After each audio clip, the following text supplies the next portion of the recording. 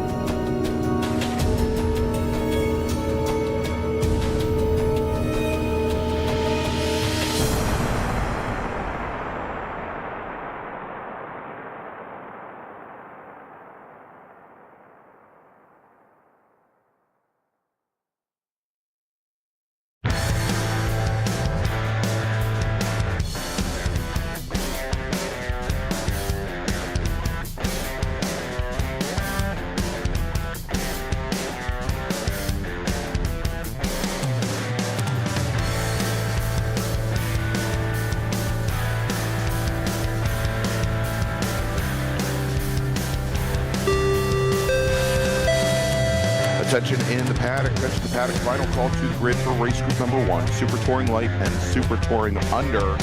Please head to the grid. You are scheduled for your race at 8 a.m. Race group number 1, Super Touring Light and Super Touring Under. This is your final call to the grid.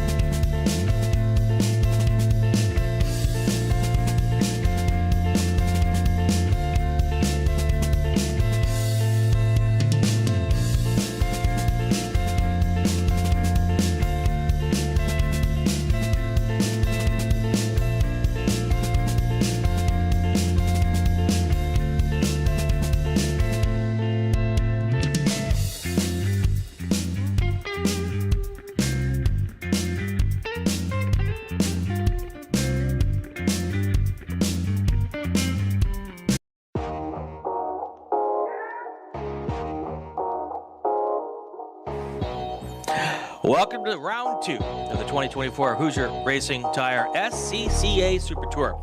We are live from Sebring International Raceway on our second race of the Super Tour. We have more than 300 drivers, some of the best amateur road racers here for the second of our 20 rounds in the Super Tour Series, stretching from coast to coast here from Sebring all the way to Portland, Oregon. I'm Brian Bielanski along with Gregg Ginsberg. Bright and early, I still have the Sandman in my eyes, Greg. It is a beautiful, well, slightly overcast, but no rain. More beautiful than yesterday. Yes, no rain. This time, yeah. I don't even know what the temperature is this morning. 52 degrees. It's balmy if you come from Wisconsin. I kept telling all of our volunteers this morning that I'm a northerner from North Carolina, and that's why I wasn't wearing a big heavy parka like all of them. That's right. That's right. So we have another 8 races today, just like we had yesterday. The only difference today, no qualifying. Got all that stuff out of the way yesterday and the day before. Today we've got our first race up is Super Tour Light, and then also Super Touring Light and Super Touring Under. And Super Touring Under. Then also this morning, our Spec Racer Fords, Formula V, Formula F, and Formula 600 is race 3. Race number 4, Spec Miata, and that's all before lunch. You're going to need a nap after that. So most likely. Hey, so Brian, let's do this. Let's take a look at our venue here this weekend. 3.7 mile, 17 turn, Sebring International Raceway, and a historic one of the premier racetracks in North America, certainly for endurance racing, but also for touring cars as well. And the neat part about this, Greg, is from this view you can see my Gulfstream up there on the top right corner. That's right. Waiting for me to take me home to LA. So yeah, it's a good thing we both have our own private jets waiting for us right alongside the circuit here. We are broadcast divas. That's right. So if you look at the top, the north side of your screen right there, one, you'll see the paddock, but you'll see the front straight coming out of the final corner, the Sunset Bend, running down into sweeping right-hand turn 1, very bumpy turn 1, with a little bit of a dog leg to bring you down to turn number 3, which kicks off what we call the S's here, sure. maybe the carousel section. S adjacent. Yes, S adjacent, with a quick left to a right, to a left, bring you underneath the pedestrian bridges, and then shooting all the way back over to the east side of your screen, the far right side of your screen, with the hairpin and the Hawk Performer braking zone, where we saw numerous pass attempts yesterday, and we saw numerous people have some challenges in that Hawk Performer braking zone, as well as we then bring the cars back down towards the bottom side of your screen through turns 9, 10, and into 11, and then finally there on the bottom left-hand side is the very difficult tower turn. You can actually see the big dirt line as drivers every single race run wide through there, and it brings our drivers on to the Flying Fortress Straight right alongside the air park. And of course, it's called the Flying Fortress Straight, Brian, because back in World War II, this was a training facility for B-17 Flying Fortress pilots and their crews and their planes. We then take a quick bend to the left at turn 14 into the Le Mans curves there, and then finally turn 16 on the upper left-hand side of your screen will take you on to the Ullman Straight, that long back straight at Sebring International Raceway, and then into perhaps one of the longest corners and most difficult corners in American road racing. That is the Sunset Bend, and you must respect the bumps there, Brian, because depending on the line that you take, you may not be able to find your way to the checkered flag. Yeah, and it's deceiving because it looks like it's one corner, but it's really kind of like 3 corners. Yes. And if you don't get that one right, then you're really slow down the front straight heading down to big turn 1 there. So we saw lots of action all around the racetrack yesterday, and we are ready to do it again this weekend, or today actually, as our second race of the weekend. Today, unlike yesterday, we're going to go 14 laps or 35 minutes. Yesterday's races were 25 minutes long, so a little longer race for the drivers this weekend. And while it doesn't seem like a whole lot when you talk to the drivers, the difference in distance definitely makes a difference. It certainly changes the strategy, without a doubt.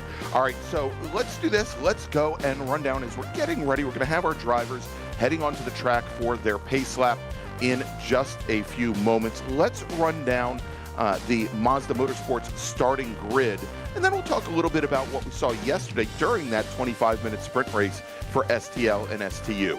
We had 33 drivers set times either in qualifying or in yesterday's race, and today's grid set by the fastest lap time from either qualifying or yesterday's race. Starting 33rd, driving the number 91 Super Touring Light Mazda RX-7, it's Mark Kiefer.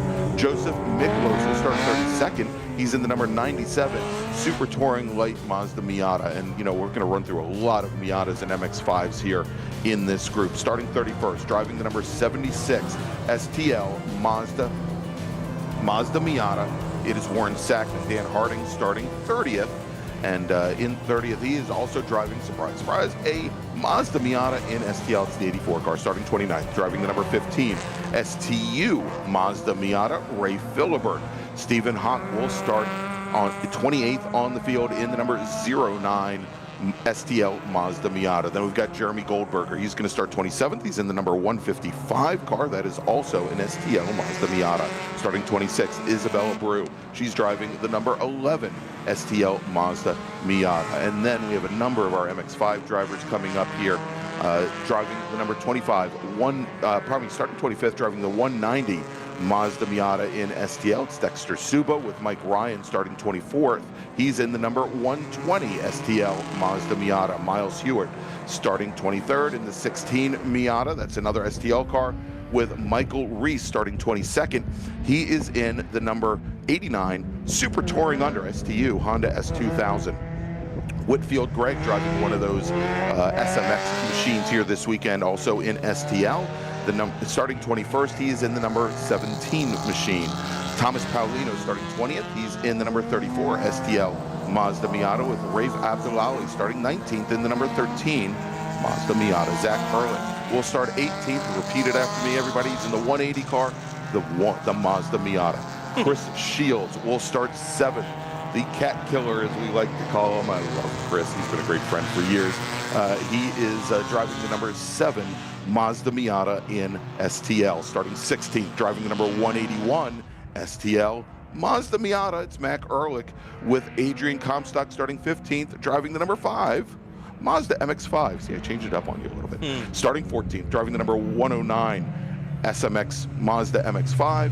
It's Chris Clark with Corbin Collins starting 13th. He's driving the number 20 STL Mazda MX-5. Adam Gonzalez starting 12th. He's in the 187 STL Mazda MX-5 with Jack Murchison starting 11th. He's in the number 58 Mazda MX-5. He's from Sykesville, Maryland. Justin Elder will drive the number 19 Mazda Miata. He starts 10th on the field today with John Sewell starting 9th, and he is driving, Brian, what?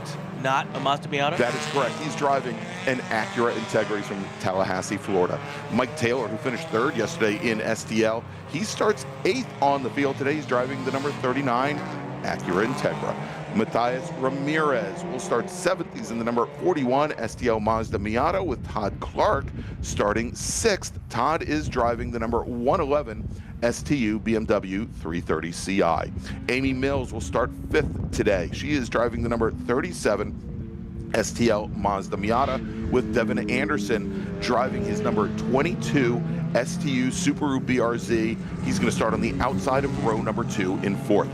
Jose Osiris Pena, our STL winner yesterday, scheduled to start 3rd. He is in the number 199 STL Honda CRX. And your front row today, driving the number 165 Super Touring Under Mazda Miata, Jorge Nazario, and scheduled to start on the pole for the 2nd day in a row. He had some mechanical issues on the pace lap yesterday. Brian did not take the green. We'll see if he is out there today driving the number 39 the number 9 Mazda MX-5, 2-time national champion in STL, Danny Stain. Yeah, I am very interested to see if Danny's out there. I think he is. And what's that? So I'm being told by our producers that he was on the grid. So he has had to say a rough weekend would be a dramatic understatement for rough weekend. He did not make the green flag in this race. He went off on the pace lap, and he finished way in the back in the Spec Miata race as well. So we will see. I'm very interested to see how he recovers today on the 2 races. He is one of the best Miata drivers in the country, and it was really surprising to see him like that. So here we come. Here's our pace car. Lights are out as they come into turn 17. The pace car will hit pit lane. There is Danny Stain there right on the front row. And we will see how far. He's already gotten further in this race than he did yesterday. Yes. So I guess it's an improvement right now. Yes, it is. He's now made it about 500 feet further than he made it yesterday. Right. And he is going to lead the field onto the front straight. Brian is the pace car, checks onto the pit lane. He and Jorge Nazario there on the front row as we are now green and heading down towards turn 1. 33, Super Touring Light and Super Touring Under machines. Stain sticking to the inside, but here comes Osiris Pena and his Honda CRX jumping to an early lead coming down the inside of Stain's Mazda, with then Jorge Nazario in the 165 Mazda trying to go to the outside of Stain, and Pena is going to lead Stain and the rest of the field into turn 3 for the first time. Then Mike Taylor now sitting in 4th, and Devin Anderson in his STU Subaru BRZ to the outside.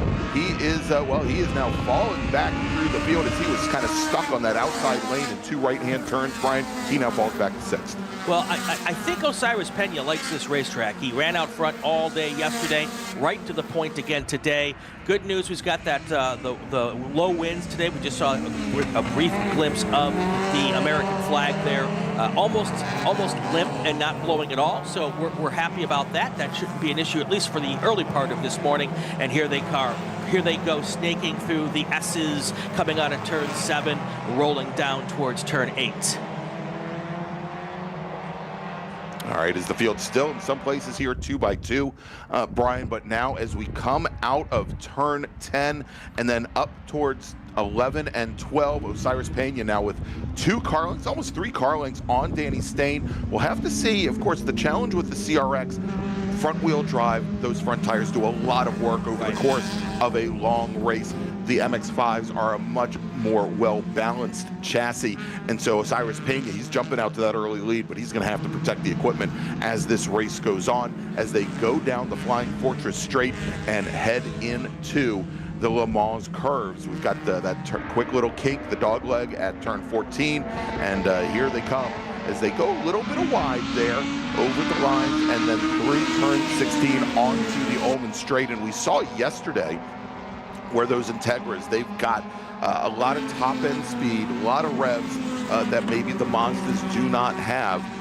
But, you know, the challenge, again, with the front-wheel drive cars is keeping those front wheels underneath you, and they're perhaps not as strong of a handling car as the MX-5s, at least in STL. We'll have to see here as our leaders come through the Sunset Bend. And wow, look at that bunny hop by Devin Anderson's Subaru BRZ going through Sunset as you keep that car all the way to the inside along the wall. But here as we complete 1 lap, it's Pena, your leader in STL, Danny Stain 2nd, Jorge Nazario is running 3rd overall. He's your STU leader. Then Mike Taylor running in 4th overall, 3rd in STL. Devin Anderson 2nd in STU, 5th overall. Yeah, so definitely one big difference today from yesterday is Osiris Pena is not walking away from the field like he did yesterday. Oh, and it was very wet at the start of yesterday's race. Yes, and so Danny Stain's right there behind him. And my conventional wisdom would be that he'd be happy to sit back there for a little bit after having a day yesterday to kind of get his bearings back here. But every time I say that, Danny likes to go right to the lead. And right now, we've got to move for 2nd place. That is Jorge Nazario on the inside of Stain going into 7. Can he make it stick? Now they're side by side going up through 8. It looks like from the distance he's made the pass stick. We'll see more now when they come into our view into the next camera angle. But it does look like Jorge Nazario has made that move into 2nd place. Yeah, and the major difference that you're going to find in between STL and STU is that in STU the displacement can be higher. The STL cars are limited to 2 liters in displacement. You can also make some more adjustments to the suspension mentioned in STL. And so when it comes down to a drag race, Jorge Nazario might be in a better position than Danny Stain, but Nazario runs wide coming out of the tower turn. That's going to give Danny Stain a bit of a run. Stain needs to keep close to Osiris Pena over the early portions of this race. Now again, yesterday, Stain did not race because he had the mechanical issues, but Pena jumped out to that early lead in the wet, where the front-wheel drive car was the weapon. It looks like Stain having some issues with some rear grip early on. Maybe he doesn't have all the heat in the back of that car. Well, issues or not, he was able to get back around Osiris Pena, back into second place, so 2 changes of position in the same lap. And Osiris Pena, I'm sorry, or back around Jorge Nazario. Osiris Pena looking at his rearview mirror going, go on, boys, you race against each other. Keep That's fighting. just going to give me a chance to pull away. And we're going to see probably almost a 2-second lead when they come to the line this time by. And that's merely because second and third place are challenging each other and not working together to try to close up the gap or at least keep the gap close to Pena. And like I said, 2 seconds, well, I was wrong. It's 1.9 seconds between first and second. All right, and so Brian, yesterday we were talking about how Pena jumped out to that early lead. He took the win yesterday over Justin Elder. Elder currently running 9th overall in his STL Mazda Miata, and then Mike Taylor taking the last step on the podium.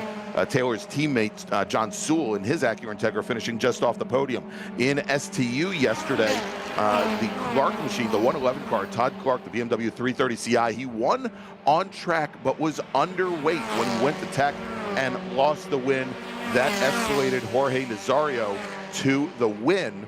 And then Michael Rees second, Ray Philipper finishing third in class. Still going good here, 12 laps to go, 29 minutes, but we're on laps right now, and it is still Pena, Stain, Nazario in 1, 2, 3. Lots of good action deeper into the field. We'll look at that a little bit later in the race, still keeping an eye mostly on our cars up front here. But you can see several 4- and 5-car packs racing throughout this. What is we got here? We've got 35 cars on the racetrack right now. So there's some good action deeper in the field. Look, we go 6, 7 cars right there. So and too wide through that hairpin at turn number 7 still this early on.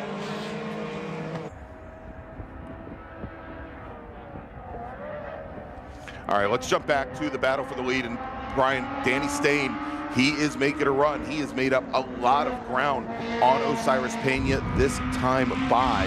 Now only within 2 car lengths, and definitely within the draft. Now those CRXs, normally without a wing on the rear, they don't make a big hole in the air.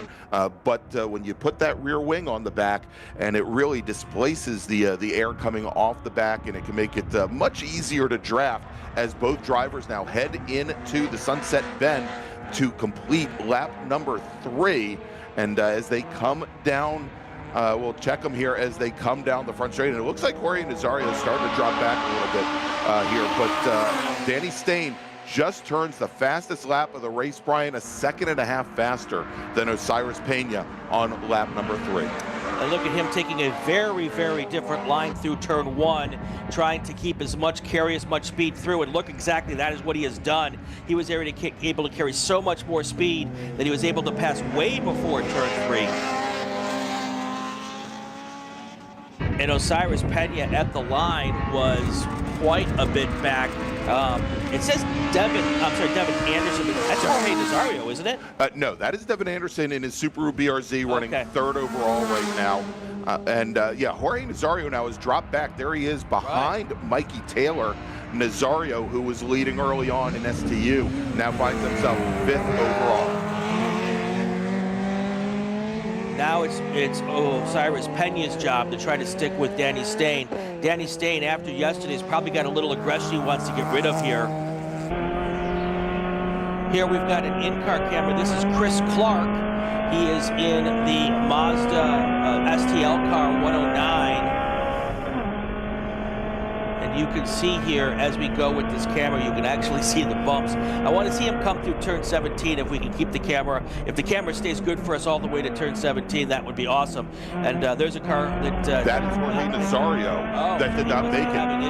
He's definitely having some issues. We got calls from turns 5 and 6. They were actually covering for a while with a white flag for being a slow-moving vehicle here, and he is definitely having some challenges early on in this race. But let's look here at Chris Clark, as he is now sitting right behind the number 55 STL machine of Ayrton Grimm, 14-year-old driver. This is his second weekend in the SMX car, directly ahead, Chris Clark, of course, also in one of these NC Mazda Miatas. I believe we'll see him a little bit later today in the SMX race as well. And they are currently running in STL. Currently, Clark is 13th, Grimm is 12th, and directly ahead of them, Adrian Comstock, who is running 5th in the number 5 machine. All right, so here they come out of that long back straight here, and it feels forever in the race car to get down to turn 17. But we've been talking about the bumps in 17 all weekend long. I'm hoping we see them on the in-car camera here, because it is legitimately violent when you go through there if you hit the bumps wrong. So we'll see how well he dances around the bumps when he gets there. You can see a pass for the lead right in front of him there, or a potential pass for the lead. It looks like he's going to be able to make that stick going into 17. Yeah. So here he comes. The bumps are right on the inside under the bridge. Right. The biggest bumps are here. There. Yep, you can see it. And just inside the car, you can lose so much grip there. And if you lose too much grip, you have a nice untimely meeting with the outside wall there. All right, and there you go now, side by side. Clark and Comstock, as Ayrton Grimm moves up to 13th in overall, and then 11th in STL, and we see another large group coming behind. So let's jump over here. As there now, we see them coming down into turn 3, and it looks like that battle between Comstock and Clark is not done yet, as Comstock protecting to the inside going into turn number 3. And all the while, Chris Childs, who's in not in STL, or he's in STL, but not in one of those SMX machines, but in an NB Mazda Miata, he is starting to close things down on these 3 drivers as they continue to fight side by side. Some early movers in this race. John Sewell, Matthias Ramirez, and Amy Mills all have made up early places here. They're in 5th, 6th, and 7th in STL. 4th, 5th, and 6th in class in STL, trying to get caught up with the leaders. But at this point in time, that's going to be really hard if those 2 cars up front don't have any issues, because they're really starting to walk away here now with a 5-second lead over 3rd place. All right, I believe what we're watching right now is the battle with Max Ehrlich in the number 181 Mazda Miata, Rafe Abdullahi in the number 13, Zach Ehrlich in the 180, Dexter Suba, and Whitfield Gregg. And this is the battle for 16th in STL. Remember, we've got 30 STL machines out there today, Brian, and you know, mid-pack, this is a great race going on. All of these drivers in the same class, all in STL. Well, and this is why you get so many cars in this class, because even if you're not a front runner, you still have some people to run with. You still have some great racing action. You can still, hone your racecraft by working in the back with these cars, and that is so important at this level of road racing action here. Look at them right there, stuck nose to tail as they come through that chicane and get ready to head on to that back straight. That putting a wheel off, no wheels wrong there, and then they go down to that big old bumpy turn 17. All right, Brian, real quick here, as we are now just about 5 laps into this 14 lap or 35-minute race. Let me make a first call to the grid for our next group. Attention in the paddock, attention in the paddock. First call to the grid for race group number 2, Spec Racer Ford Gen 3. Please start heading to the grid. Spec Racer Ford Gen 3 racers, that's race group number 2. This is your first call to the grid. All right, so let's check in now, and we're going to pick up our leaders, where Danny Stain now coming into the tower turn and onto the Flying Fortress straight. He has now expanded his lead to almost 10 car lengths over our initial leader, Jose Osiris Pena. It was about a second and a half at the line, and we are seeing where Stain is lapping anywhere between half a second and 7/10 of a second faster than our second place car here in STL. And this is somewhat reminiscent, actually, Brian, of what we saw last weekend at Homestead, where Osiris Pena was able to jump out to an early lead. Stain, who likes to put in those early, what he calls hero laps, and jump out to a lead, had to, well, he had to put him in a couple laps later, and then was able to gap Pena later on in the race. But we'll see how this plays out. But more importantly, both of these racers now have separated themselves by almost 12 seconds from Mike Taylor, currently running third in STL in his Acura Integra. Yeah, that gap's going to be in excess of 3 seconds, I believe, at the line here, 2.5 seconds. We're going to know for sure in just a moment, 2.8 seconds. My internal guesstimation was pretty darn close there. And this is as good as it gets here. Danny Stain always up at the front, but after a day like he had yesterday, he's trying to make a statement here. And, you know, this was, looking back now, again, Stain is two-time national champion. Right. And look back to last fall, where perhaps one of his best races that I've seen him ever run in STL, Brian, was not a race that he won. He was side by side for all of 45, almost 50 minutes with Joe Moser, the eventual STL national champion in a Honda CRX. And I think a lot of that has taught Danny how to race against these front-wheel drive cars and how to plan out a race. I mean, this is something that we know you've had him on your podcast before, and he's talked a lot about how he goes into preparing for races, whether it be in simulation or preparing notes about almost every single driver he's encountered over the years. And we're starting to see how that's playing out with Pena today. All right, so this is back to that big battle that we were talking about a little earlier for 15th, 16th, and 17th. 8 cars all in that group there as they're trying to get it on here.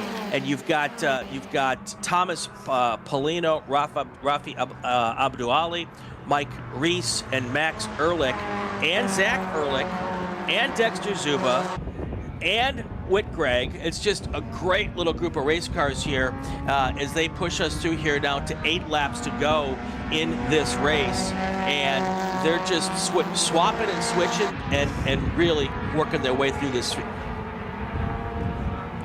Okay. So, and we're at 8 laps to go here.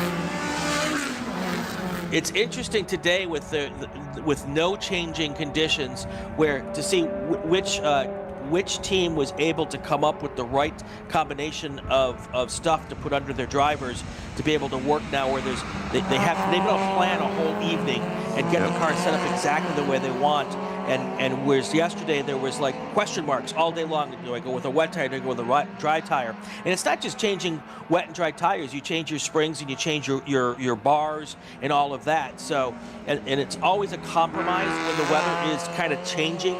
All right, Brian, getting word from race control that we have an incident over at turn 16 coming out of the Le Mans curve onto the Ullman straight. A little hard to see it. Unfortunately, we can't pick it up with this camera. Oh, yes, we can. And that is Mike Taylor, who is running third in STL. And it looks like he may have impacted the wall over there, but I believe there may be another car possibly also involved. But we are going to be going to a full course caution in just a moment here. I'm hearing that they are standing up the safety car. And there you go, full course caution here at Sebring in our first race. All right, so Brian, we are just right about midway, and I think this is going to be a perfect time. Let's make a second call to the grid for our next group and then take a break, thanks to our partners and sponsors. Attention in the paddock, second call to the grid for race group number 2, Spec Racer Ford Gen 3. Please head to the grid. Spec Racer Ford Gen 3 racers, this is your second call to the grid. Your race is next. All right, so let's take a quick break. We'll be right back.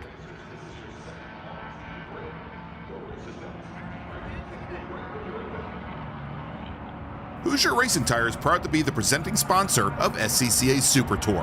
Hoosier's mission is to be the dominant customer-driven provider of tires to race teams domestically and internationally.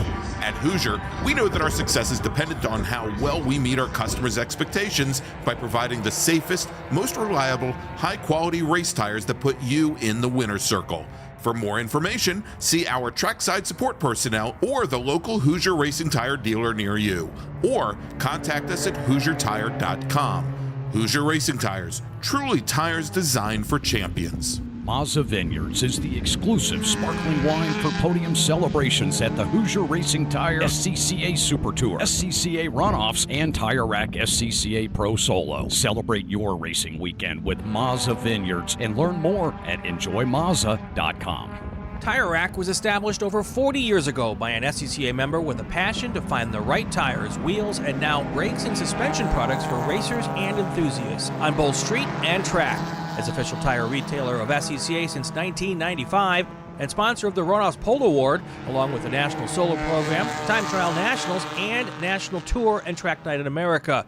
Tire Rack is proud to support the SCCA and its members as they go have fun with cars. As the official fuel partner, Sunoco has been helping the SCCA and their drivers perform at their peak since 2001.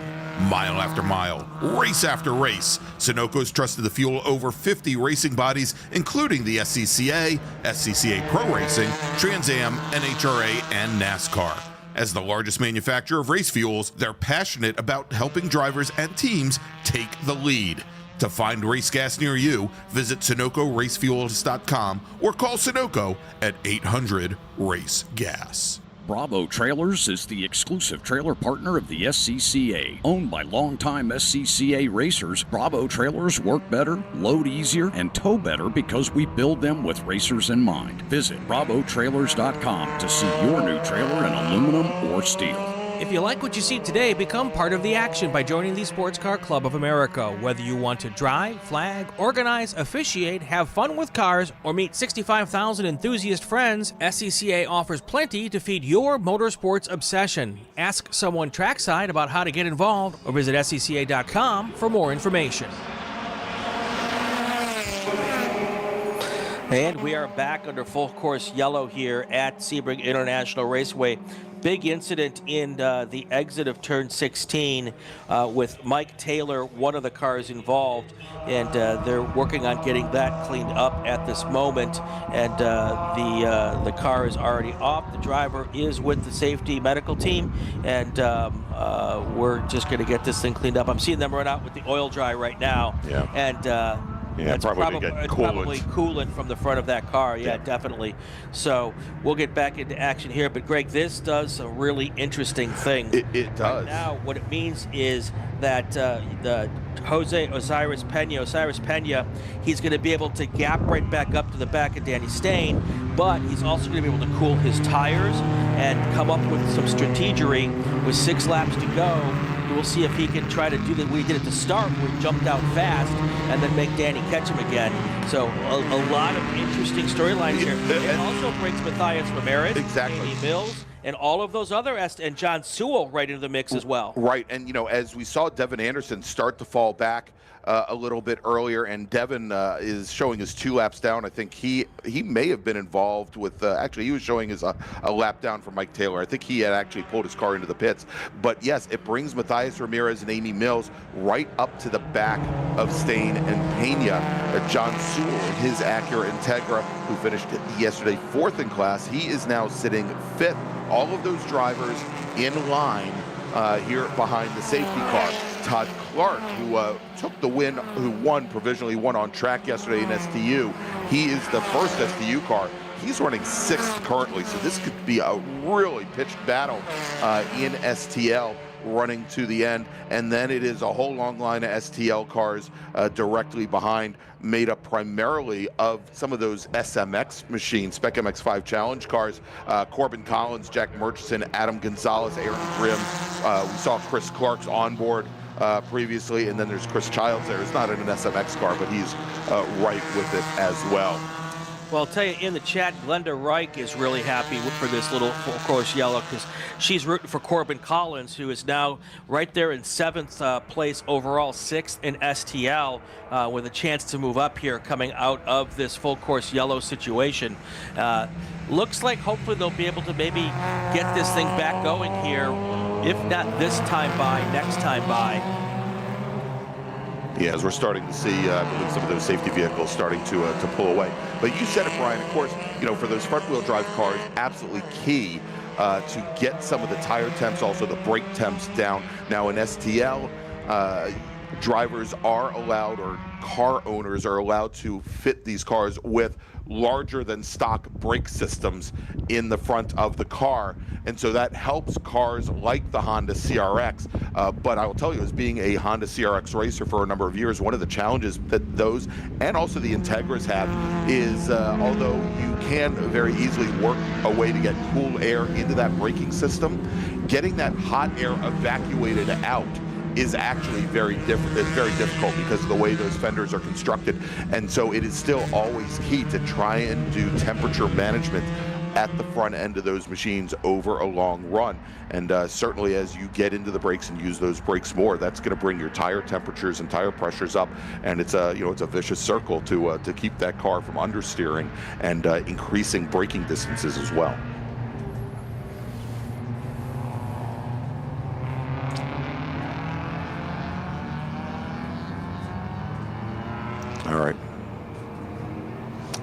All right, it sounds like we do still have some vehicles over at 16. You can see some of them making their way now down the Ullman Straight ahead of the safety car and the field, but I believe the equipment that has the number 39 machine may still be over there. It looks like they are putting down some oil dry over there, as you can see. And now they're blowing the oil dry off. Exactly. And we're also hearing that the car nosed into the wall so significantly that the wall moved, and they're trying to get that wall put back to in place. The last thing you want to do is have an exposed leading edge, which could be clipped by another car in another incident. Right. So they need to get that fixed before they can let us go back to racing here. So that is why we're a little longer in the delay. Yeah, and Brian, we've just got word from Race Control that next time by, we are going to be going back to green flag racing. When we do, we will have 4 laps remaining, and probably somewhere around 6.5 to 6 3/4 minutes, I would anticipate. Right. So not a lot of time left. And there's one of those track sweepers or track blowers moving now off the surface here. And by now, most of the crews would have radioed to their drivers that we will be going green this next time by. And so they're going to start trying to get some additional heat into the tires. We'll probably start seeing them do a little bit of tire scrubbing, maybe a little bit of brake checking. To get heat in the wheels. And what a lot of the drivers are doing is when they were slowing down at turn 16, they were kind of letting the pace car get a decent gap ahead so they could kind of hustle through the first 4 or 5 corners. Lean on those tires. And get a little bit of heat back in the tires, warm up the brakes a little bit more. And that is kind of the key here. And they're going to try to do that, or they've been doing that for the last couple of laps. Because I've been hearing the cars come by here down the front straight, and I'm thinking, wow, are we back to green? Because they're really kind of hustling it.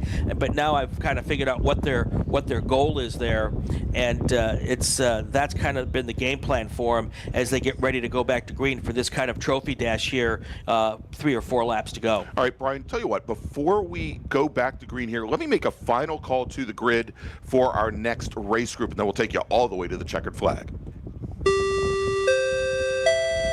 Attention in the paddock, final call to the grid for race group number 2, Spec Racer Ford Gen 3. Please head to the grid. Your race is next. Spec Racer Ford Gen 3 racers, please head to the grid. You're up next. All right, so here we go, Brian, as the safety car bringing the field now around, and we should see them coming onto the tower turn and onto the Flag Fortress Straight.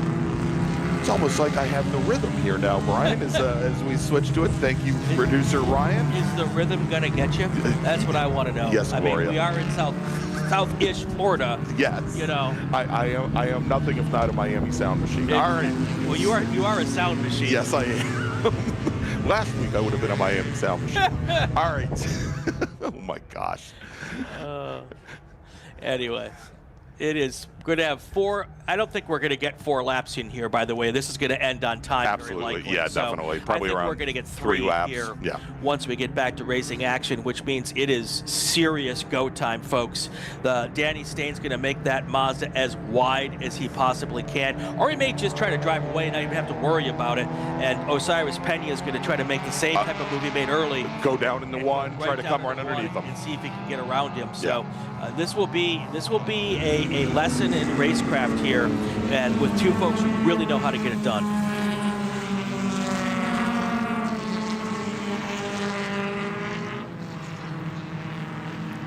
And so if you're towards the rear of the pack here, Brian, as a driver, you want to keep your eye on that flag station, that corner station right at the entrance of the Sunset Turn. See if you can catch the driver ahead of you maybe sleeping as those yellow flags come down, and you can start racing. You can, in SCCA road racing, make passes before you get to the start-finish line. And so, this may be an opportunity for folks that are sitting down in the 20s to make up a couple of positions if the driver's ahead. Maybe you're sleeping, not ready here. As the safety car now makes its way onto the pit lane, turning the field over to Danny Stain, and we can hear those engines revving up, Brian. Yes, here they come down towards turn 1. And as we get this thing going, there he is, Osiris Pena, right on the rear bumper. Let's see what happens and who ducks out and who. So Stain's going to try to stay on the inside.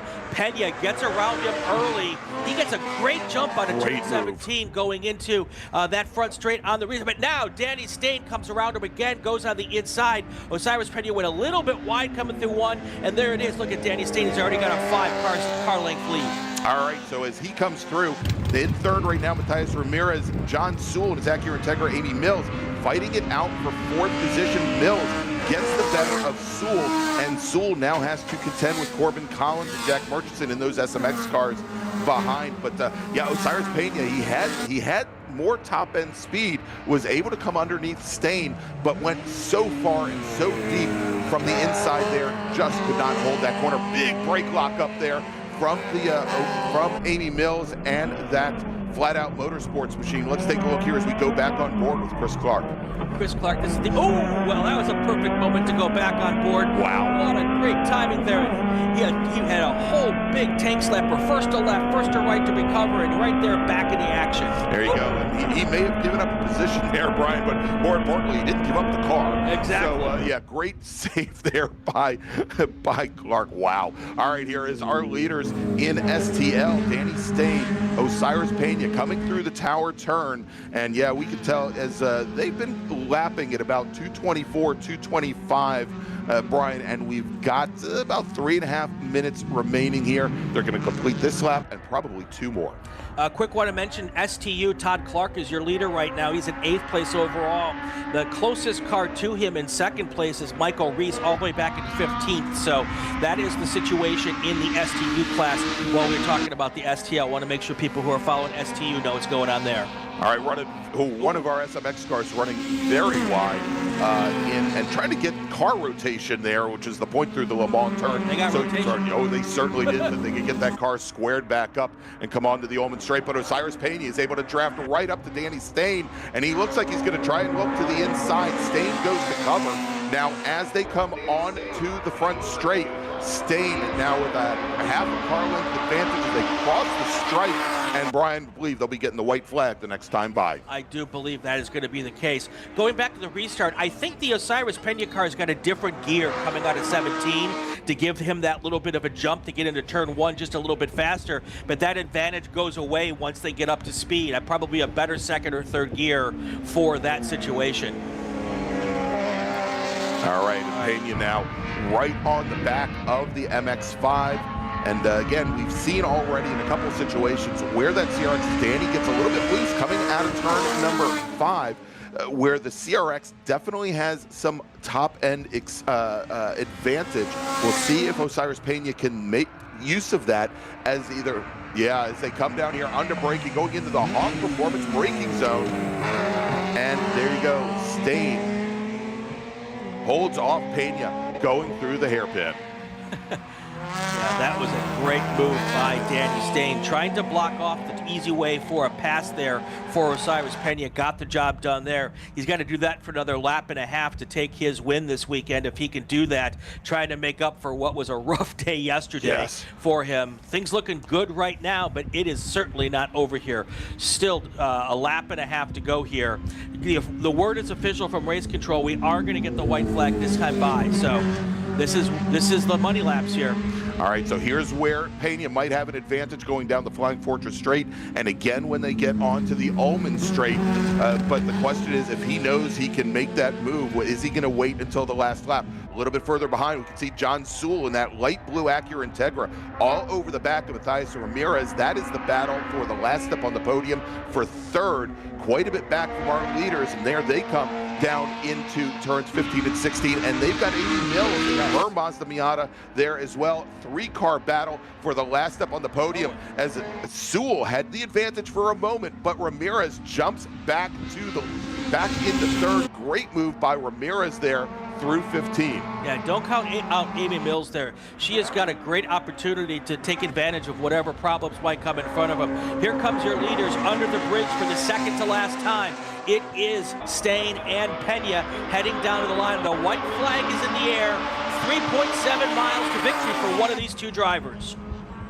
And now Pena going wide, trying to open up the corner as much as possible. Stain goes to cover, comes across the nose of the number 199 machine, and Stain will hold him off going through turn 1. Now we saw Pena make a great move on an STU machine yesterday going into turn 3. He's not going to be close enough to the back of Stain to try that now on the last lap.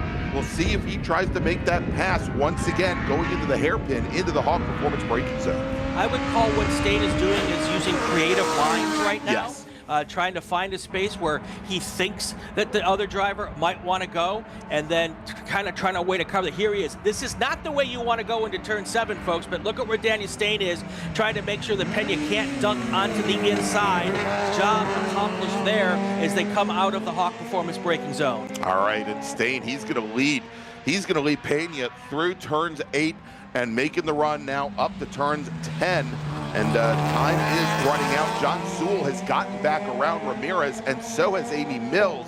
John Sewell, your new third-place runner in STL. Amy Mills running in 4th. Ramirez now falls back to 5th. And look at that SMX battle. That was Jack Murchison in the number 58 machine running wide through the hairpin, moving Ayrton Grimm now up in 6th in STL. All right, we're back now on our leaders, and we're going to stay with this all the way to the finish line here. That's Pena right behind Stain as they come down towards the chicane going into turn 16. Where is Pena going to try to make his move? I'm going to think he's going to try to do it going into 17 with a little more potential horsepower there. Here they are. Right there coming into 17 or 16. Are they able to keep the drift in control? It looks like they are. Stain is so good right here. Coming out of that turn 16, about a 2-car length lead right now between Stain and Pena, but can Pena get a run? And it looked like Pena didn't get as good a run as Stain coming through 16. Actually had to chop off the corner. Stain defending to the inside, Brian, as they come past that flag station and in the sunset for the last time. Okay, Stain, look at Pena going on the inside. He's going to get on the inside. He's going to come out from under the bridge. Stain recovers and reacts, and he's going to come out with a 1 or 2-car length lead. I don't think Pena can catch him. Checker flag is in the air. Danny Stain with his first win of the weekend. There he goes. Stain takes the win by 0.4 of a second over Osiris Pena. Here's the battle for third, and it is John Sewell, but Matthias Ramirez getting around Amy Mills, coming through 17, and as they come to the line, Sewell is going to finish third, and at the line, Amy Mills holds on to 4th. Matthias Ramirez will finish in 5th, 79 thousandths of a second back. Jack Murchison now, actually not Jack Murchison, but Ayrton Grimm will now finish in 6th. Murchison in 7th as he comes across the line. Adam Gonzalez 8th. So let's jump back, and I think we've got that on board right now. Let's take a look here. Oh, so we've got a driver who made it, well, about 3.4 miles short. Yeah. And we'll find out what car that is, but let's take a look here as some of these final cars are coming across the line. Taking the win in STU, Brian, for the second day in a row on track is Todd Clark. Now, yesterday, lost the win in Tech. We'll see if he holds on to it today. Finishing second in STU, Michael Reese in his Honda S2000. Ray Philibert finishing in third. I feel like Amy Mills, if she had been able to get around Matthias Ramirez sooner, she would have been in the mix there for third place. Yes. I really feel that she was faster than Matthias, and if she had been able to get around, I think that John Sewell would have had a big race for third place. Yeah, it turned into the perfect storm for John Sewell to hold off both of those drivers as they spent the last 3 quarters of a race fighting a battle for what eventually turned out to be fourth.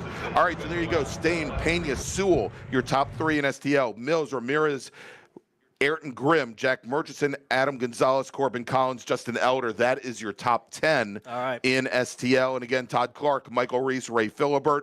Your top 3, Devin Anderson, who had jumped out to that early lead in STU. He only completes 5 laps. Jorge Nazario for the 2nd day in a row, mechanical issues. He finishes 9 laps down. All right, we're going to do a final call to grid. I'm going to go recharge my defibrillator. We'll take a break, and when we come back, race number 2. Final call to the grid, Brian, for race group number 2, Spec Racer Ford Gen 3. Please head to the grid if you haven't done so already. Your race is next. Race group number 2, Spec Racer Ford Gen 3. Please head to the grid.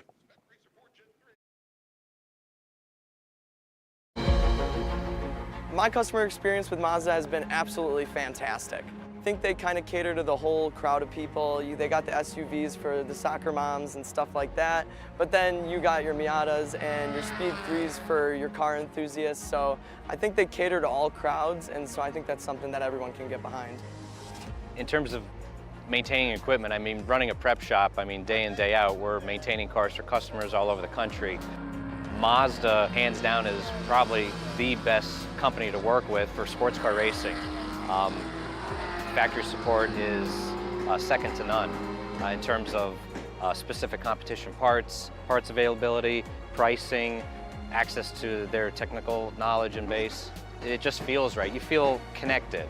So our team support program offers a couple of tiers of support, part support, technical support, contingency support as well. All of this is done through our website and the team support program and the Parts 800 number. We have 2 main ways that customers can acquire parts from Mazda Motorsports. It's through our MazdaMotorsports.com parts store website. It's basically like signing up for an Amazon account. You know, simple information, prove that you're a racer with a race result.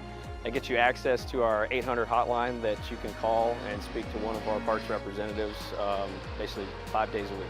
We got into Mazdas largely just because it's a fantastic platform. You know, a lot of guys would run double stints just to get time on track. They're super reliable, don't break. And Mazda Motorsports has some of the best just support for the grassroots racer in parts and technical advice and everything else. So they make it easy for us to run these cars. Mazda's been very supportive of racers within the SCCA and all the other grassroots organizations for many, many years. Really, their support for racing and our type of racing is unmatched from any other manufacturer. They've been a great partner for many, many years. There's nothing else like this. There's no other big class that has the highest quality of drivers in it. And it's really attracted the right level of people. The other aspect is I'm probably not the richest person out here, and they're extremely reasonably priced, and you can buy parts easily, and so it's a class that fits both what I want from a racing standpoint and what I can afford. It's one of those things that once you get hooked into it, it just never leaves. Really helps understanding where they come from. It helps the communication between customer relations. You can very much understand their needs of the day.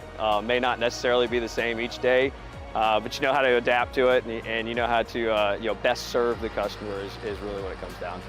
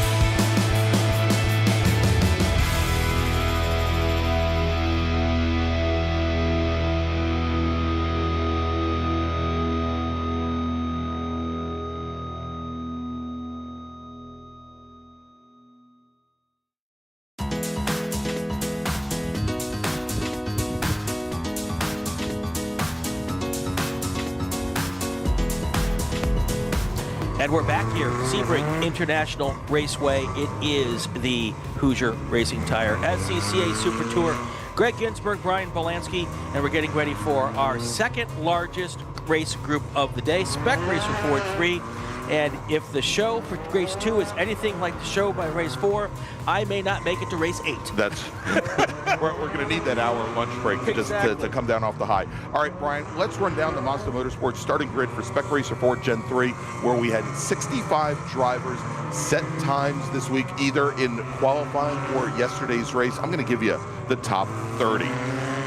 Starting 30th on the grid, driving the number 19, Spec Racer Ford Gen 3 from Ormond Beach, Florida, it's Todd Vanacore. Starting 29th, driving the number 11 machine from the Woodlands, Texas, Johnny Moreggi. Mark Rev is going to start 28th. He's in the number 71 car. He's from Iowa City, Iowa.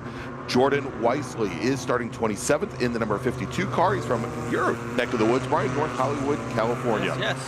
Then we've got Mike Bakanowski. He's going to start 26th. He's in the number 39 car. He's from Palm City, Florida. John Vogel, got to talk to yesterday afternoon. Got to meet he and Grant Vogel after many years of calling their races, both in the real world and the virtual.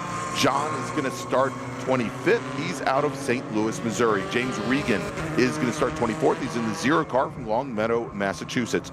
Chris Windsor, a wearer of many hats. I've been told to say that this weekend.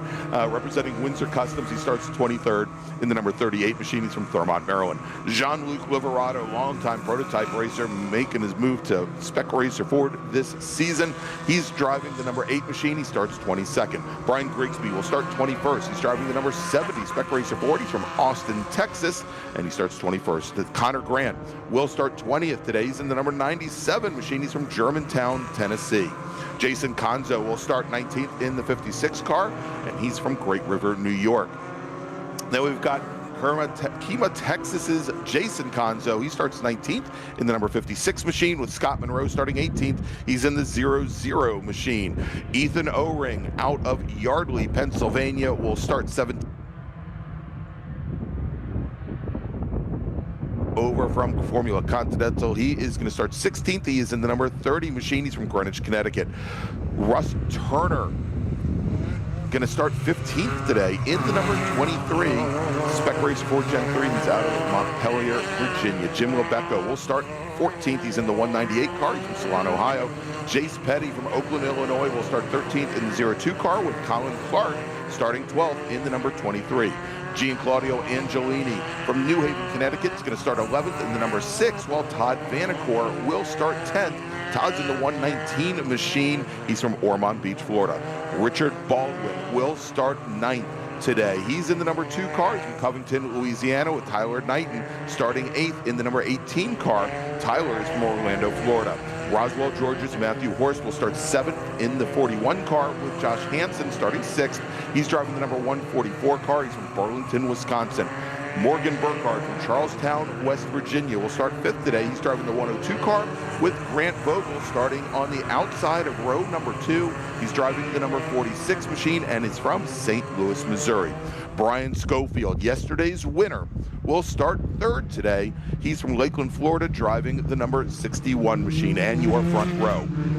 Starting 2nd, driving the number 68 car from Jupiter, Florida, it's James Goffrey, with 2-time national champion Clay Russell starting on the pole. The Spartanburg, South Carolina driver, driving the 31 machine with a qualifying time of 2:23.533, 32 thousandths of a second clear of James Goffrey. All right, so let's keep an eye on the car starting in 15th in the early laps of this race. That's Russ Turner.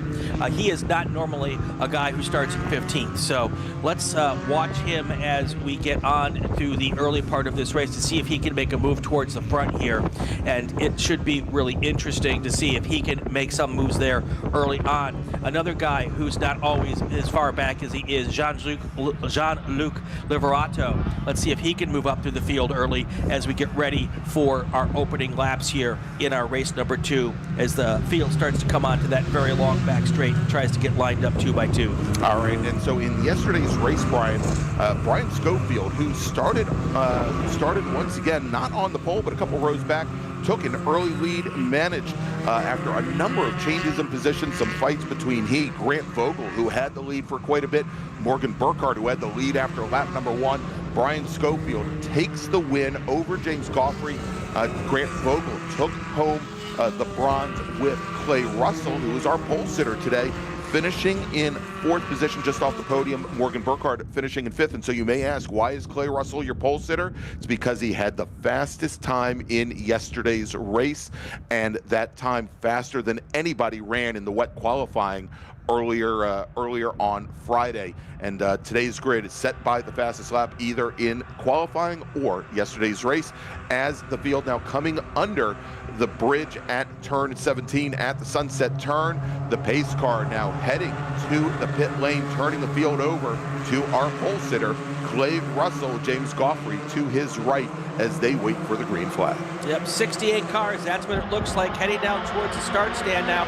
Green flag is in the air, and there is your field heading across the start line down towards turn 1. All right, and already 3 wide behind Schofield as they come into turn 1 for the first time, and it's Russell and Schofield side by side. We saw Goffrey, Grant Vogel, and Russell as they were fighting it out with Schofield. Schofield, he's protecting the inside with our pole sitter, Clay Russell, to the outside as we are still 2 by 2, in some cases 2 by 3.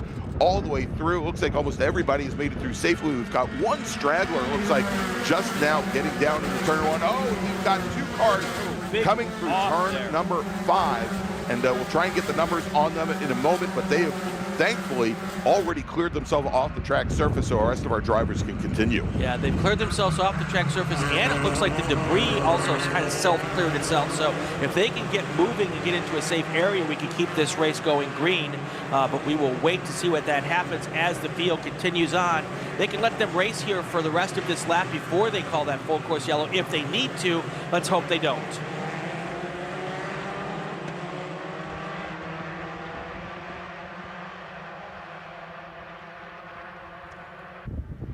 All right, and the 2 cars off, Brian, are the 3-0 and the 5-6. That's Joe Kawasako and Jason Konzo that are off, and it sounds like there may be still some debris on the track that we are going yellow.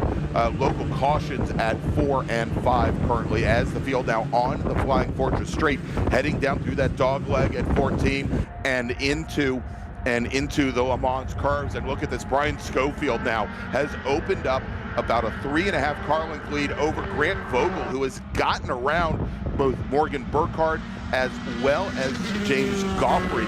And that battle through turns 8, 9, and 10 has allowed Schofield to separate himself out. We'll see if these cars that are so draftable, if that field comes back to Schofield as this race goes on.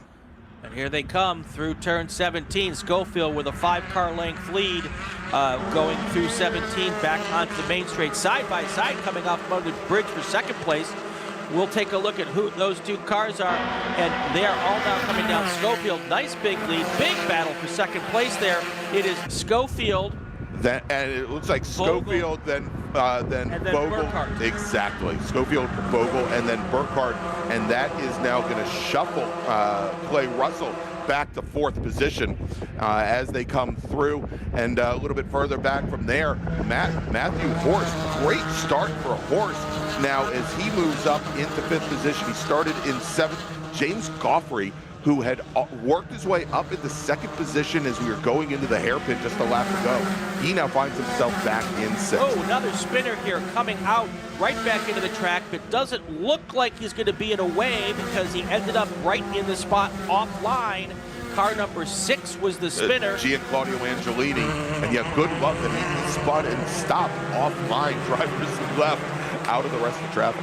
I'm going to take him to go buy some lottery tickets after that one. Yes. So here is our field now coming out of turn 7. Now pretty much staked out single file all the way through the field as they work into the early laps of this race.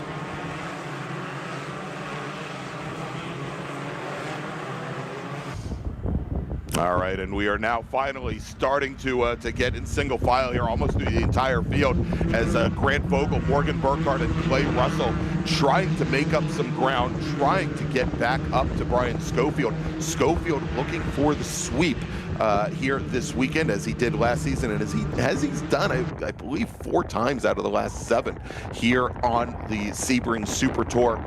This is a track that he knows so well, and we know, and we saw yesterday, he'll get somewhat aggressive if need be. But I think early on here, our second, third, and fourth place racers, they know that they've probably got to start working together a little bit here after giving up that ground and that gap on lap number 1. Yes, definitely. Vogel, Burkhardt, Russell, they have to work together or Schofield will literally drive away. And that's what he's trying to do, but I don't see that he's making up much ground now. He made that first gap now, and they haven't made that, he hasn't made that gap wider. Although we talk about Vogel, Burkhardt, Russell having to work together, it didn't look like they were trying to. Not through 17. Coming through 17. All right, and so Burkhardt holds off Clay Russell, but we can see now where they've lost a little bit of ground now to Grant Vogel. But what that looks like it's doing, Brian, is it looks like it's bringing Godfrey, Horst, Baldwin back into the fight as well. Well, and it makes me feel like that Vogel is slightly slower than Burkhardt, because once Vogel got around Burkhardt got around Russell, he's got to be able to get caught back up to Vogel and get around him to have a chance to get up towards Schofield.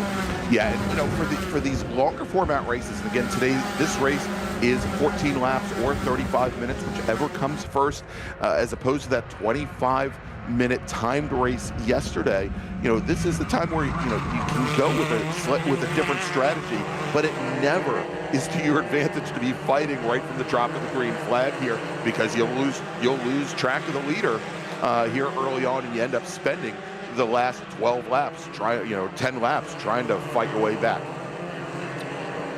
All right, we're hearing that pretty much all of the debris has been got out of the way, so that we have a safe situation there in the turn 5 area. So we are really good to go there. And unfortunate for those 2 cars who got together, but it's good for us. We're able to stay green through the whole through this whole area. Wow, look at the slide coming out of that corner, turn 13, from Brian Schofield. But he gets it right together there and collects it and has no issues going forward. But he is still hustling that race car here with 12 to go. Yeah, and you can see there, Brian, probably some of the largest elevation change that we have at Sebring, probably about 6 inches or so there from the apex to the exit of the tower turn. Except for the bumps in 17, where I think there's 6 inches of elevation change there in each bump. Exactly. So. All right, and so that is, we're just watching now, coming through turn 16. That is our, kind of second large pack. That's Godfrey, Horst, Baldwin, Hansen, Tyler Knighton as well there, and as they're now fighting their way under braking going into 17. Now it looks like that gap's a little bit wider for Schofield than last time by. Last time by, the gap was 1.4 seconds. This time by, the gap 1.4 seconds again. So my eyes deceived me a little bit there, and it looked a little bit wider, but clearly it was not. Then the distance between Vogel and Burkhardt is 0.4 of a second, and then 0.3 of a second back to Clay Russell from Burkhardt to Russell. Yeah, and Brian, we just saw coming through 17, Jim LeBecco in the orange number 198 machine. He's the 3rd orange car in line. Got very loose coming through 17, had about a 35-degree slip angle, managed to gather it back up, and didn't lose a lot of ground. But oh my gosh, what a I think a scary moment there for Jim LeBecco. Could have really led to trouble. There you go. There are the cars heading into the Hawk Performance braking zone. No changes in position here. Schofield, Vogel, Burkhardt, Russell, and then this whole gaggle of about 10, 12 cars all trying to get caught up to that front pack. And it is the point now where they might not be able to, and we're already only 4 or 5 laps into this race, and the front leaders seem to have checked out.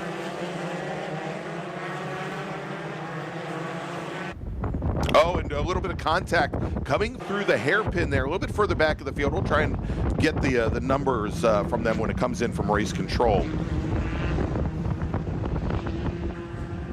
now that pack, that second pack is starting to do a little bit of racing, side-by-side action here and there, and that's not helpful to get them to be able to work together to catch up to the pack in front of them. It might be one of those situations where they've decided that we're probably not going to catch that pack, so now we've got to get ourselves to the front of the pack that we're in. You know, even with 11 to go, it seems like a long time in this race, but there's the way. Oh, and there's Vogel going way wide, 2 off in over the curb and into the dirt. That's going to open the door for Morgan Burkhart and Russell to be able to come through next to him. We'll see if that happened. And it does look like that Morgan Burkhart has been able to take over second place. It also looks like Russell followed him right through, and that was going to move Vogel back down to third place unless he can get something together here before they get to the line. So right now at the line, it's going to be Schofield, then it's going to be Burkhart, Russell, and Vogel this time by. All right, just got word it was the 44 machine of Stuart Mullen getting into the back of the 6'4 of Matt Gray. The yellow 6'4 of Gray having the rear bodywork lifting up quite a bit. We'll have to see if he can keep that fiberglass on the chassis as this race goes on. Yeah, and if Russell Clay gets any closer to the back bumper of Morgan Burkhart, he's going to have to give him a ring. They were right up under their drafting, right down the main straightaway. Now they've moved the gap just a little bit more as they start to go through the corners. But Roberson Clay Russell was really working the draft hard. He understands what it's going to take to catch Schofield, and let's see if they can make that thing happen now. That's right, as they are now working together, and as you mentioned now with Grant Vogel dropping back in the 4th position. Big brake lockup from Clay Russell, under braking right behind Burkhart. Maybe he didn't anticipate Burkhart getting onto the binders as early in the Hawk Performance braking zone, but that may be holding things up. We'll see if perhaps the two of them swap positions, Brian. And that is something that I think Burkhart, who is shown to be very methodical in his racing, may not have a problem with if he thinks that they'll be able to get back up to the leader, Schofield. It does look like second and third has made up a little bit of time on Schofield, at least early in this lap. Now it look like the gap has gone back up a little bit more for Schofield. But when they were drafting together, they were definitely making up some space on the leader. They've got to continue to do that to be able to catch the lead. And then here is that second pack that we've been watching, as they had about 10 or 12 cars in that pack. Now they're starting to spread out a little bit more, which is not good for their efforts to be able to catch the leaders. But now we're way deeper into this 65-plus car field. All right, Brian, we talked a little bit about the 44 machine and the 64 machine getting together at the hairpin. It appears as though the 64 machine has lost that bodywork in the rear, that yellow machine. That's definitely going to impact its ability to carry speed on the straights, and that car now has started to drop down. And I'm sorry, it's the 64 Matt Gray, and he's now starting to drop down through the order. Let's jump back over to our leaders now, coming through 17, and see there is Burkhart and Russell still working together. And as they cross the stripe now, Burkhart with slightly better pace than our leader, Schofield there, that last time by about 0.4 of a second faster. Russell running almost the identical pace. So they're slowly but surely starting to close things down on our leader. Yes, now 1.5 second gap from first to second. And it's counterintuitive to just stay in line because you're race car drivers. But staying in line and working together is how you get to the lead in this race.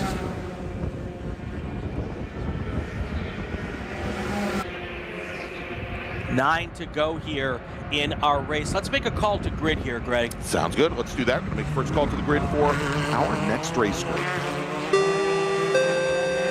Attention in the paddock. First call to the grid for race group number 3, Formula V, Formula F, and Formula 600. Please head to the grid. Formula V, Formula F, and Formula 600 drivers, please head to the grid. Your race is next. And I think Murphy is one of our associate producers, because as soon as I said we should make a call to the grid, Roberson Clay Russell made the move to get past Morgan Burkhart going into turn 7 here. That was just what he needed. Exactly. So we have a track truck on the track between turns 5 and 6. Not exactly sure. Might be going to pick up that piece of bodywork. Exactly. But they're going to try to keep it green here if they can. So yeah, just as I told you to do that, Robinson Clay Russell was able to make that pass. We'll see if it's still the case when they get to the start-finish line here. But that moved Burkhardt into second, Burkhardt into third, Russell into second. And let's see if there is any way that they can come and get more. See if they can do a good job of trying to get back up and catch to Brian Schofield. Lots of cars in this group putting wheels off here at the exit of turn 16, Greg. Yeah, and you can see all the dirt there, and it's just not from this group. Now, we saw in our first race group what can go wrong when you crank in a little bit too much steering when you put the wheels off, is you'll shoot right back to the wall on driver's right. But all of these drivers, they're just using it to open up that corner as much as possible, carry as much speed onto the Oldham Straight. They realize they're going to give up a little bit of grip because of the dirt there, but just being able to straighten things up is a little bit better than essentially cutting the corner off early. Clay Russell's been able to cut another 10th off of the lead of Brian Schofield, but with 9 to go and 1.48 to go and 1.4 seconds, cutting off a 10th per lap is not going to get you to the back bumper of Brian Schofield. No, it isn't. And we're watching here as Grant Vogel not able to make up much ground on the two cars working together within the draft. Now, Vogel's right at about a second back, which probably puts him right on the edge of the draft. But we can also see here, we've got the emergency services vehicles making their way down the right side of the track. Drivers are allowed to pass those vehicles. That's not a problem there, but it is definitely going to impact cars being able to go into the hairpin. Now, it sounds like we do have a car that is off over at the Sunset Bend, Brian, in the wall there. That is likely going to bring out a local caution there. May bring out, given where that car is likely at, that we may end up going to a full course caution here. But we'll check with that in just a moment, as our leader, Brian Schofield, now bringing Clay Russell, Morgan Burkhardt, and Grant Vogel through turns 11 and 12, and now onto the Flying Fortress Straight. Yeah, they had one lapped car, one slower car they had to work their way around. It looks like they were able to get around without any problems. And now you've got that second group of about 8 to 10 cars here in our ways back from Grant Vogel and further back. I'm sorry, James Goffrey and further back. All right, getting word from the corners. They're saying it's the 113 car that's off at 17.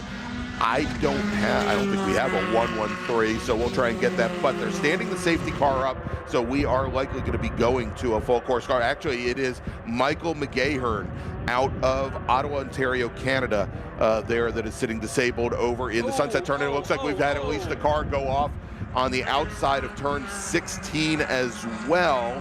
And hopefully they just threw up some dirt there. I didn't see a car coming across, but we'll know soon enough, Brian.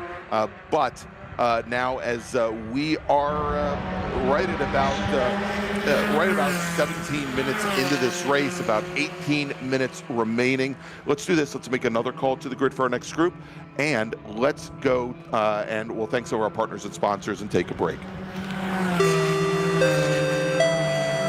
Attention in the paddock, attention in the paddock. Second call to the grid for race group number 3, Formula V, Formula F, and Formula 600. Please start heading to the grid. Your race is next. Formula F, Formula V, Formula 600. Please head to the grid. You'll be on deck here in just a moment.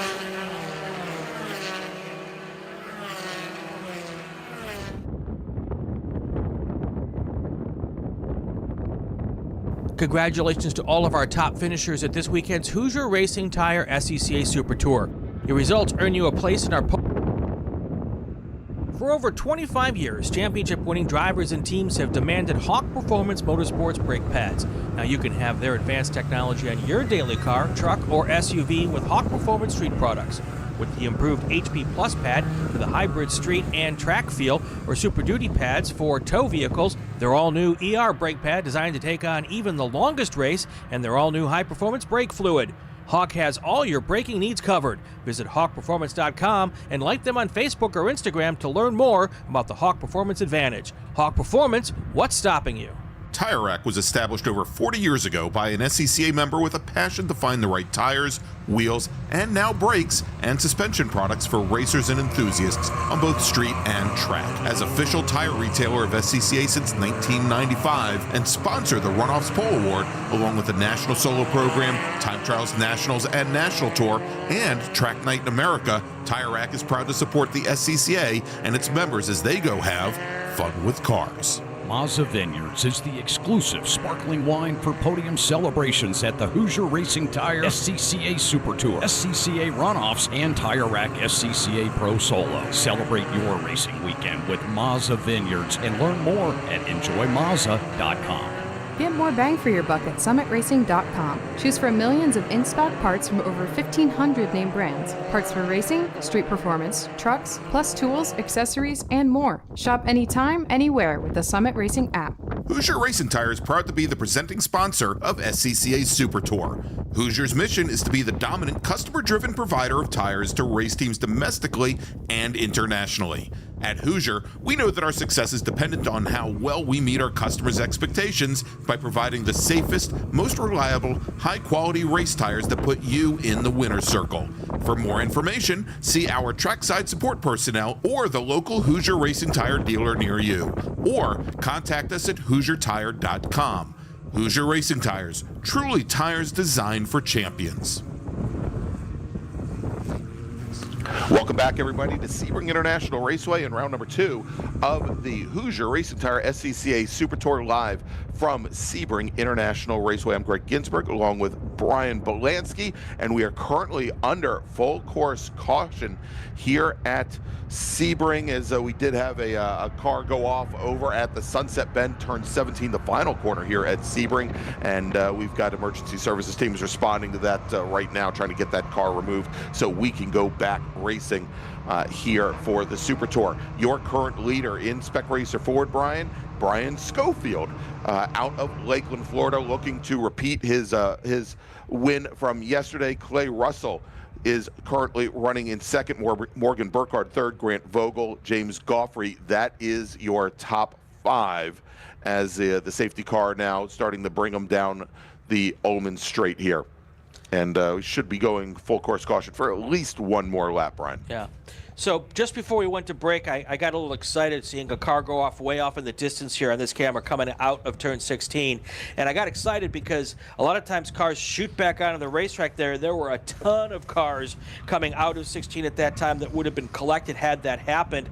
Thankfully, the driver was able to get themselves under control enough to make a safe re-entry. But more often than not, that is not what happens when you go off that far at turn 16.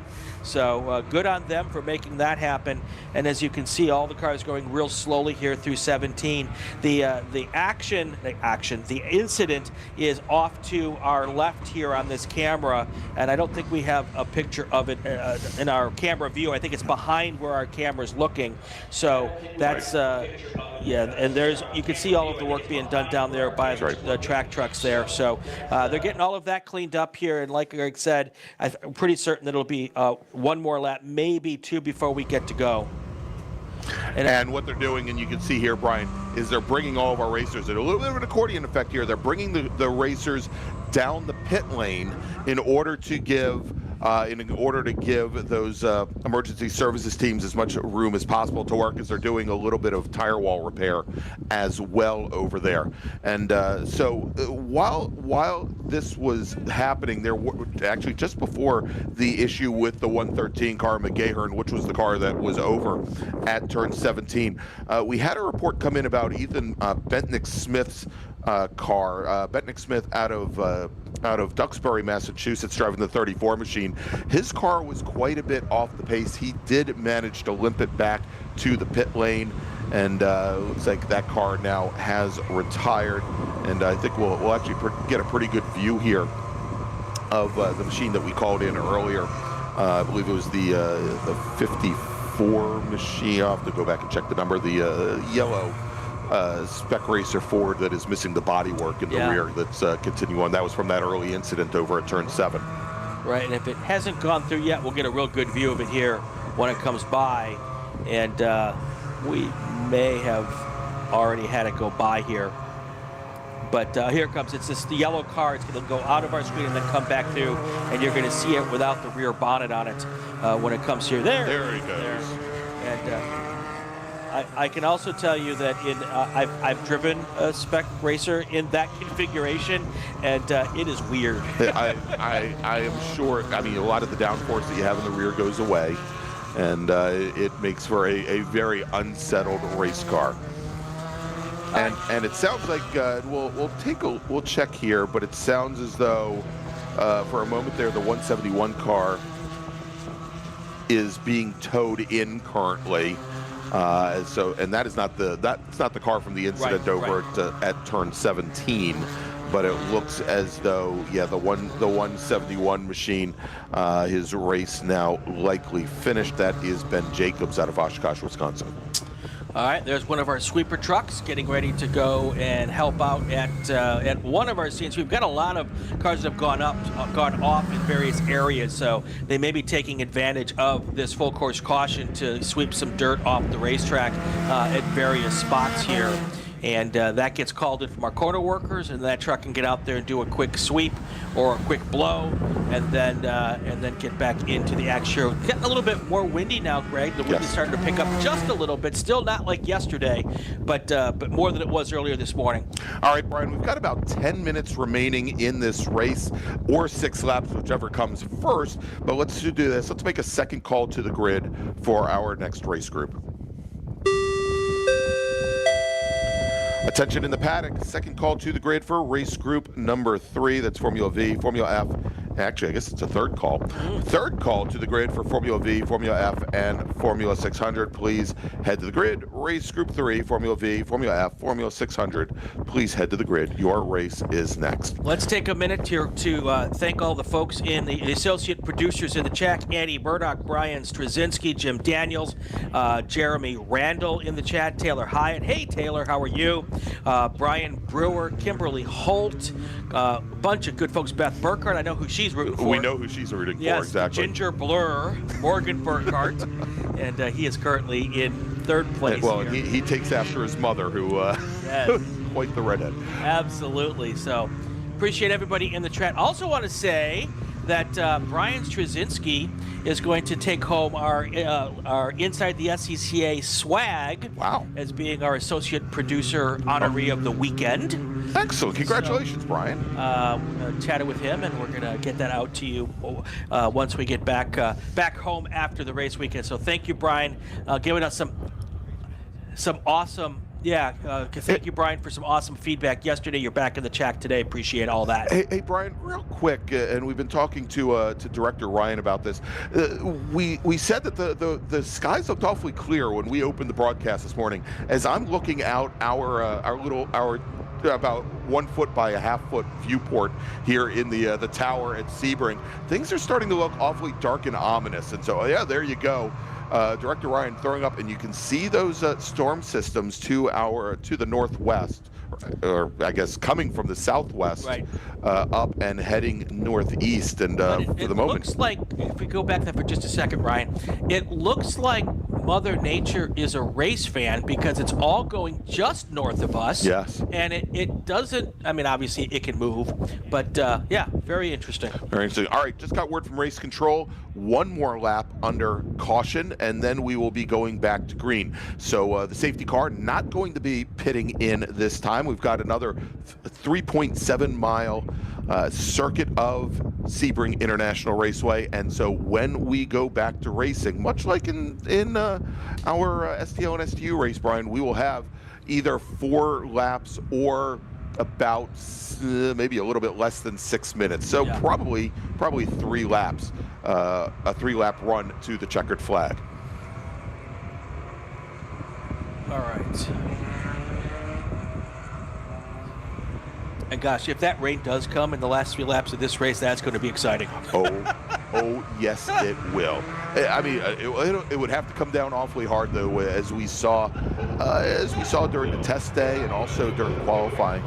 These stock and spec Hoosier racing tires that all of our Spec Racer Fords are on, the dry weather tires, they are sticky enough that if the track's just a little damp, these drivers will have to get out of, lower their pace just a little bit, but there's still a lot of grip. It's once you get to the standing water that it will create problems for them. So here we go, is that pace car, safety car provided by Classic Mazda leads the field through turn number 1.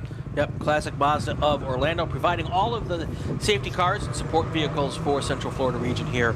And I know the region is really appreciative of their help with these races. So, all right, we're about a lap away from getting back to green here. And it will probably be a 2 or 3 lap dash to the finish here. And that's going to be fun to watch.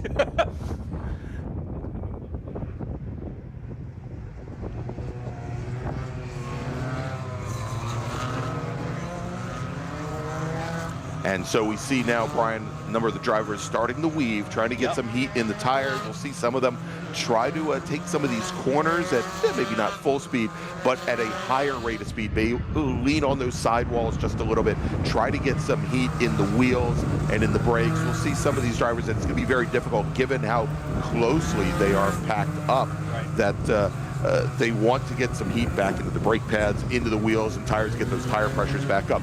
Getting word from race control, it is going to be, Brian, it sounded like NASCAR, and you know, Sebring is owned by NASCAR, so it only makes sense. It's going to be a green-white checker. So what, that makes, what, 2 laps, exactly. 2 laps. So we know what they got going. All of the crews on pit road are telling their drivers exactly what's coming at them, and that will play into their strategy and figure out what they can do here to make that happen. So 2 laps to go. Don't pay attention much to the lap counter on the ticker, because that is, we're going to go by time here and not the laps. And that is the situation here as they come into the Hawk Performance braking zone here going into turn 7. Schofield, Clay Russell, Morgan Burkhart, Grant Vogel.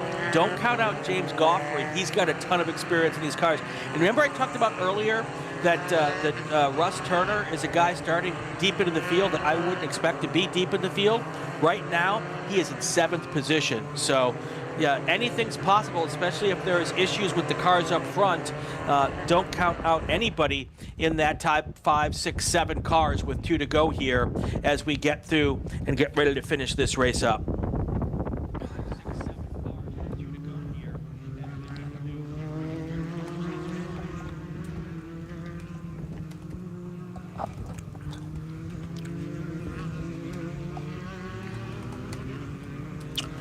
And there we have it here. Everybody's just eager and waiting to get this thing back underway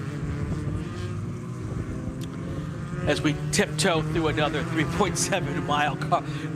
The problem, folks, is with such a long racetrack, when you got to do another lap, it's just another long lap. So we love being at these long racetracks, but it is kind of the dance you play here when you have these types of issues. And no matter how much you want to, you know, these are drivers racing cars, and sometimes things happen. So we're going to get it underway here. About 2 straightaways before we get the green flag back out. 2 lap dash to the finish, and it is going to be a good one here.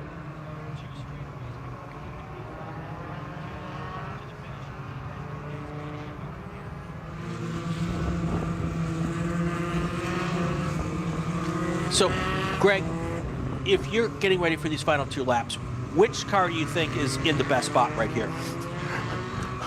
All of them.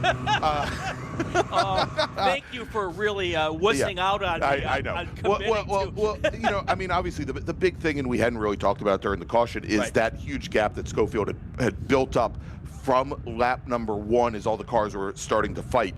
It's currently gone. You run the risk of that happening again as maybe Russell and Burkhart and Vogel try to jockey for position again. And so they're really going to have to either take it to Brian Schofield going into turns 1 and 3, or they're going to have to wait until probably they go maybe into the Hawk Performance braking zone at 7, or as we've seen, into the final corner at 17, Brian, as they're coming down the front straight. And there you go, green flag is in the air, and we are back to racing. It is green-white checker time here at Sebring for Spec Racer Ford. 2 laps remaining, And Schofield was the first car, of course, to see the green and to cross the stripe. And we'll see him now coming out of turn 2, heading down through that dogleg, under braking into turn number 3. Hopefully we can pick that view up here in just a moment. And here they come now out of 3, going into turns 4 and 5. And it is Schofield. It is then Grant Vogel, who has gotten around both Russell and Burkhardt. Big change there, Brian. So Vogel is the one with the great start, and he's now got to track down our leader, Brian Schofield. All right, big car going wide there coming out of that corner, but the first 4 or 5 cars still really close, nose to tail. Schofield's not being able to pull out any kind of a gap here at this point in time. So you've got 4 or 5 cars still right there with a lap and a half to go. Lots can happen here, folks. The time for wondering what's going to happen is over, because it is going to happen right now. All right, as they come now out of turn number 10, and we'll see them here coming into the tower turn over at turn number 12. Now, let's see if we can switch to that right here. They come out of turn 12 and heading over, or probably out of turn 11, heading over to 12 and 13. And we see Vogel is right underneath the back of Brian Schofield, and there is Clay Russell. Morgan Burkhardt sitting currently just off the podium, a car length back. He's got James Goffrey directly behind him, and then that Juicy Fruit car of Richard Baldwin. And we'll see if, Goffrey finished second yesterday, see if he can get back up to that lead pack, but we're running out of time here. Coming through turn 15, through the Le Mans chicane, and through turn 16 onto the Ullman Straight for the very last time.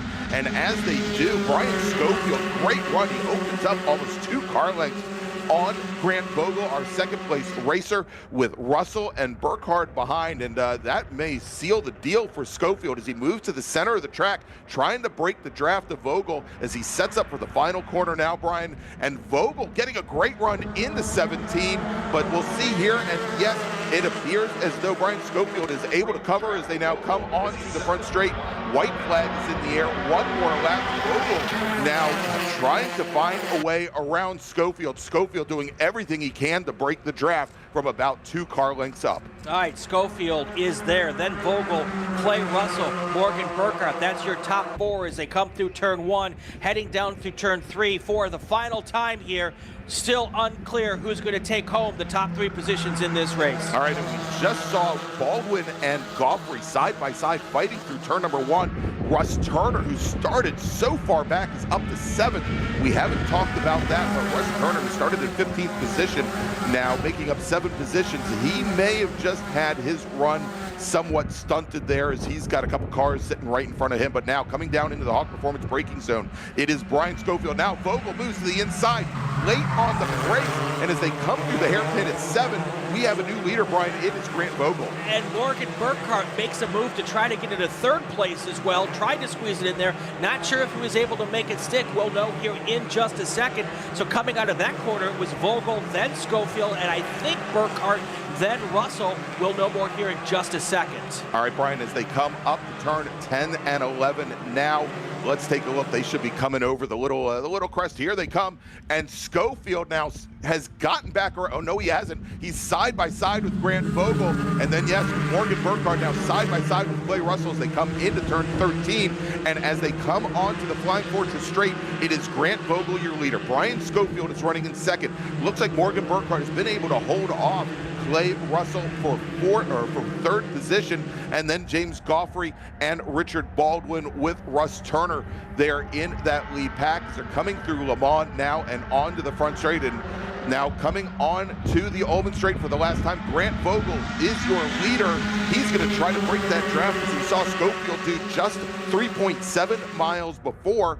And can he do it? You see there, Vogel moving all the way down to the inside. He's going to try to force Schofield wide. There's Burkhardt. But Burkhardt now shooting underneath as it's 3 cars wide going into the final corner. Clay Russell from the outside. He is your leader going into 17. 2-time national champion. He's your leader coming underneath the bridge. And as they come down the front straight with the checkered flag in line, taking the win, Clay Russell from Spartanburg, South Carolina. Morgan Burkhardt will finish 2nd. Grant Vogel will finish 3rd. Russ Turner 4th. Richard Baldwin, James Goffrey, Brian Schofield, who went into the final lap as your leader, will finish in 7th. Matt Horst will finish in 8th. Then finishing in 9th, it is it is Clark, and then it is Tyler Knighton and Josh Hansen. Clay Russell started the final lap in 4th place, did everything right, put his car in the right position on every corner, took advantage of the little mistakes of the cars in front of him, followed Morgan Burkhart right up into 2nd place, and then was able to make the move right at the end there going into turn 17. Absolute perfect strategy. And check out who came in 4th. Russ Turner starts the race 15th and comes all the way up to 4th place. Definitely one of the big movers in this field. Made 3 positions on the last lap alone.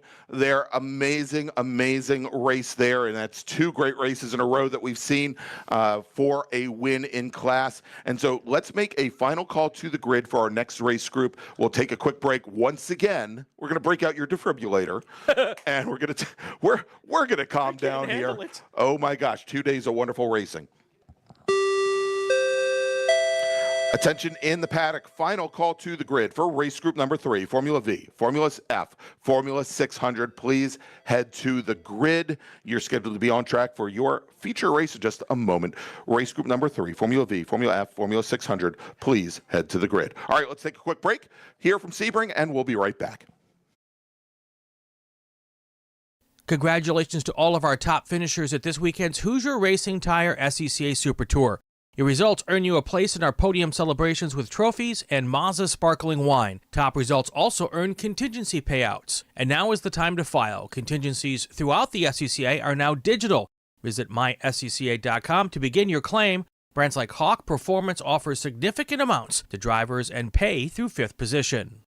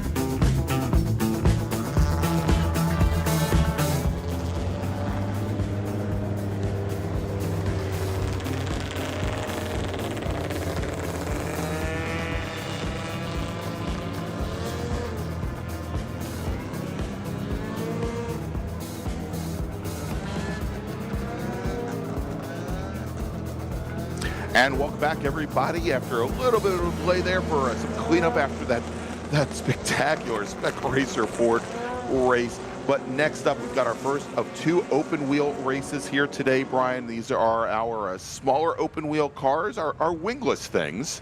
I love it. Formula F, Formula V, and Formula 600 as they're heading out on track. Let's run down the Mazda Motorsport starting grid for today's race. We had 17 drivers set times here in either qualifying or yesterday's race, and the grid order is set based on the fastest time from either that qualifying session or yesterday's race.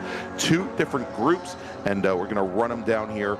We're going to start with our first group, which are Formula F and Formula 600, and then we'll talk about our Formula V racers, who we see just a little bit further back behind.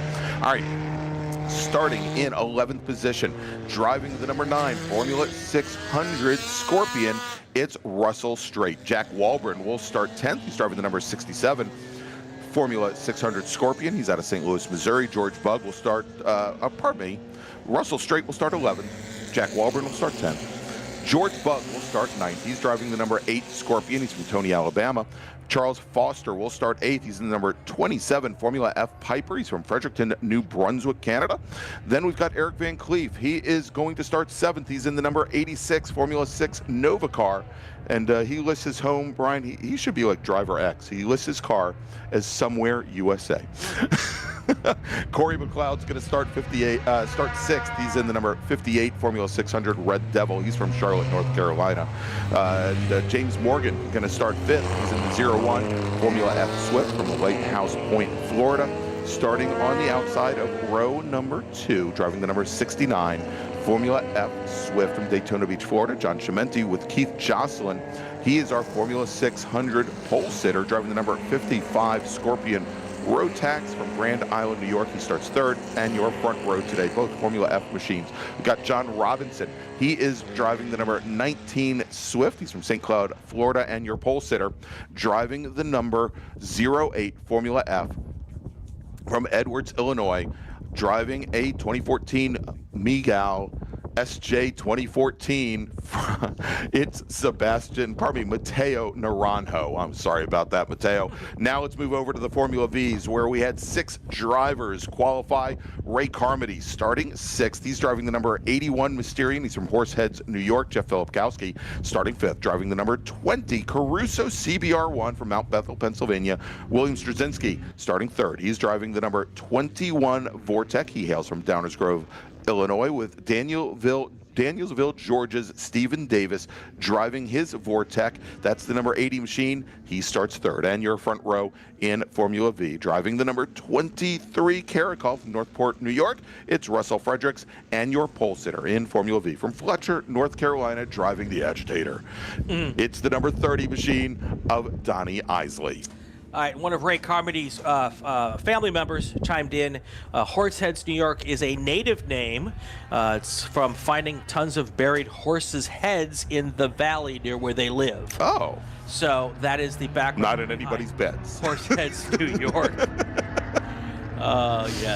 Yes. No.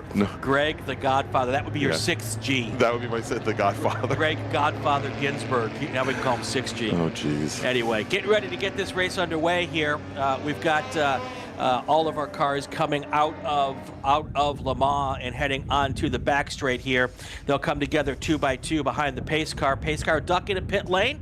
And then the starter will wave the green hanky. That's right. And so, Brian, I know it's hard for me to say that the lights are out on the pace car when those headlights from that classic Mazda are shining so bright in our eyes currently. But the lights that the drivers see behind, those have been extinguished so that they know we're going to be going racing this next time by.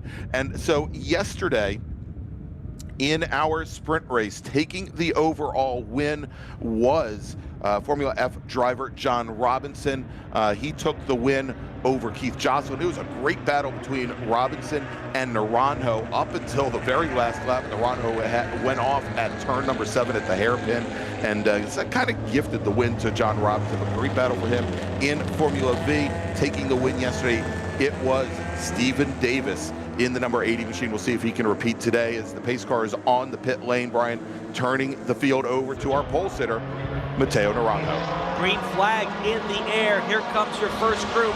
These are your Formula F and your Formula 600s. Then your second group, all your Formula Vs, all barreling down towards turn 1 for the first time here. All right, coming down deep on the inside, it is the Formula 600 of Keith Jocelyn taking an early lead over the Formula F field of Matteo Naranjo, John Robinson, John Chimenti, and James Morgan. And in Formula V, surprise, surprise, they are all clumped together as they come out of turn 2, heading into turn 3 with Donnie Isley, your leader through turn 3. It looks like that is Keith.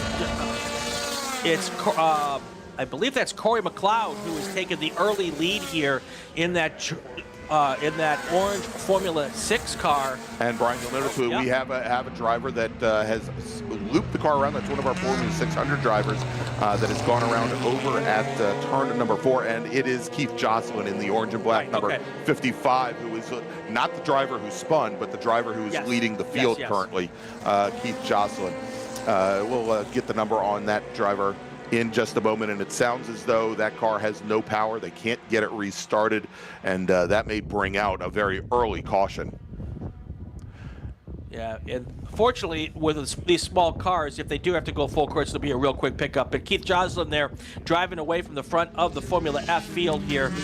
In many cases, these Formula 600 cars are faster than the Formula F cars, but they get mired in the different battles, and it's sometimes hard to get around them. But Jocelyn there moving forward, and now we're a little further back into the field. You see their Formula 600 or your Formula V cars coming up on a slower Formula 600 car. All right, and so we already have our emergency services teams responding to that Formula 600 that is over at turn number 5. They dispatched from right over by turn number 3, so hopefully they'll be able to get them out of the way or get them back up and running before the field even comes back around on lap number 2. So as we're watching the field now, and our front pack coming down into turn 17 off the Ullman Straight. Again, Keith Jocelyn, your Formula 600 leader, right behind him.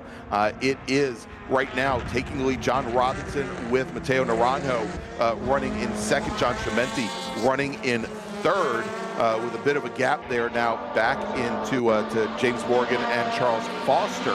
And we'll see you with Formula V here in just a moment. But that is how that stands. James Morgan now coming across the line, and Morgan sitting in fourth, trying to hold off Charles Foster in the number 27 machine, and he is currently sitting in 6th. Corey McLeod is your second place runner in Formula 600, and I believe, well, we'll see here in just a moment, as another set of Formula 600s cross the line. It is Eric Van Cleef, who is our racer that is that had the issue on lap number 1, Brian.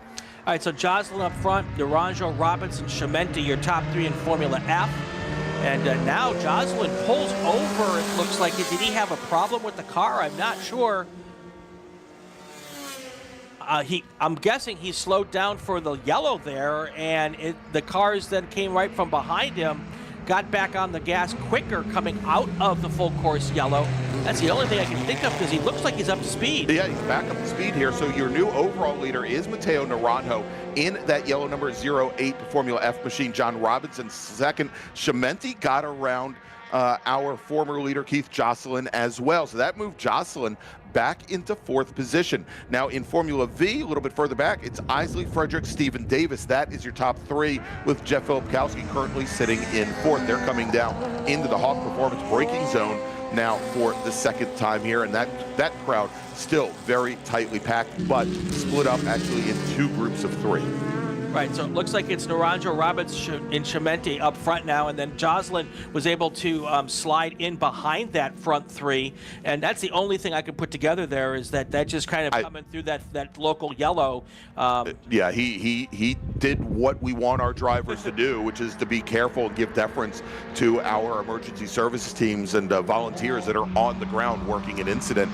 And the 2 Formula F drivers, they took advantage. Now, Brian, you were saying that in many cases, these Formula 600 cars, they are faster than the Formula Fs, and you find that because of differences in gearing, usually one is going to have a more advantageous straight line speed and more top end. The other one, from a handling standpoint, is a little bit better. But we can see now where Jocelyn now splitting up the top 3 drivers in Formula F, as Jocelyn now is slid in front of John Chimenti, moving Chimenti back to 4th overall.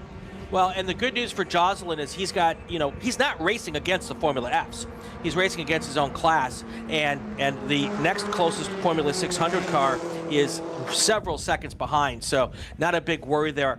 Let's see if we can start to pick up that Formula V race for a little bit and see what those guys are doing here. And they should be coming through right about now. Is this the front of the Formula V? Yes, here we go. Here are our 2 groups of 3 out of so 6 runners, and Stephen Davis, he is at the point in that black with yellow number 80 machine. Right behind him is our Formula V pole sitter, Donnie Isley, and then Russell Fredericks. He's in that red number 23 machine, and he is running in 3rd position as they are all in line now, coming across the line. That second group, that is Jeff Elkowski, Ray Carmody, Bill Straczynski. Should mention, besides Van Cleef, who had those issues on the opening lap in his Formula 600, George Bugg in his Scorpion out of Tony, Alabama, did not take the green flag. Yeah, Davis, Isley, Fredericks, that was the way it came across the line here. Those top 3 Formula V cars starting to pull away from the 3 behind them, and they'll try to string that out just a little bit, and then they will work their draft together. Formula V is a momentum class, so much so that they try to make it so that there's even no friction between the brake pads and the brake drums if they're using drum brakes. A lot of these cars now switch to disc brakes, but you very much want to do as little as you have to, or as much as you can, to avoid any kind of slowing friction resistance on these cars, because there's not a lot of horsepower. You want to carry as much as you can into the corners and then get as much as you can coming out.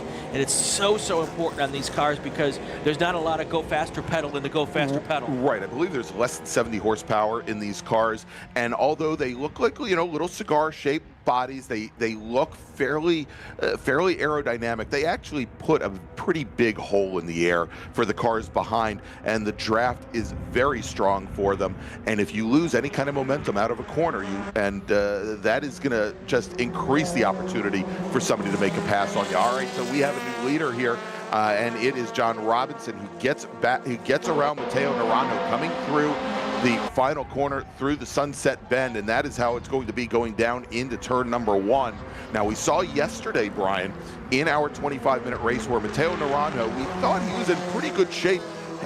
Just sat right behind Robinson, and we thought he was going to wait till the very end of the race probably to make the move, and unfortunately it didn't work out for him in turn 7. But let's do this. Well, actually, we'll wait a little bit before we make that first call. So we'll see here how things play out. Now, we mentioned yesterday that Naranjo came off of a race with Nolan Aller last year here in Formula F, where they made I think 23 lead swaps over the course of the feature race. We haven't seen that many yet, but I think we're at 2 or 3 already here in this race. And I think that both of these racers, having raced for 25 minutes yesterday, I think they both have a much better feeling for the other's racecraft and some of the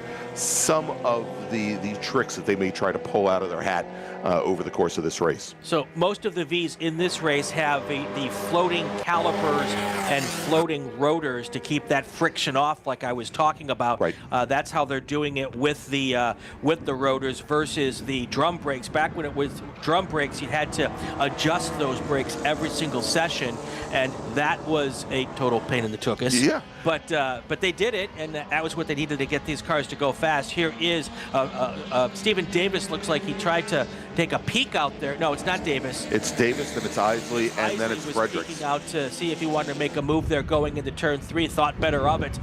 So Stephen Davis stays in it for this time, at least for now. And so, interestingly enough, Brian, the last time I had a chance to talk to Stephen Davis, I was covering a race weekend at Carolina Motorsports Park, and this was 2 years ago. And at the time, whereas most of the Formula V field had moved over to the disc brakes, Stephen Davis now, and we see Donnie Isley coming under braking, going into the Haas Performance braking zone. He pulls out a pass on Stephen Davis, going to go to the lead in Formula V. Stephen Davis at the time, whereas most of the field had moved over to the disc brakes, chose, for at least at the time, to stay with the drum brake. So yes, even though there was a lot more maintenance involved with the drum brakes and having to get them ready for each and every race. The one thing that he liked was you could adjust those drums to the point where there was zero friction. and zero braking. Yeah, well, yes, and zero braking until you needed to get on the brakes. Now, with floating calipers, which most street cars have used for years, there is still, believe it or not, there is still the tiniest little bit of friction as those pads stay very close to the brake rotors. And that's how you get a much firmer pedal. That's how they engage much more quickly. And so Stephen Davis at the time, he was holding off on making that transition. Don't know if 2 years later, like the rest of the Formula V field, he's now moved over. So let's go back, speaking of moving over, to the battle for the lead in Formula F.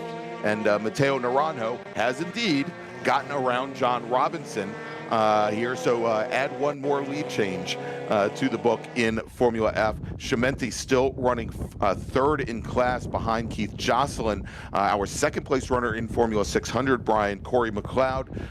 He has not only Chimenti, but James Morgan ahead of him. He is currently, if we look at overall time, about a little bit over 6 seconds back from leader Jocelyn. We've got two really great battles for the leads in two different classes here, and too bad we can't have two separate race broadcasts, so we could just do one for the front Formula F, Formula 6, one for the Formula V. Our director back is going, no, don't suggest that, don't suggest that. No, we're having a good time with it though. But both these battles up front are fantastic here, and no one is giving up anything as we go lap to lap here. So T. Carmody chimes in the chat, Brian, that they actually use some springs to hold the pads on those floating disc calipers away from the rotors, so that there isn't any kind of friction there. And now that I think about it, my Acura does the exact, or my old Acura did the exact same thing, and it made for the worst brake pad feel ever. But I'll tell you, any disc brake pedal feel has got to be better than drum brake pedal feel, which is incredibly inconsistent. Don Drennan in the chat reminds us that Stephen Davis is one of an elite group who have won both a club racing national champion and a solo national championship. Two very different disciplines, and it's hard to be great at both, but Stephen Davis certainly got that done. Michael Berger in the chat says, I stick with drums because I'm broke. Yeah, well, it is a cost to make those changes, and that is a consideration for a lot of drivers when they're working on upgrades for their cars. So.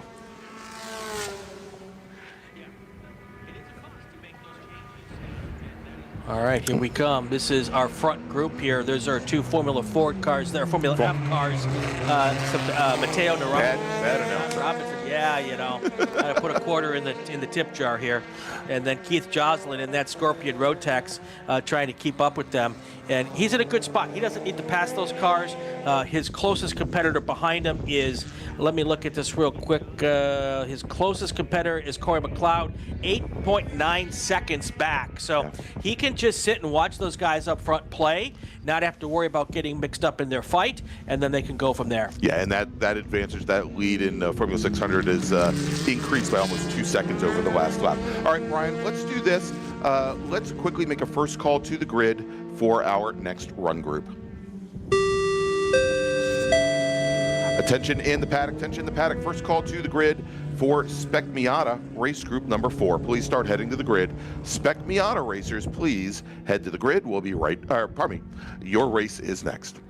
All right, so Brian here, let's continue on, and we'll see here coming down. I believe we now have our Formula V racers on the front straight there, and look at this. We are starting to see almost as big a gap as you would normally see in Formula V. Yeah. Stephen Davis now has opened up about a 6 car lengths over Donnie Isley, another 3 car lengths back to third place runner Russell Frederick. So things starting to stretch out there, and then we see Ray Carmody and Jeff Filipkowski.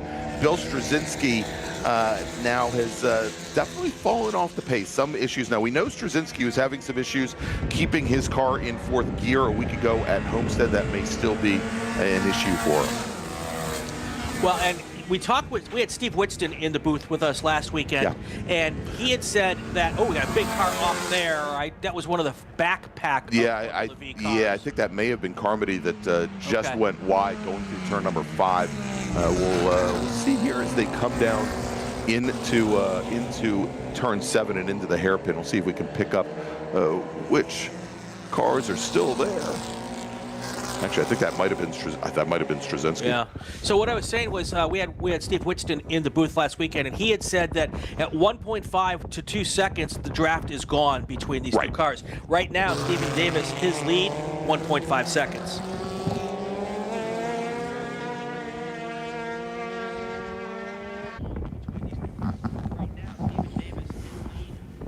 All right, and so Brian, as we're watching this the battle on for the podium in Formula V, our top 3 drivers at the moment, we're starting to see, and we're going to see them come into view here in just a few moments, coming out of turn 10. Yeah, there are our overall leaders, and it is John Robinson who has once again gotten around Matteo Naranjo. So another lead change here on lap number 7 at the front of Formula F, and probably about another half lap to 3/4 of a lap, and we'll see our Formula F leaders up with our Formula V leaders.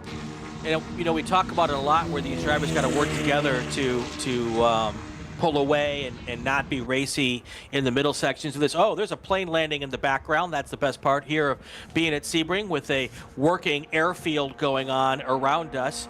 You see some fun stuff like that. But what I was going to say was, with the 2 lead cars in Formula F, they don't have to worry about working together anymore, because they're far enough ahead of the rest of the field where they can just race each other now. Even for the last 8 laps here, shouldn't be an issue, as now they're working their way through the Formula V field, and that also means the cars behind them have to work their way through the Formula V field and pick their spots to do that. So there's your race leaders there, just coming under the line. That's Robinson and Naranjo, and then they're going to be coming up right now on the front couple of cars in Formula V. 7 laps to go here. We're past halfway, so let's do another call to grid and take our break, and then we'll take you. Don't go to break yet. That's the 23 car. Keith Joslin barely missed him. He's going to have to get back into gear here. That's Russell Fredericks. He was your second place car in Formula V. And he was right there, with Donnie Isley as they got very close. And he is not going to be able to get that car restarted. He's not able to at the moment. He's still trying. You can see him waving to the corner workers. As our leaders there in Formula F go through turn 7, and of course the call from the workers is to get that Formula V moved immediately, and that would definitely, I think, bring out a full course caution. So let's haven't heard the word for them to stand up the pace car yet, but we'll see if that happens. Well, the other question is, there a big enough gap where they could actually just go out and push that car? There's a lot of room to push that car too. And we already saw where they were able to get the Formula 600 removed. Now the 600 was already off the track surface at the time.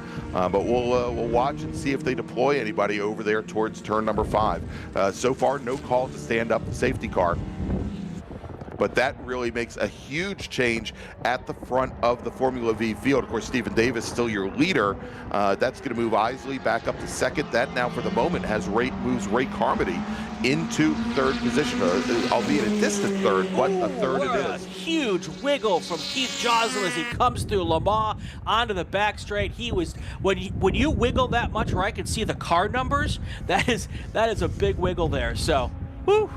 All right, coming out of Sunset right now. Now, Jocelyn had just run the fastest lap of anybody in this race, and you can see he separated himself out from Chimenti. He was only 2 car lengths back when they crossed the stripe that last time by. As we go back now, and we see our leaders in Formula V coming down the back straight. And there's our leader, Stephen Davis, going into 17, and then... So Greg, Russell Fredericks, they've been able to get that car out of the way, so we will not be going to full course. Good. So let's get our break in now. So our call to get our break so we can get back for the end of the race. Attention in the paddock, attention in the paddock. Second call to the grid for race group number 4, Spec Miata. Please head to the grid. Spec Miata drivers, race group number 4, your race is next. Please head to the grid.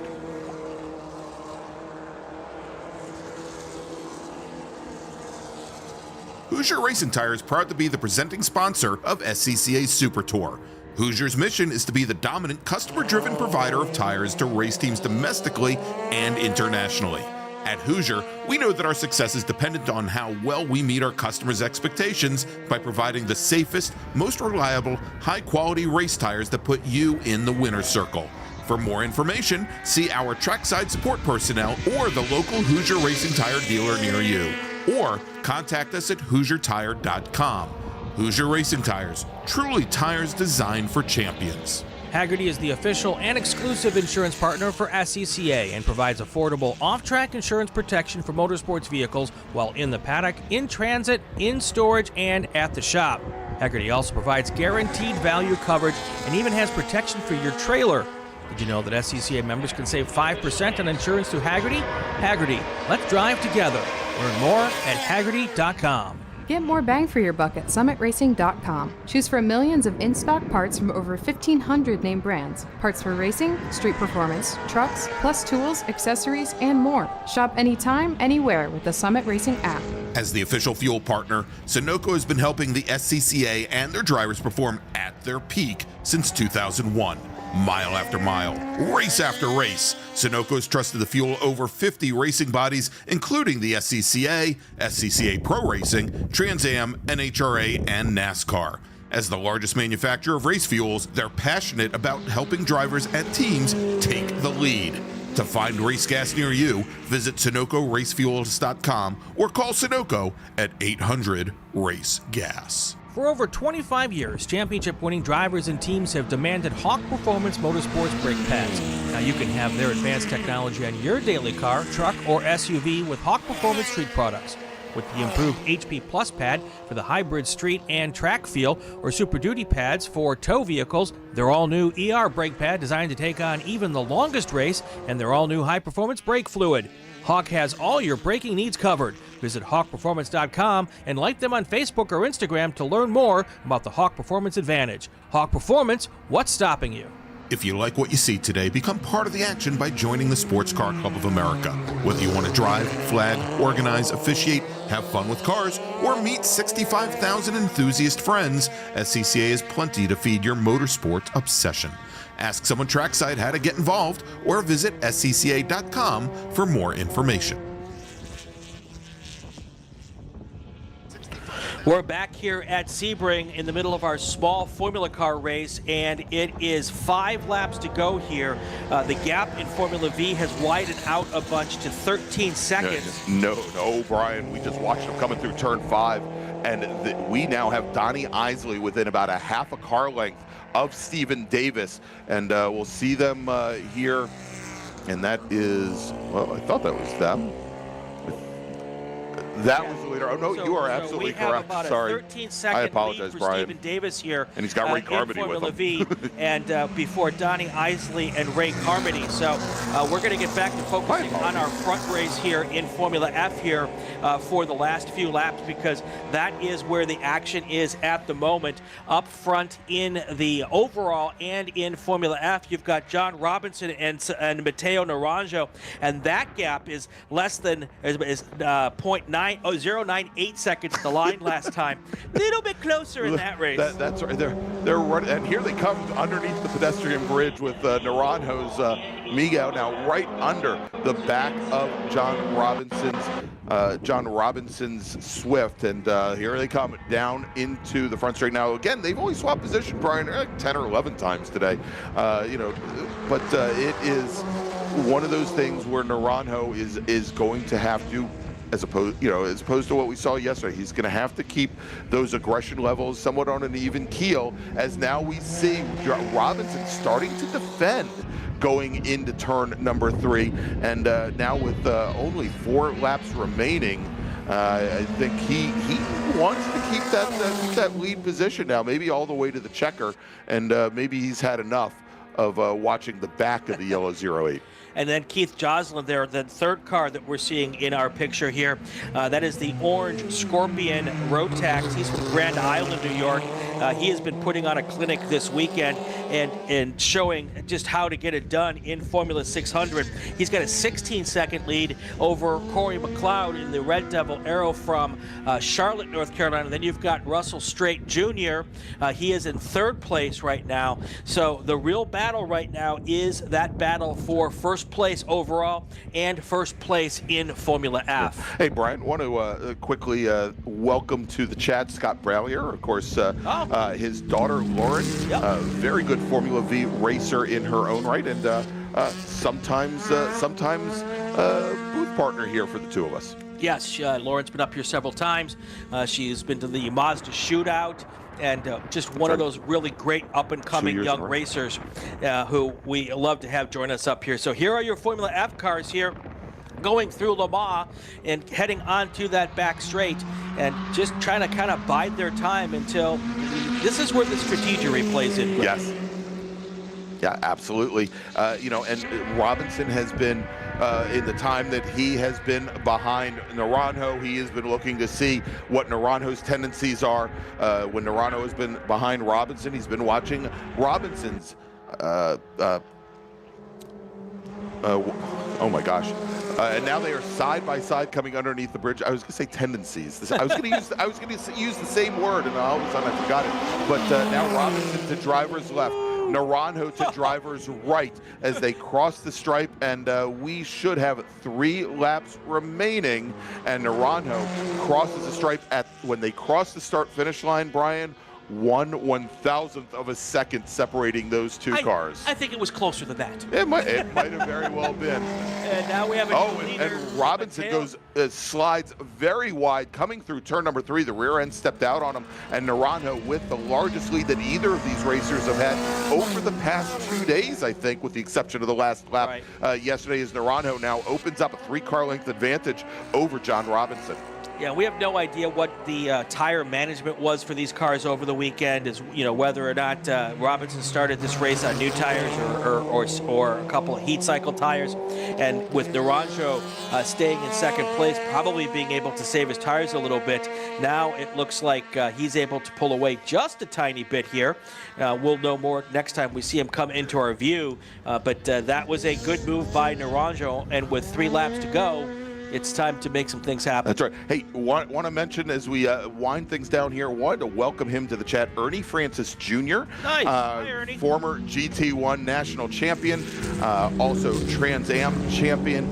Started off, yes, I was going to say SRX superstar, Ryan Bauer, director, says, and we had Ernie up here a number of years ago here at Sebring on the Super Tour in the booth for a wonderful interview, but want to welcome him to the chat. And he is also, I've seen him from his days right out of club racing, Brian, starting in what was then known as TCB in Pirelli World Challenge, and really advance up through the racing world. And thanks for joining us, Ernie. Appreciate it. As our leaders now coming down the Ullman Straight. And when they cross the stripe, it will be 2 laps remaining. And it's Naranjo, your leader, with Robinson second. And it looks like Robinson going to try to come underneath, much like Naranjo did a lap before.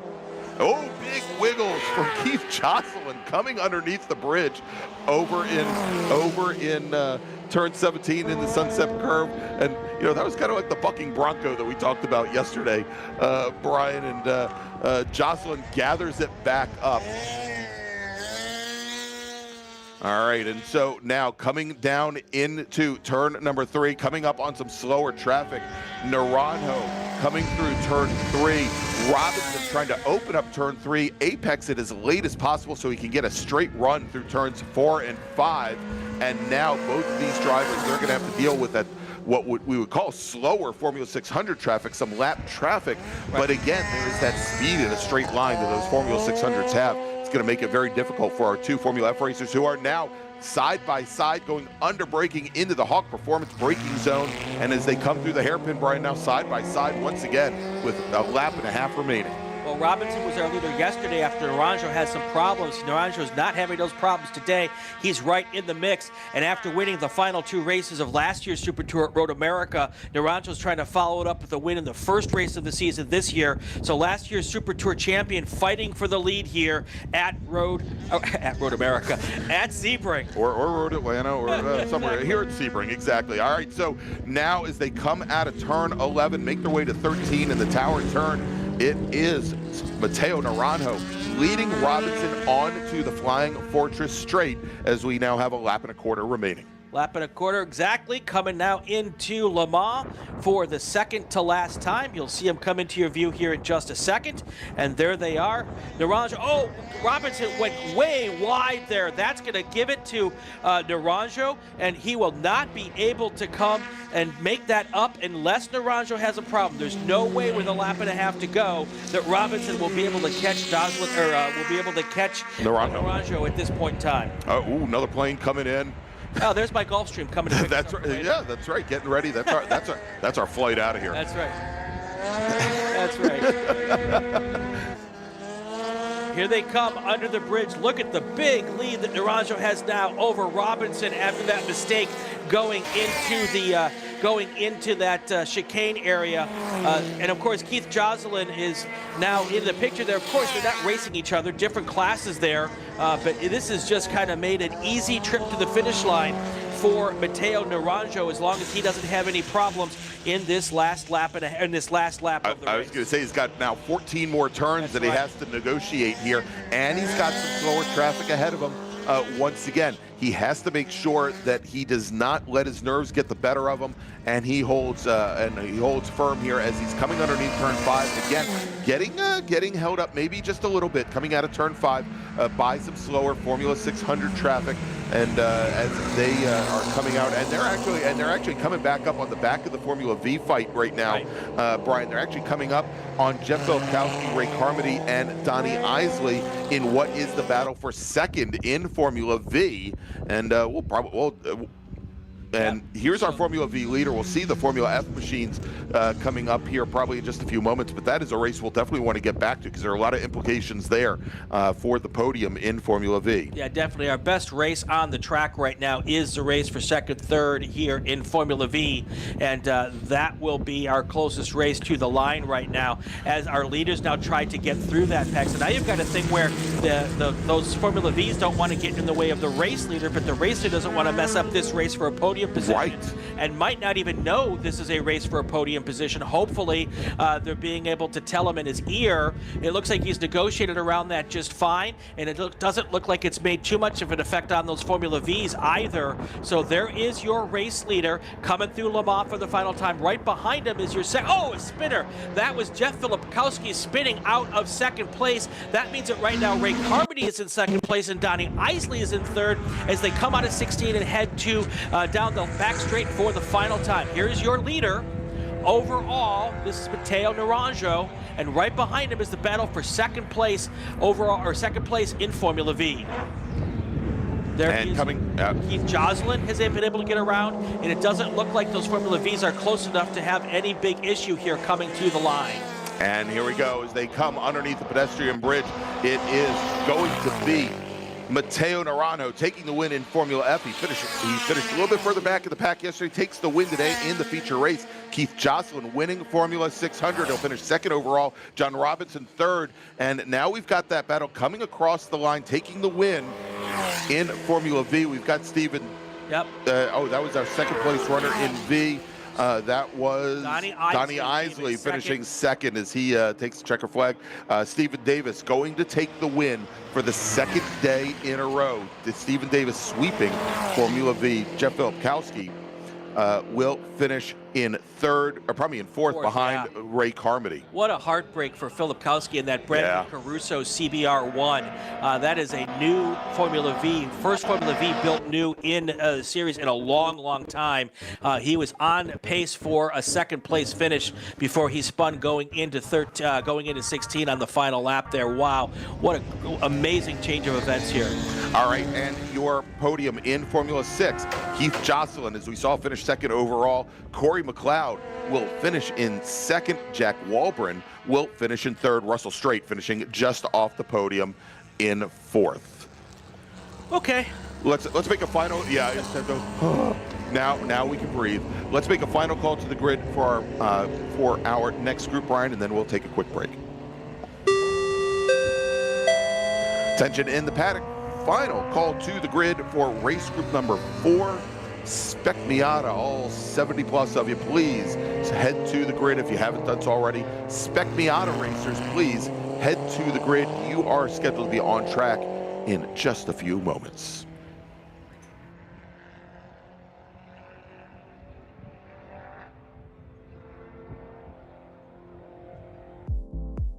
My name is Joshua Smith, Business Development Manager for Mazda Motorsports. We're happy to be supporting the SCCA and Mazda racers here. So our team support program offers a couple of tiers of support, parts support, technical support. All of this is done through our MazdaMotorsports.com parts store website. It's basically like signing up for an Amazon account. Simple information, prove that you're a racer. It gets you access to our 800 hotline that you can call and speak to one of our parts representatives 5 days a week.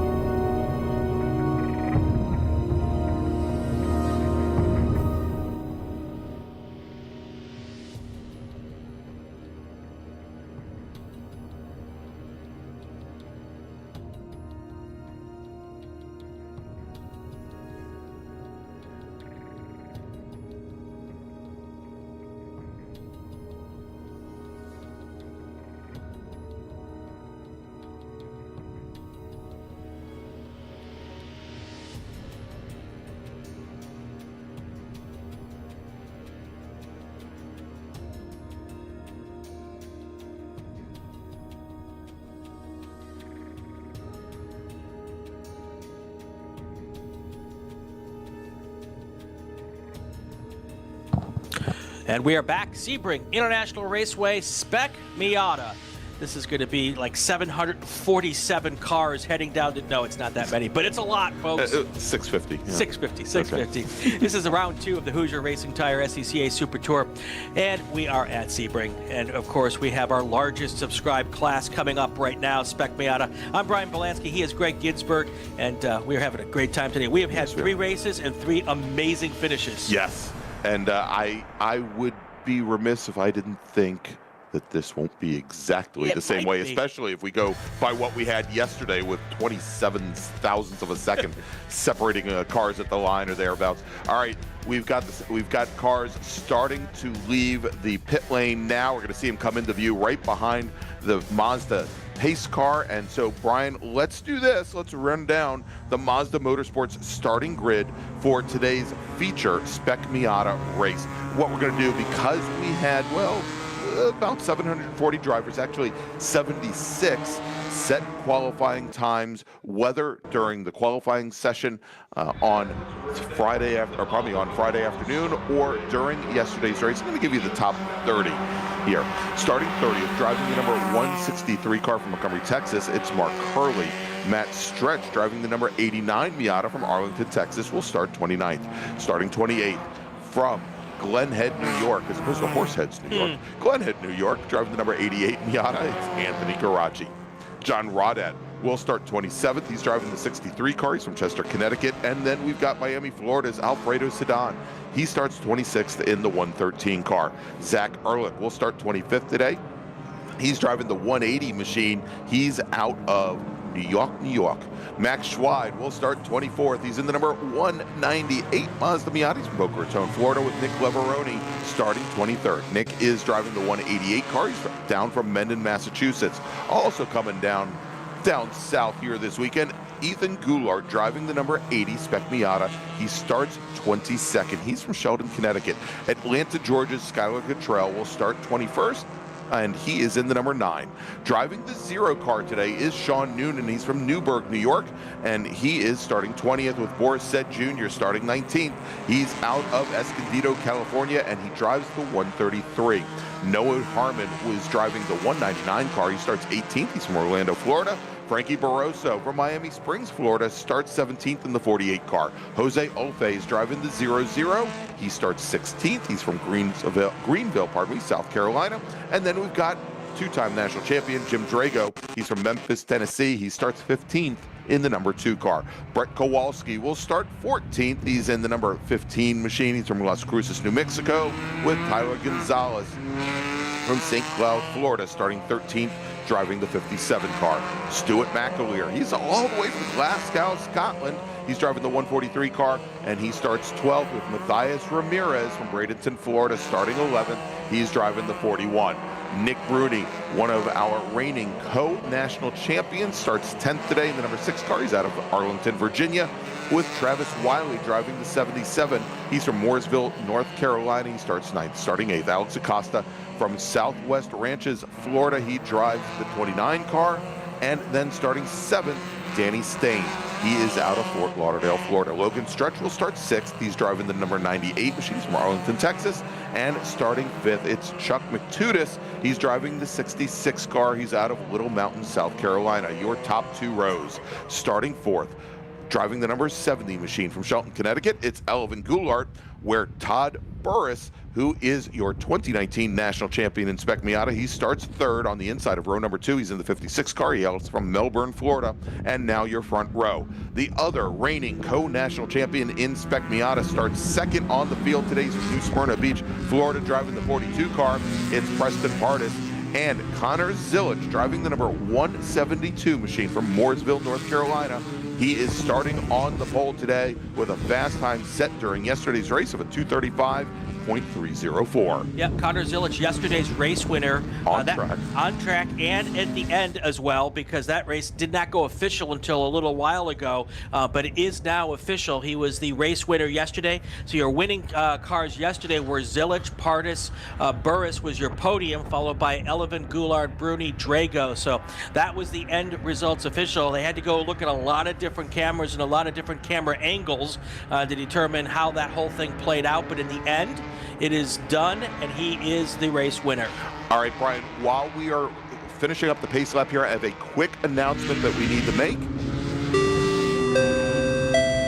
Attention in the paddock, Ben Jacobs, driver of number 171 Spec Racer 4 Gen 3.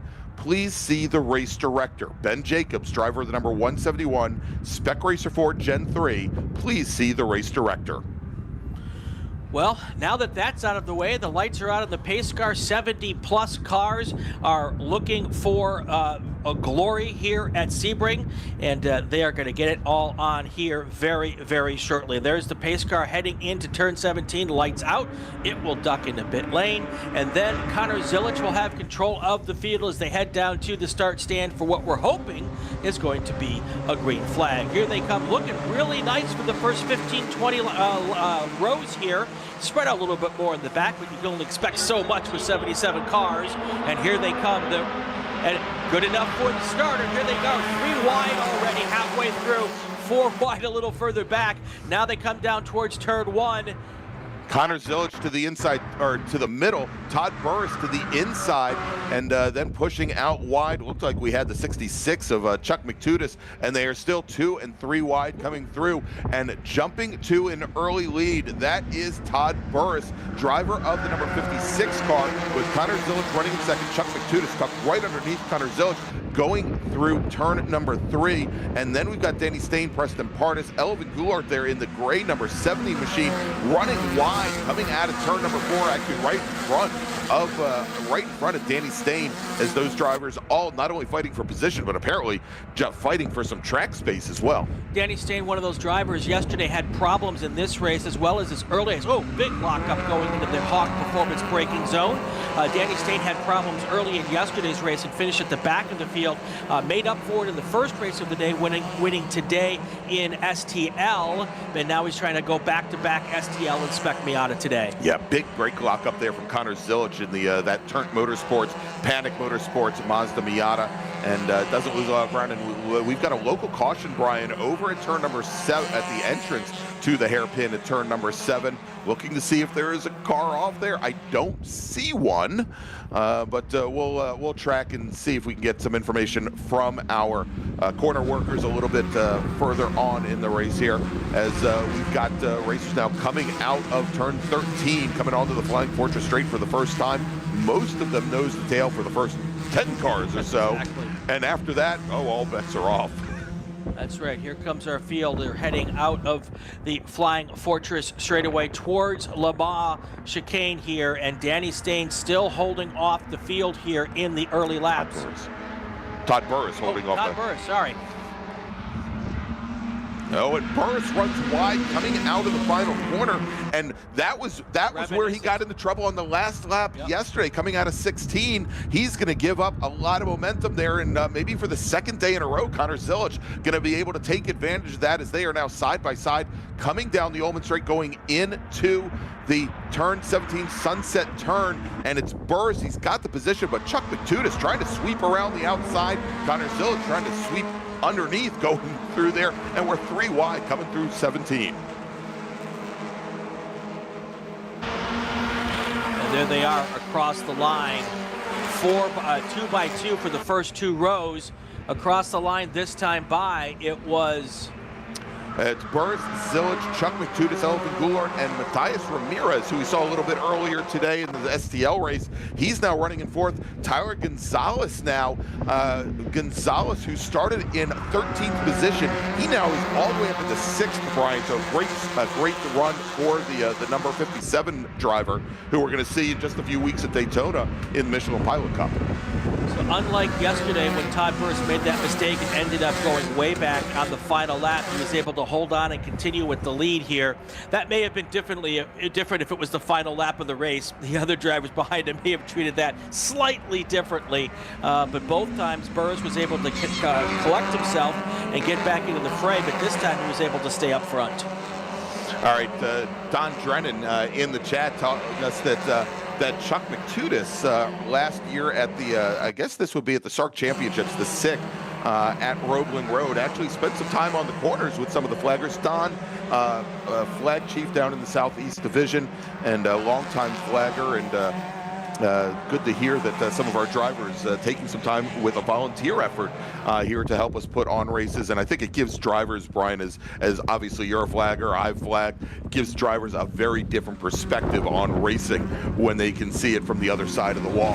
As we've got Burris and Zilich now have opened up now almost an 8-car length advantage over Chuck McTutis, Travis Wiley, Elvin Goulart, Ramirez, and Gonzalez now as they're going down the Flying Fortress straight. And Burris, it appears as though, you know, again, that little bobble at 16 didn't hurt him on the first lap. Let's see. He's got a number more laps to go that he's got to keep that car on the pavement. Look at those cars snaking through Le Mans here on lap number 2 of 14 here as we work our way through a big wiggle there too going into 16. Yeah, big move by one of the Flat Out Motorsports cars there going through 16. Nice pass.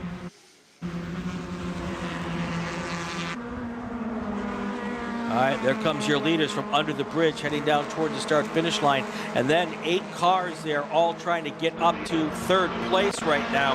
Here are your leaders across the line. It is Todd Burris crossing the line. Right behind him is Connor Zilich in that 1.1 seconds. And it looks like one car coming down the front straight that Zilich is so far and so close to the back of that orange number 56 machine. Now making a good run, we've got Preston Pardis here sitting now, and Pardis started on the second row. On the second position. Pardis now, as we watch him in this big group here, he is now sitting back in 8th position. He's got Danny Stain, he's got Jim Drago with him there as well, as Boris said, and we see the red, white, and blue number 98 of Logan Stretch as well in that second little group.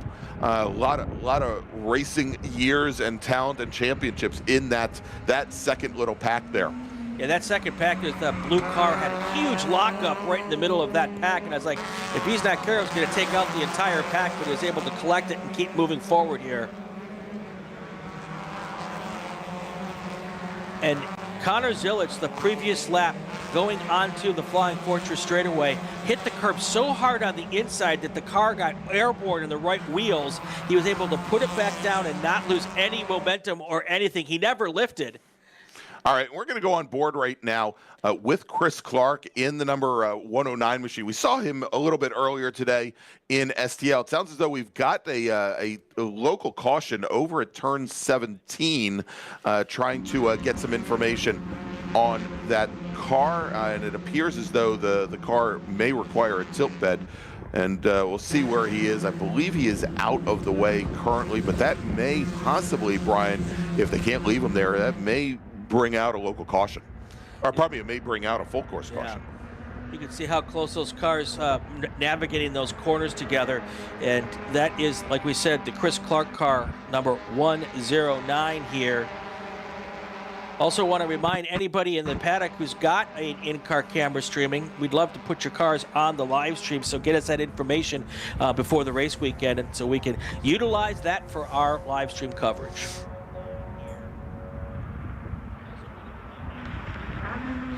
And there are leaders, Todd Burris, Connor Zilich, coming through 17, and kind of sitting out in no man's land right now is Chuck McTutis running 3rd in that number 66 OPM Autosports machine out of Little Mountain, South Carolina. He's got a big pack of drivers behind him. We'll see if he pulls back a little bit or lets up a little bit to let that second pack in. That is Tyler Gonzalez in that light blue number 57 car. Travis Wiley in the 77, Pardis, Stain, Logan Stretch, Jim Drago now dropping back in the 9th position. They've also got Boris Said Jr. as part of that pack as well. Daniel Bender, Connor and Burrs are just starting to run here together so that they can pull out. Burrs is a great leader. Connor's smart enough to run just to push, and then says, or Connor will just drive around and drive away. I love that. My. I love that. And going for a little bit of a ride to try and get the number on that car.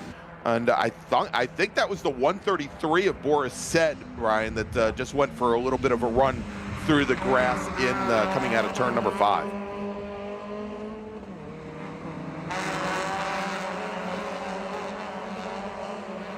All right, so this Connor Zilic car is really interesting. It was built by Ben Threlkill, and it was built in 45 days for the runoffs. Right. And the plan was for Connor to run the runoffs until he found out that he hadn't qualified. But this car, just beautiful fabrication in the car, and it's called Turn T Motorsports. Ben Threlkill was the guy who put it together, and Ben Threlkill and Connor have kind of a mentorship relationship, which is also kind of cool. But he just built a beautiful race car, and not only is it a beautiful race car, it's fast because it ended up winning yesterday. Yeah, exactly. And I think that car, Connor Zilic, this weekend back with Paddock Motorsports, who he started his Spec Miata career with a number of years ago. And it is, yeah, as you mentioned, it's a beautiful looking car to replace the one last year at the VIR Super Tour in the wet. Had a pretty bad impact up at the top of the roller coaster there. As we now have, it appears as though we now have a change in position for third place. Tyler Gonzalez getting around Chuck McTutis. It looks like Travis Wiley there in the 77 car. Very close as well as McTutis getting shuffled back just a little bit. He may find himself with his teammate Danny Stain soon enough. Stain currently running in 7th. And those two front cars keep pulling away. 4 seconds was the lead at the line last time, and I'm going to guess it's going to be in excess of 4 seconds this time because that battle for third place is raging on, and they're not working together well enough to not let these two cars pull away. There are your leaders across the line, and now we'll wait for the second group of cars to cross the line, and we'll be able to tell you how big the gap is. It has now grown to 6 seconds. Yeah. So your leaders have now added 2 more seconds to their gap over third place, which is exactly what they want to do.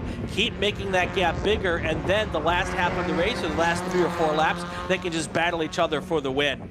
Yeah, and we can see here they are starting to get quite racy as Preston Pardus now trying to work his way around Chuck McTutis going through turn number 3.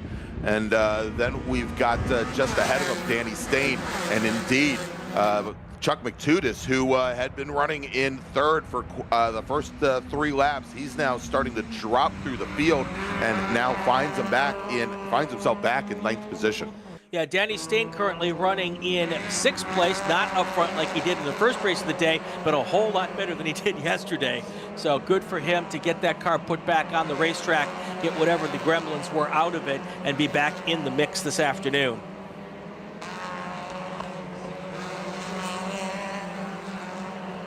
So I would say, Brian, we've got about 10 laps remaining. Let's do this. We've got one last race before lunch. Let's make their first call to the grid. Attention in the paddock, attention in the paddock. First call to the grid for race group number 5, Formula Atlantic, Formula Continental, Formula Enterprises 2, and Formula X, Prototype 1 and Prototype 2. Race group number 5, open wheel racers, please head to the grid. Your feature race is next. Yeah, that second group with Gonzalez, Travis Wiley, Preston Pardus, Danny Stain, Chuck McTutis, Logan Stretch, Jim Drago. I mean, just a ton of names that you will recognize is just standard bearers of this Spec Miata class. They're here every weekend running up in the top 10, and that's exactly what they're doing today. It is just spectacular to watch.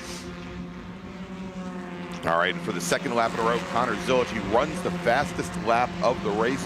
But Brian, when you're only 92 thousandths of a second behind the leader, you know, there's not much of a difference in lap times, and it was all of 6 1,000ths of a second that separated the lap times between those two drivers. And as we've mentioned, now the Burris and Zilic, they are continuing to pull away from that second pack, now led by Tyler Gonzalez, and Danny Stain now has worked his way around Travis Wiley and Preston Pardus, Logan Stretch, McTutis now sitting back in 8th. Matthias Ramirez, who is up as high as 4th early on in this race, he now finds himself in 9th. Paddock Motorsports in the chat. Ben Threlkill was one of our fabricators for 6 years before going out on his own to open up Turn T or Turnt Motorsports. We're very proud of him and glad to see that we continue to work together and build great Spec Miatas. So thank you, Paddock, for jumping in and making the comments in the chat.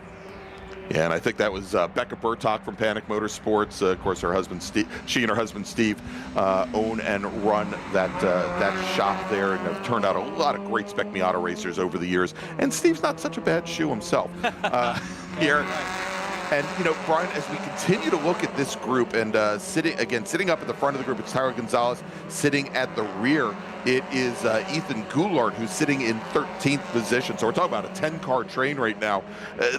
They're doing fairly well, not really fighting against one another and staying nose to tail, but they just can't seem to make any ground on our lead pack, as the gap now 6.7 seconds between our lead pair here coming out of turn 11, now going into 13. And look at that bump right at the apex of the tower turn at 13, and continue to stretch things out. All right, we've got a local caution now over at turn number 6, Brian. And it is the 33 machine, and he is underneath the pedestrian bridge, and they've asked to have him removed right now. So again, we'll see. Of course, we've got the local caution. We'll see if they stand up the safety car. We've had a couple of Formula cars in the last group that they were able to get out of the way without even going to a full course caution. So that is Michael Lofgren out of Brickell, Florida. Yeah, I'm not quite sure how to pronounce it, but that is it. I like Edie Brickell and the New Bohemian, so yeah, we'll keep the music theme going here today. That's how you do it. There are your leaders, and look at that pack, 2x2 going into turn 17. That pack of cars trying to vie for the third spot on the podium there, and it is like four-wheel drift for some of those cars, and other cars look like they're just stuck on rails when they come through here. Some of that's driving style. Some drivers like that car to be drifting through. Other drivers want that car to be stuck down, and it works both ways depending on your driving style. All right, and some changes there is we now have Travis Wiley in the 72 machine, probably 77 machine. He has moved to the front of that second pack, moved Tyler Gonzalez in the light blue 57 back in the fourth, Stain sitting in fifth. And we saw that emergency services vehicle responding to the 33 car right ahead of our leaders there. Good.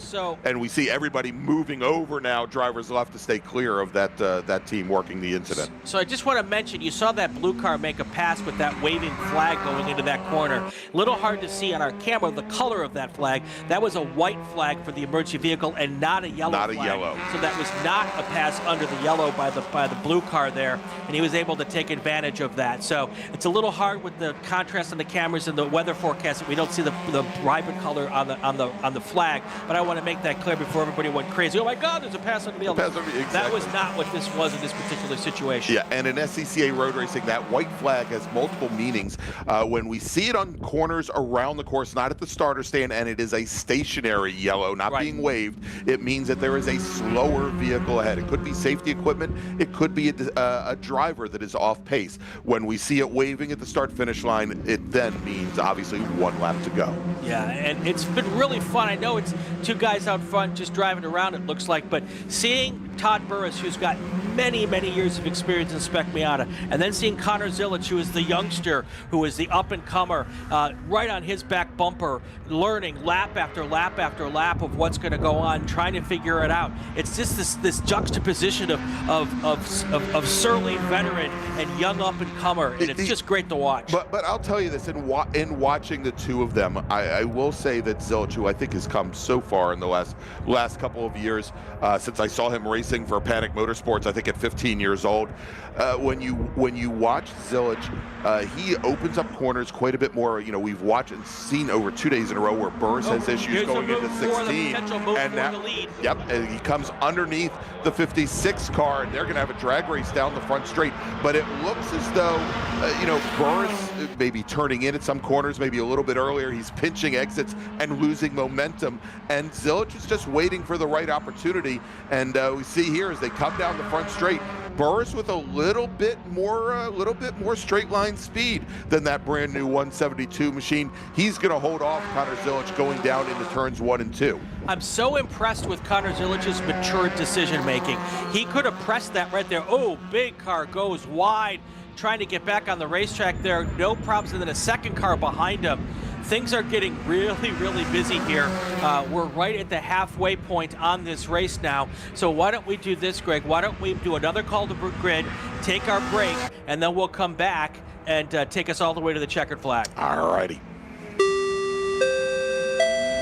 Attention in the paddock, attention in the paddock. Race Group 5, Formula Anakin Continental, Formula Enterprises 2, and Formula X, and our 2 prototype classes, P1 and P2. Please head to the grid. Your race is next. Second call to the grid for race group number 5, Formula Atlantic, Formula Continental, Formula Enterprises 2, Formula X, Prototype 1, and Formula and Prototype 2. Pardon me. Please head to the grid.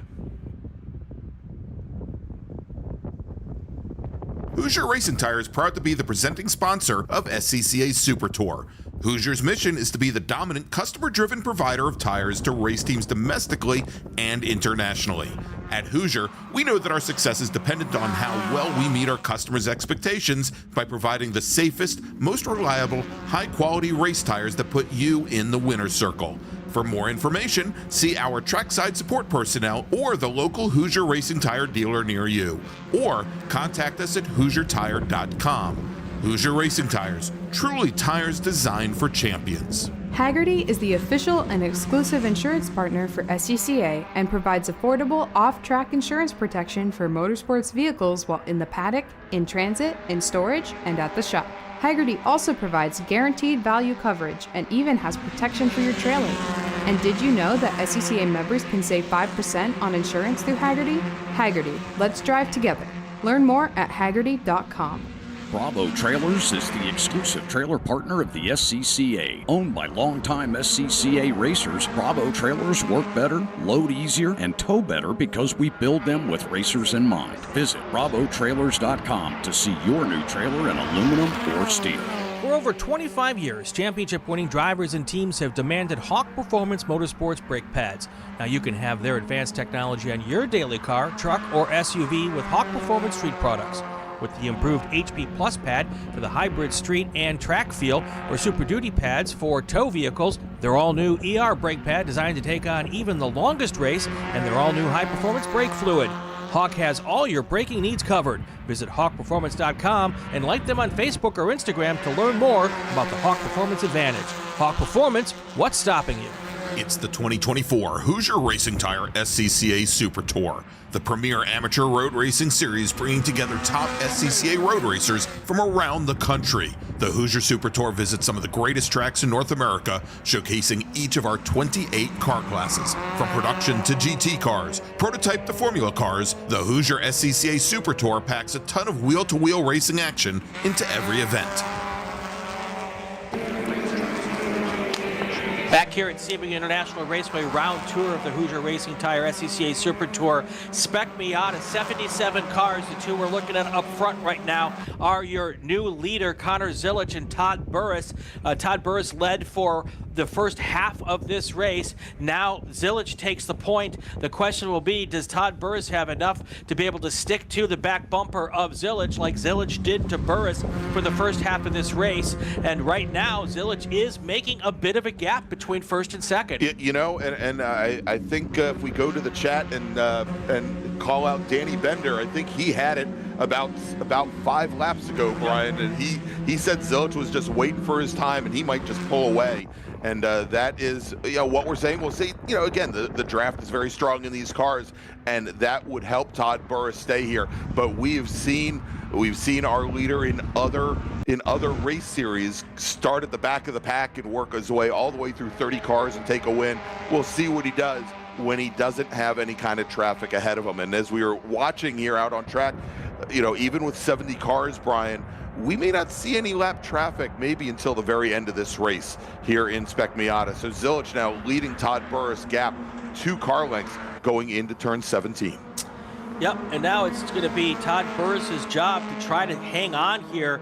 I have noticed that in the last 2 races of watching Connor Zilich, the youngster does not make very many mistakes, and the pace obviously very good. So it'll be hard, not impossible, but it'll be hard for Todd Burris to keep up with him, but he's going to try as much as he possibly can.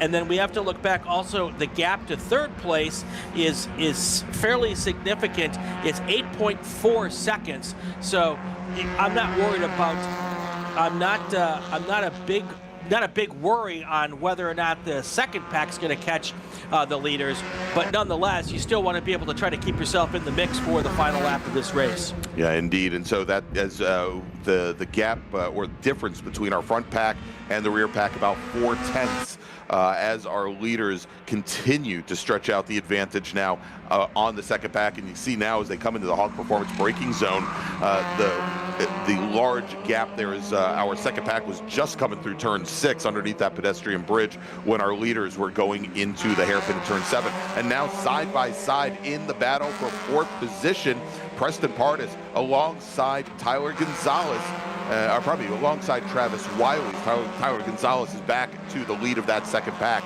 now sitting in 3rd. Ordinarily, I would say second place is the place. Oh, there's a car that went off in a really weird spot, but thankfully a lot of runoff there, and he was able to get back on the pavement. Not sure if there was a problem with that car. We'll know here in just a moment. But wow, that was a weird place to go off. Well, and you know, and that's the advantage of the reprofiled hairpin at turn number 7. It used to go all the way down to the fence line over there. He wouldn't have had anywhere to go if he had that same issue there. All right, as we're watching now, coming out of turn 12, going into the tower turn at turn 13, here as we've got Pardis and Stain, 5th and 6th. Chuck McTudis, who's had a bit of a recovery. He's worked his way back up into 7th with Ethan Goulart, Frankie Barroso, Jim Drago rounding out the top 10. But you can see there sitting right in the middle what was at one point, Brian, a 10-car pack behind our leaders. It is now 2 packs with Chuck McTudis sitting right in the middle. Got to give a shout out to Tyler Gonzalez. He has been pressured for 7-8 laps in that 3rd place car and has held up to the pressure the entire time. Yeah, I mean, he gave up the spot to Travis Wiley for all of half a lap and then worked his way back by again, and there he is in that light blue Mazda Miata and leading that pack out of the final corner, out of the Sunset Bend on to the front straight as our leaders now completing lap 10, starting lap 11. We now have 4 laps remaining. 4 laps remaining, and now the gap between first and second, 1.4 seconds, just getting a little wider every single lap. And not far from now, Todd Burris is going to lose that draft. And the only real discussion we're going to have is going to be this battle for 3rd place right now. Tyler Gonzalez, Travis Wiley, Preston Pardis, and Danny Stain, those 4 cars putting on a huge show. And then there's that second group there. So we've got a lot of tight racing here throughout the field. But that 3rd place battle right now is the one to keep an eye on. And they come down into the hairpin now, Brian, and taking a little peek to the inside is that black with yellow windshield banner, number 77 of Travis Wiley. We then have Preston Pardis, Danny Stain directly behind, and they're a little bit further back in the pack. Ethan Goulart in the 80 machine with Frankie Barroso. They are in 8th and 9th. Jim Drago sandwiched right in the middle of that 5-car pack. And so we've got Ethan Goulart, the son, at the front of that pack. We've got Elvin Goulart, the dad, back in 12th at the rear end of that pack there.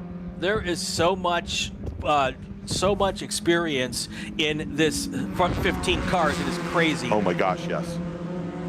Not like 180 years like we saw in Formula V, but you know, nonetheless. Yeah, I mean, if we add up all 20 racers up there, we might get there. Well, but this is a class with half as old as Formula V too. Yes, exactly. So probably even less than half as old as Formula V. All right, here's that second pack now coming through Le Mans, going into turn 16 with Gonzalez, Wiley, Pardis, and Danny Stain. And we saw just a few moments ago Stain and Pardis side by side going through 12 and into 13. They got back in line down in the Flying Fortress Straight, so they didn't lose any ground to Gonzalez and Wiley. So it is at the moment a 4-car fight for the last step on the podium. And here they come going into 17, those 4 cars. That is the battle for 3rd place. And we've lost one of the cars in that battle for 3rd place, or did I just didn't see it. It was hiding behind another car. Yes. That is crazy. All right, now the gap between first and second, 2.7 seconds. We'll keep you on taps with the gap while we watch this battle for 3rd. And Brian, I had said that I didn't think that our leaders were going to end up getting up to lap traffic until maybe 2-3 laps to go, and it has happened. Connor Zilich, Todd Burris now coming up on some of that slower traffic, and that may bring Connor Zilich back to Todd Burris. I think it's possible, but because they're basically 1 car picking through, it shouldn't be bad. What I'm worried about is when this 3-car, 4-car battle for 3rd place gets to that lap traffic, that's when it becomes harder to negotiate. All right, we just saw now coming through turn 3, the 2 Goulards, Ethan Goulart and Elvin Goulart, working over Frankie Barroso, the 2 silver SCCA machines coming underneath that red number 48. We've got Stuart McAleer out of Glasgow in the 143 in that pack as well. But the 2 Goulards, who have a habit of starting on the same row together, I think probably trying to finish together here as well. And now we've got Ethan there, and it appears as though Barroso has gotten back around Elvin Goulart there coming through turn 7. Yeah, that 3rd pack with Goulart, Barroso, Goulart, McAleer, Borisset Jr., Jim Drive, just great racing back in that 3rd pack as well. So no matter where you are in the racetrack, you're going to find something fun to watch here in this particular group. Oh, I'm getting a call from the corners. There may have been some contact on early before we got into that sequence, because one of the drivers that was in that group was Nick Bruni in the number 6 machine. Sounds like Bruni and Elvin Goulart might have gotten together right before we went to that camera view. That's going to knock Bruni a little bit further back in the field. All right, coming up on 2 laps to go here next time by, and still very much up in the air who is going to be in 3rd place in this race. Wow, just watching as we just saw Chuck Matudis come through Le Mans, and how he gets that car rotated as he switches back from a left-hand turn to a right-hand turn. And Brian, it sounds like we might have somebody off in the Le Mans chicane. And it is the 0 machine, and we'll see if it's the 0 or if it's the 0-0. The 0 is Sean Noonan, the 0-0 Jose Alfe, and we'll try and get a little bit more information on that as we are now 2 laps remaining. Next time by, our leaders will get the white flag. That's right, and now a 5.6 gap between 1st and 2nd. Look at how big that gap is now. There is Todd Burris in 2nd place. We've got some slower cars here in these next 2 cars, and then you've got that 2nd pack here. The blue car is the 1st car, and that car is in 3rd place with the cars behind them, all trying to get that last spot on the podium. And that is not our 2nd place rider. That was not Todd Burris going off at turn 5. I was going to say, and we need Daniel Bender, GT2, SCCA GT2 racer, TA2 racer, to join us in the booth at some point. That wasn't Todd Burris, because there is a huge gap. Todd maybe Burris it was. Back right now, Tyler Gonzalez is in 2nd place. Todd Burris has dropped back all the way to 5th or 6th place here. Oh yeah, you're right. And we're going to see what's going on when we get to that turn 15 area here. There is our course truck, so it is fine that it is parked there because it's protecting the car that's coming through there. So we understand why they've put that there. And I believe that was over at the tower. That's over at the tower turn, Brian, over at turn 13. That's not where we saw Burris go off. We'll try and get the car number that's over there, but our leaders have now already come onto the Flying Fortress straight. There is that 2nd group that just came through, and I think if it was Burris, may have split things up with Gonzalez, Wiley. We just saw Pardis and Stain nose to tail, but no 2 cars directly ahead of them. But now here we go, coming out of 16 onto the Ullman Straight, all by himself. He's got a lapped car behind him, but on the lead lap, all by himself, Connor Zilich in the 172 machine. and Gonzalez has dropped way back now, so now it's a 3-car battle for third place. Gonzalez falling back, Burris falling back. Yeah, and it looks like Gonzalez has some problems, Brian, as he's pulling over drivers right and is off the pace. Got a lot of happening, a lot of stuff going on. Kind of semi-mayhem here. Here is your race for the second place. The white flag is in the air. Connor Zilic has taken and started his final lap here. But here's what we're watching. Here is the battle for second place now in this race. All right, so Preston Pardis now moves up into second position. Danny Stain into third. Chuck McTudis, who had been as far back as 8th, Brian, he now moves up into actually now I believe 5th position behind Travis Wiley. The 77 car is sitting just off the podium in 4th as Connor Zilic continues to stretch out what is now an even larger lead. Let's look at this here, and this is the battle for third place right now. This is it's the battle for third with Stain and Wiley. All right, so Pardis has made up a bit of a gap here over the 3rd and 4th place cars. So if Pardis can keep it between the white lines, it looks like he's going to be able to take the second place position here. The battle back to watch again. We've been watching for third place all the last 5 or 6 laps, and we'll watch it now right to the checkered flag. That's right. And a little bit behind this group, there is Chuck McTudis all by himself. And then in the next group, Borsett Jr. with the 2 Goulards. And it looked like Frankie Barroso in the red number 48 had gotten held out. Now there's the 103, and that is over at turn 3, a little bit further back in the field. Here comes our leader, Connor Zilic, now through turn 12, heading up towards the tower turn, coming onto the Flying Fortress straight.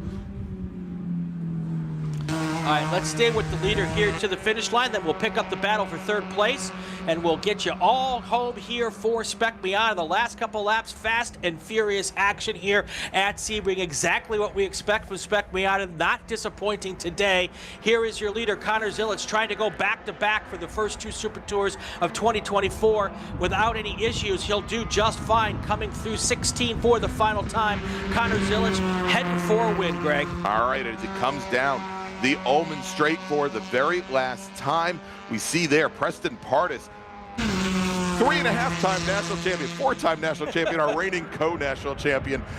He is running, he's opened up a gap now back to Stain and Wiley, battling it out for the last step on the podium. Coming through turn number 17 underneath the bridge for the final time today and this weekend, Connor Zilic. He's got 200 feet to the checkered flag, and he is going to take the win. The Mooresville, North Carolina wins 2 days in a row, and now side by side in the battle for third, Stain and Wiley as they come under the bridge behind Preston Pardis, who's going to cross the stripe. The 42 car finishing in second, and here is the run. Stain to your right, Wiley to your left, and finishing third, Travis Wiley from Mooresville, North Carolina, the 73 car.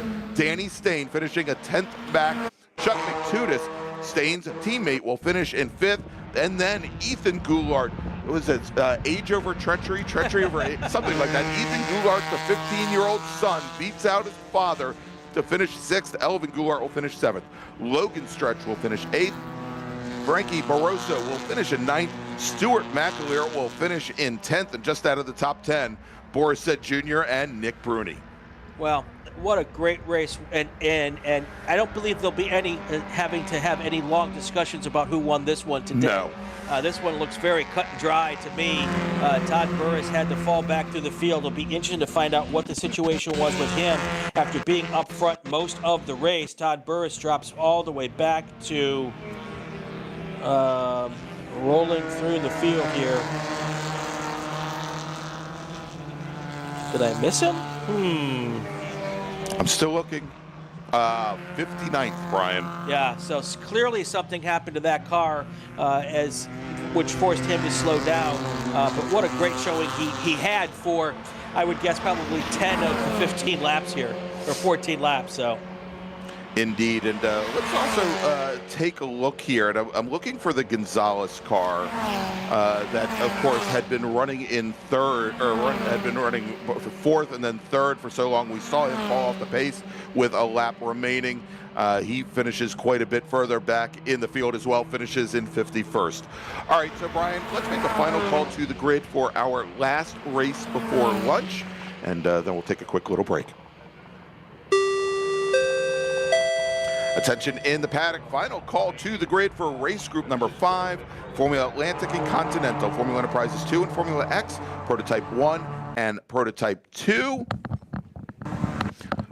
Please make your way to the grid. Race group number 5, Formula Atlantic, Formula Continental, Formula Enterprises 2, Formula X, Prototype 1 and Prototype 2 to the grid. And before we take that break, we have one final announcement to make. John Sewell, driver of the STL Acura Integra, please report to Victory Circle. John Sewell, driver of the STL Acura Integra, please report to Victory Circle.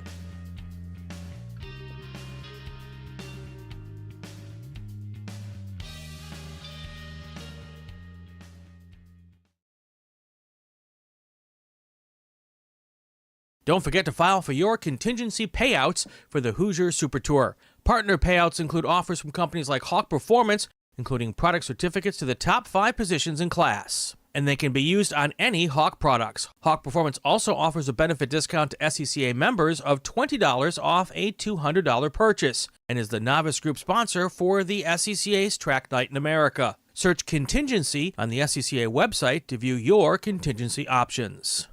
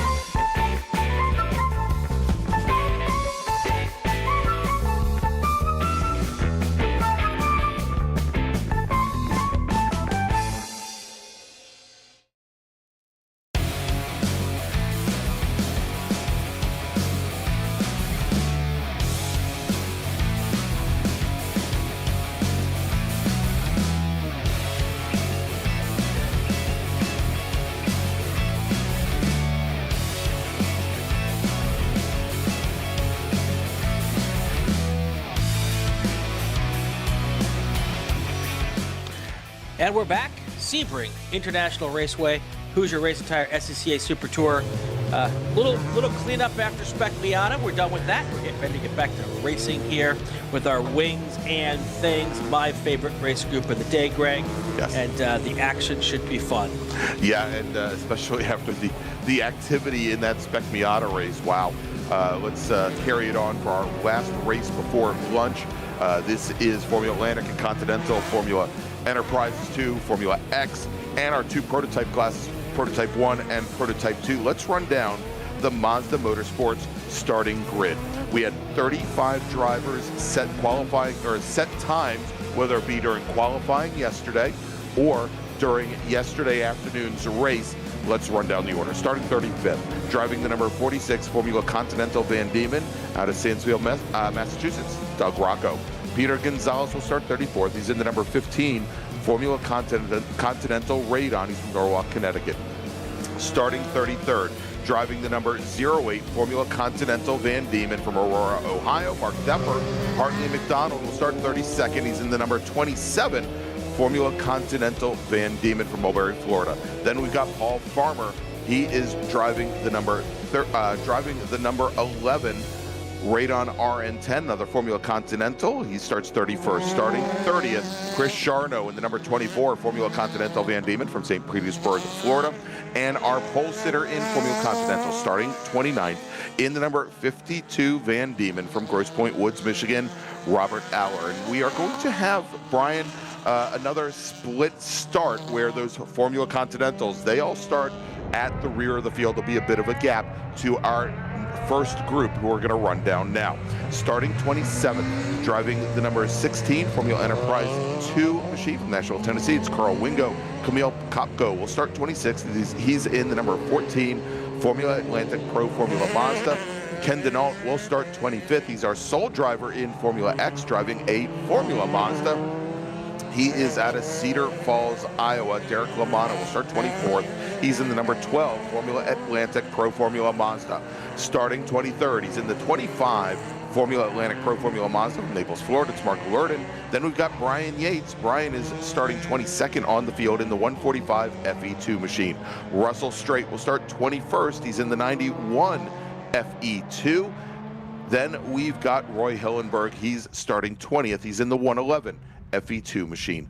Glenn Cooper will start 19th. He's driving the number 7 Formula Atlantic Van Diemen. He's out of Roswell, Georgia, with Steve Whitston in a Formula Enterprises 2 machine. He's starting 18th in the 18 car. Jason Knudsen will start 17th. He's in the number 92 Formula Enterprise 2 entry from Indianapolis, Indiana. And then we've got Thomas Green. He starts 16th. He's in the number 88 FE2. Tim Day Jr. will start 15th on the field. He's in the 07 Prototype 2 store with Bart Wolf, also Prototype 2. He starts 14th in his number 8 Ligier JS51. Daryl Willis will start 13th. He's in the number 47 FE2 machine with Paul Schneider starting 12th. He's in the 73 FE2.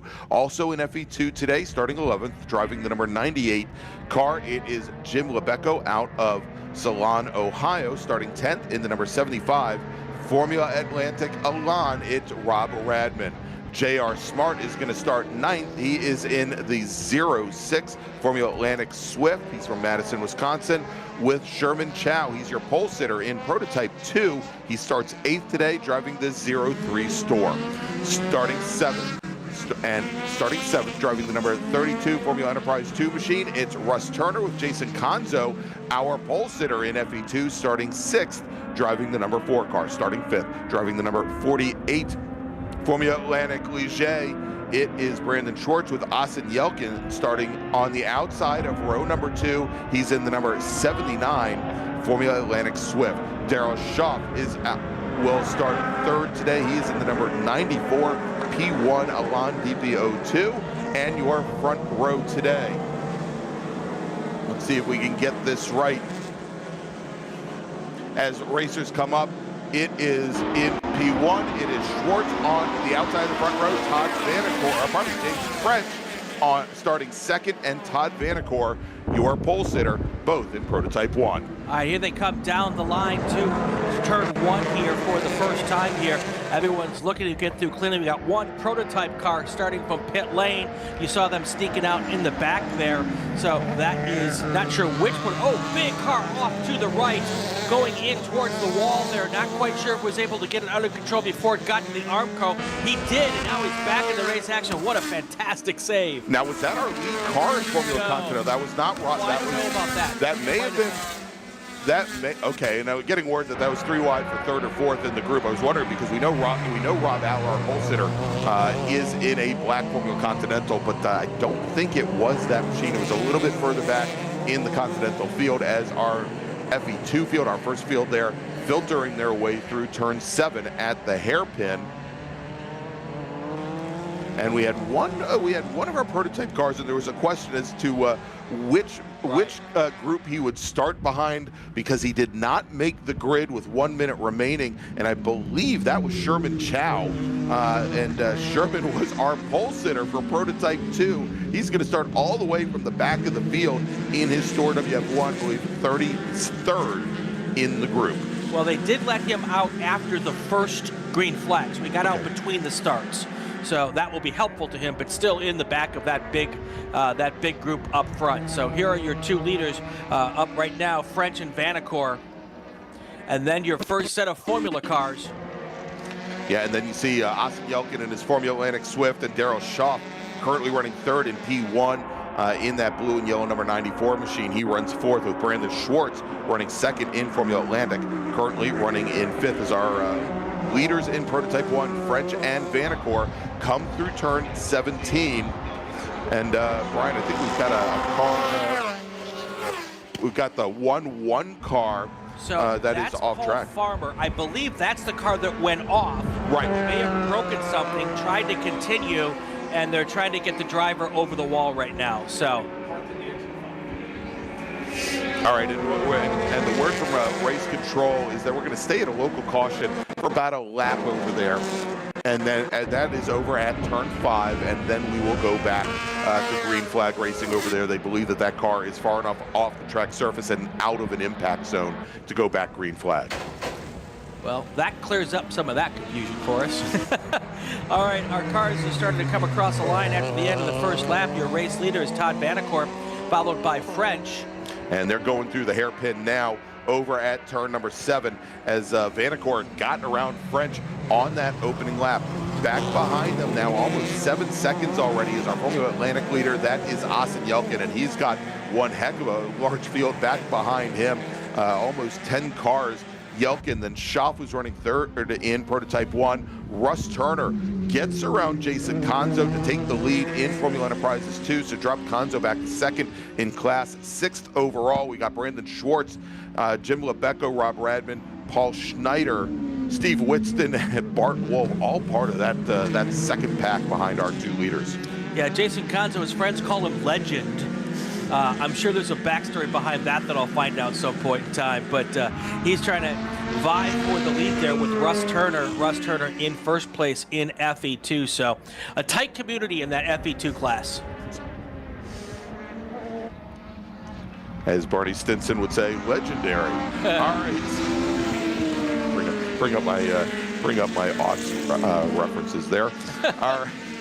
Paul Schneider making a move now to the inside, coming out of 16, trying to get around the Atlantic of Rod Radman, trying to make his way a little bit closer to Jim Lebecco for 3rd in FE2. We'll see if he's able to make that stick as that second group now finally starting to maybe stretch out just a little bit. Also starting to stretch out in the battle for the lead.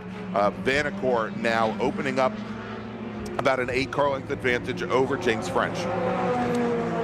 There is that second pack as it comes through turn 1 with Austin Yelkin in first in the F Formula Atlantic car. That P1 car is Daryl Schaff. So still moving through nicely, and Yelkin putting on a huge defensive move going into turn 3 on the prototype car of Daryl Schaff. Yelkin, trying to hold off the cars behind. I don't know if he knows that Russ Turner is the next car in line there, is also out of class, but certainly doing anything he can to keep Brandon Schwartz as far back in his 6 as he can. And you can see there Schwartz now getting around Russ Turner. So moves Schwartz now up to 5th overall. He is 2nd in Formula Atlanta. Well, and that's what he's trying to do. He's trying to keep as many cars between him and that 48 car. If you could use those mixed class, it's part of, it can be frustrating when you've got mixed class cars in the way. You think they're holding you up, but part of the strategy here is to be able to work those cars from other classes to your best advantage, and that's what Yelkin is trying to do by keeping Schaff and Russ Turner between him and Schwartz. And so during yesterday's 25-minute sprint race, Asen Yeltsin did take the win in Formula Atlantic, had a 15-second advantage over Schwartz. So we'll see if Schwartz is able to keep that pace up that he has currently. Looking a little deeper into the field at this Formula Continental race, this was the split start. Hartley McDonald Rob Allaire is your leader. Hartley McDonald is in 2nd. Peter Gonzalez is in 3rd. About 2 seconds separate 1st and 2nd in that group. But a huge gap back to Gonzalez at this point, currently over 10 seconds. Yep.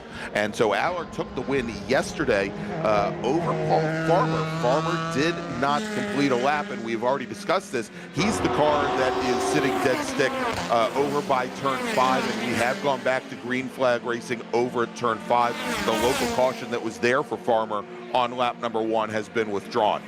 And correct me if I'm wrong, Greg, Rob Aller won both races at Homestead, too, so he's trying to go back to back to back to back here early on. That is correct. And Aller, he's a 2-time national champion in Formula Continental, finished 2nd this year to his son Nolan. We thought his son Nolan was off in the UK racing, and he popped up and said hi a little bit earlier this morning. So good to see Nolan here as well. We haven't seen him since the runoffs. All right, so that group there coming out of turn number 5 right now. That is the white Formula Atlantic machine of Brandon Schwartz with we had Russ Turner and Jason Conzo, I think, right back behind. Actually, we've got one of the prototype cars there sitting in the middle of that group. Daryl Schaff, yeah, and it looks like Schwartz now has made his way around the prototype 1 entry of Schaff, so moves Schaff back into 5th position. And there they are. The white car is Brandon Schwartz, Schaff between the two of them. So still a little buffer between Yelkin and Schwartz with that P1 car there. I'm sure Schwartz would love to get around Schaff and take a shot at Yelkin, and Yelkin would love to not have that happen. So.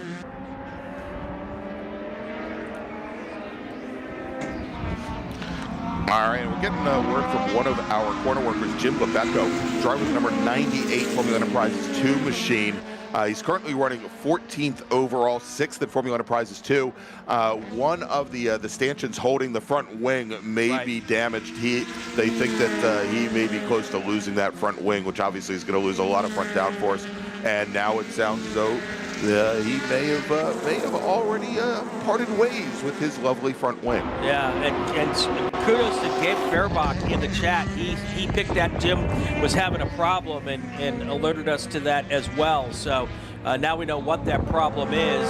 And that prototype 1 car was looking to make a move onto the inside there. That was Daryl Schaff thinking about trying to get around Asen Yelkin. Did not get it done. The door not opened enough for Brandon Schwartz to take advantage there. So nothing changes in the order. Yelkin, Schaff, Schwartz continue to be. Yelkin is that black car. Schwartz is the white car. Now Daryl Schaff seems to fall back just a little bit there. All right, Jim Lebecco now taking his car down the pit lane. We knew he wasn't going to be able to make it very long without that front wing. So his race is now over. Up front, still Todd Vanacore now with a 1.2 seconds lead over Jim French. Vanacore is in the Elon DPO2. Jim French is in that Formula Atlantic Swift converted into a P1 car. In second place there, 1.2 seconds separates that gap there.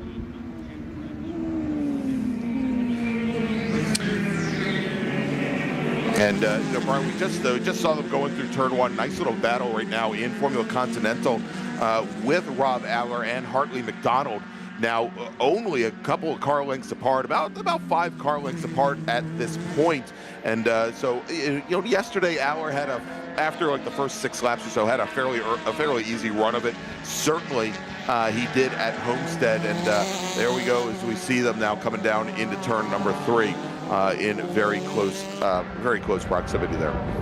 Yep, Formula Continental, Aller, McDonald, then Gonzalez, Charno, Rocco, Deffer, Kopko's in Formula Atlantic, and Paul Farmer, who was the car that went out early, the 11 car. There's a pass going into the Hawk Performance brake zone there.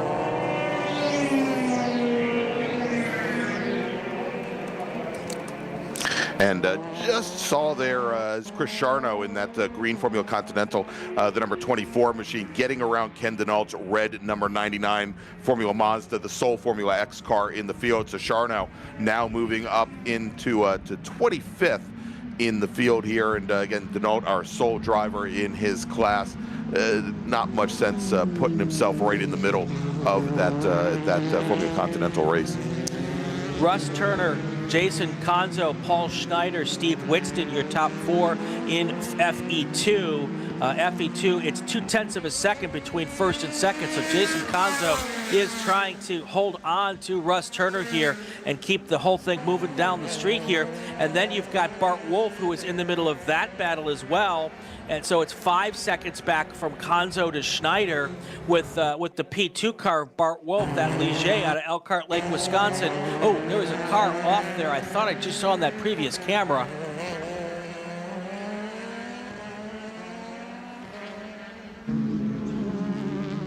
And here we go as they come through the turn 11, 12 complex here.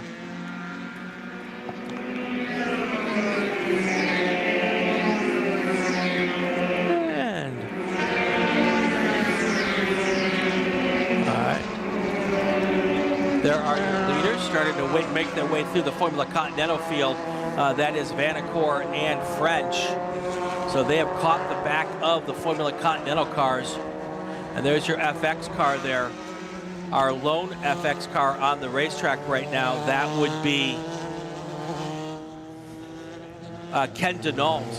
That's an old school Formula Mazda. He's out of Cedar Falls, Iowa. There's like a blizzard in Cedar Falls right now, so he is definitely in a better place weather-wise. Regardless of race finish and position, he's in a better place. Exactly. You know.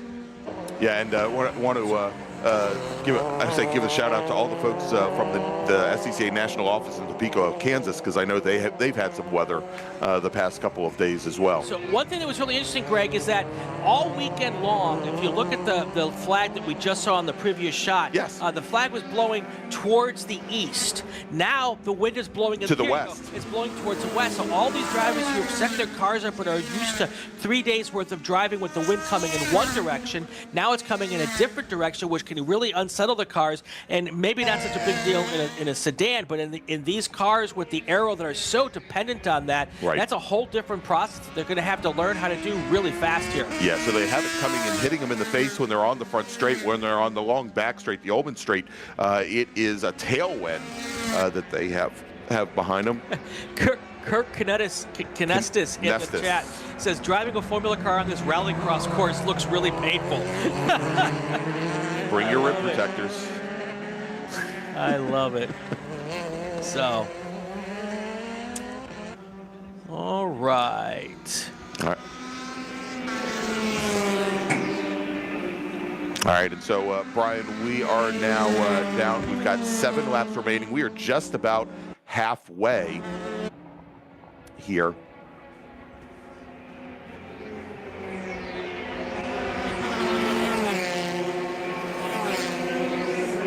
As we've got Todd Vanacore, James French have completed 7 laps, currently working lap number 8. And so either 20 minutes remaining or 7 laps. This one's going to go very quickly. Yeah, definitely. Now I've just jinxed it, and we're going to have. Yeah, thanks, Greg. I'm going to bring out that full course car. You're welcome, everybody. All right, since we're right at the halfway point here, let's do this. Let's take our break.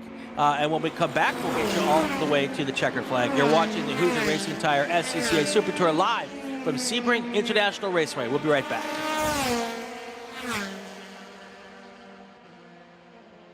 For over 25 years, championship-winning drivers and teams have demanded Hawk Performance Motorsports brake pads. Now you can have their advanced technology on your daily car, truck, or SUV with Hawk Performance Street products. With the improved HP Plus pad for the hybrid street and track feel, or Super Duty pads for tow vehicles, their all-new ER brake pad designed to take on even the longest race, and their all-new high-performance brake fluid. Hawk has all your braking needs covered. Visit hawkperformance.com and like them on Facebook or Instagram to learn more about the Hawk Performance Advantage. Hawk Performance, what's stopping you? As the official fuel partner, Sunoco has been helping the SCCA and their drivers perform at their peak since 2001. Mile after mile, race after race, Sunoco has trusted the fuel over 50 racing bodies, including the SCCA, SCCA Pro Racing, Trans Am, NHRA, and NASCAR. As the largest manufacturer of race fuels, they're passionate about helping drivers and teams take the lead. To find race gas near you, visit SunocoRacefuels.com or call Sunoco at 800-RACE-GAS. Bravo Trailers is the exclusive trailer partner of the SCCA. Owned by longtime SCCA racers, Bravo Trailers work better, load easier, and tow better because we build them with racers in mind. Visit BravoTrailers.com to see your new trailer in aluminum or steel. Get more bang for your buck at SummitRacing.com. Choose from millions of in-stock parts from over 1,500 name brands. Parts for racing, street performance, trucks, plus tools, accessories, and more. Shop anytime, anywhere with the Summit Racing app.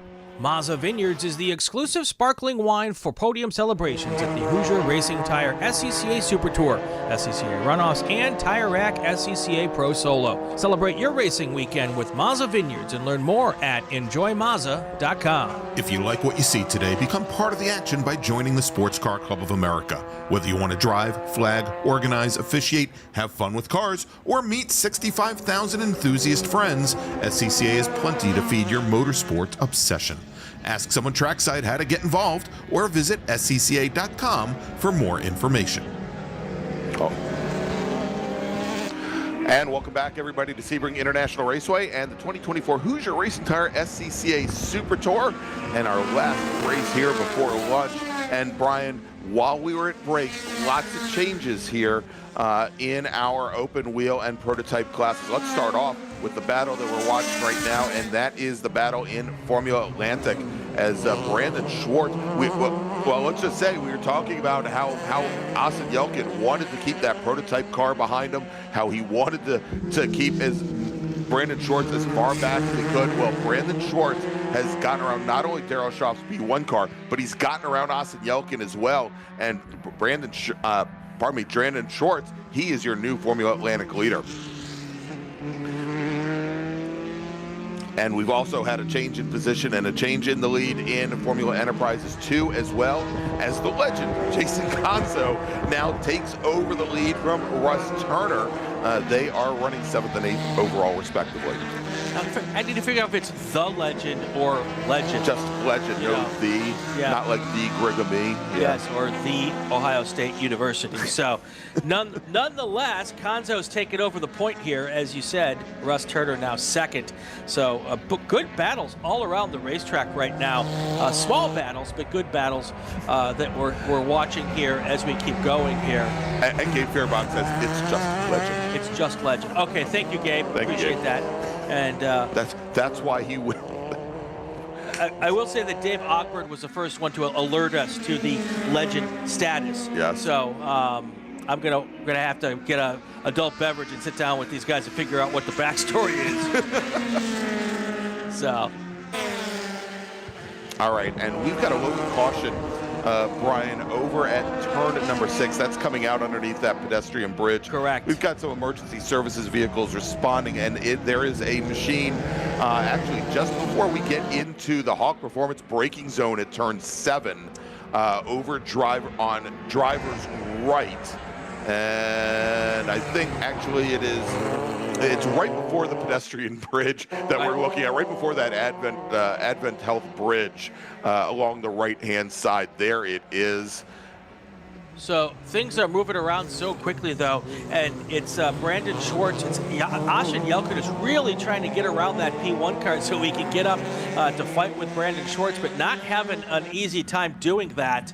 Daryl Sharoff is just running his own race there, and he is now 50 seconds back from Todd Vanacore, and I kind of wish he'd let this pack go by, because he's not going to catch Todd Vanacore at this point, and he is kind of getting in the middle of that battle for Formula Atlantic, and not too far back from that, the battle for FE2 as well. So it's just kind of giving those guys a chance to race each other there would be really nice. All right, Brian, let's jump back to the battle for the overall lead right now. James French in that blue and yellow number 6 machine, Todd Vanacore in the green number 19, and they are starting to make their way, as you would expect now, over halfway through this race, through some slower traffic, and continues to only be about 3-4 car lengths separating those two racers now as they come down the Ullman Straight, and they are going to be completing lap number 11. And when they do, only going to have 3 laps remaining. Let me get you caught up on the battles in Formula Continental. Rob Allaire is still your race leader. He's 3 seconds ahead of Hartley McDonald, so nothing real close there. And then all the way back to 3rd place, 45 seconds is Peter Gonzalez. So that's how things are playing out right now in Formula Continental. In P2 right now, Bart Wolf is your race leader, 14 seconds ahead of Tim Day Jr. in 2nd place. So that is the battle there. 3rd place is Sherman Chow. We're also hearing now that there might be rain in turn 17, which it could be a little bit there. You know, it is Florida. We get sprinkles here and there. And we've had our share this weekend. And we're starting to pick it up on the camera over here, Brian, with these newer high-quality cameras that we are using this year with DriversEye Live. Thanks to them for the big upgrade this season. And now only 4 laps. Well, again, next time our leaders go through, big brake lock up there from one of our Formula cars, which I think is moving. Might be missing a nose cone. Brian, let's take a look. Yeah, indeed. Here, this Formula Enterprise 2 machine. It's had some rhinoplasty since the drop of the green flag, missing the front nose. The wing is still there, but that will certainly impact its front end speed after it had likely an impact. The gap right now, 0.4 of a second between Russ Turner and Jason Conzo. And they're trying to keep that thing close so that they can fight here for the final few laps. All right, we're starting to see some rain now over at the hairpin over at turn 7. So at this point, if it comes down the way it's coming down, Brian, which it's just kind of spitting right now. Yeah. I don't think it's going to affect these drivers through the rest of the race, but right. We'll continue to track that now as we have only 3 laps remaining. Oh, and there is the weather radar. Not sure if I'm supposed to thank the director for showing that up to us or not. Thanks, Ryan. But there's a big line of rain coming up into our area, which probably is not going to affect this race here, but will probably could get us really damp for the rest of the day. All right, we just saw it coming through turn number 1. Brandon Schwartz in that white and black number 41 machine. Right behind him there is Daryl Shaw in the blue and silver Prototype 1 Elan DPO2. Shaw currently running 3rd in Prototype 1, 4th overall, and he's got Austin Yelkin and Rob Radman battling it out right now for 3rd in Formula, or probably for 2nd in Formula Atlantic, and they'd like nothing more than to be able to get around that prototype car and bring the fight to Brandon Schwartz because he is so close there. I'm gonna guess this time by we're gonna get, no, next time by we'll get the white flag. So this says we're working 12 of 13 on mine. Now we're working, so two laps to go remaining here in this race. And this one, and here we go. Our leaders there just coming through turn number 2. We're into turn number 2 now. This is the battle for the overall lead, Brian, with that is Todd Vanacore, who has gotten back around James French. So move that green number 19 up into the lead. The blue with yellow number 6 machine of French back into second. The Elan DPO2 over the Swift here as they start to make their way over towards the hairpin, the Hawks Performance braking zone at turn 7. They're under braking through the hairpin. A little bit of a gap now in FE2. Russ Turner 3 seconds ahead of Jason Conzo. So Conzo probably had a bit of a hiccup at some point in time to let that gap widen out, or maybe some issues with lap traffic also could be a part of the situation as well.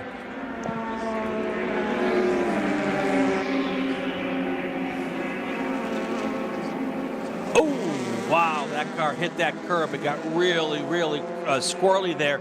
Great job trying to get it back under control. Yeah, and that right there, as we just saw through 17, the battle for the lead in FE2, the second and third cars in this group.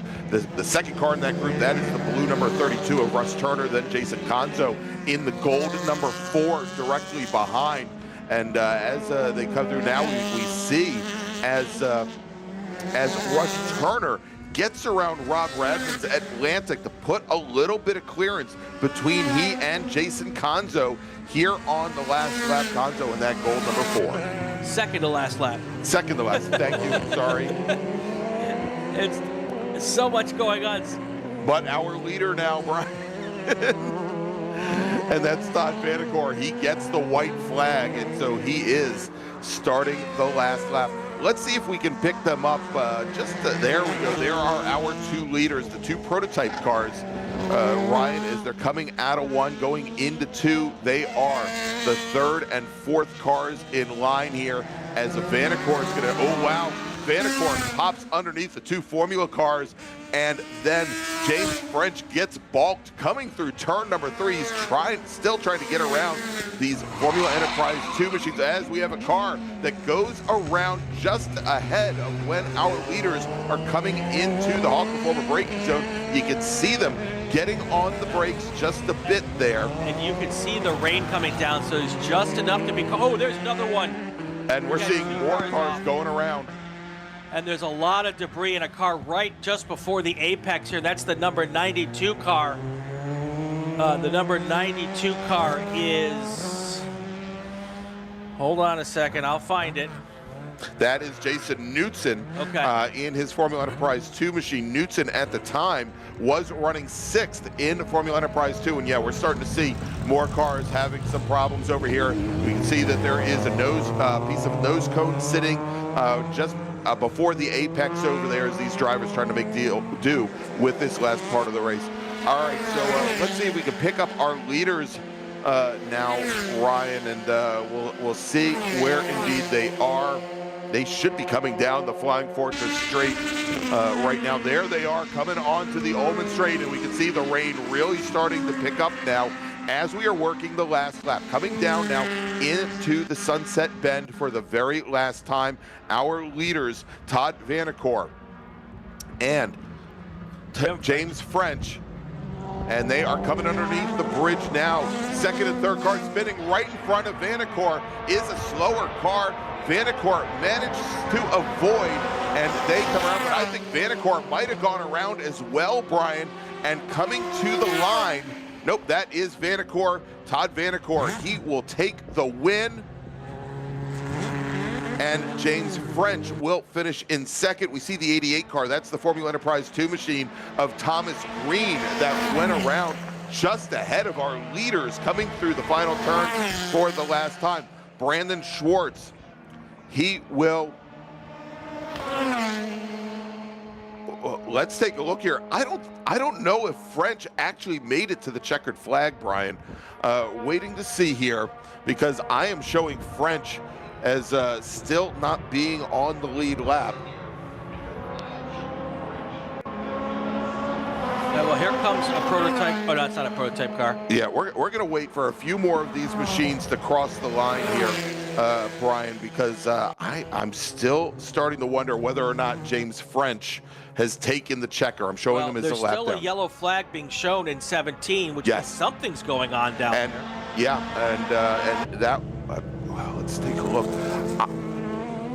As we have a number of cars that have gone off. Yes, there's the local caution there. We've got another driver that has gone around coming through 17.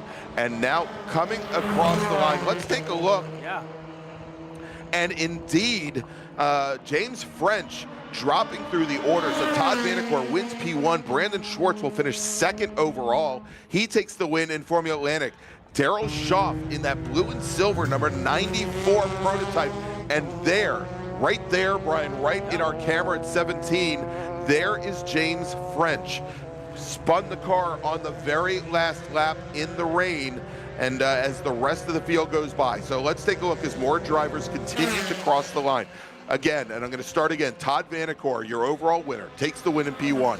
Brandon Schwartz wins Formula Atlantic. He finishes second overall.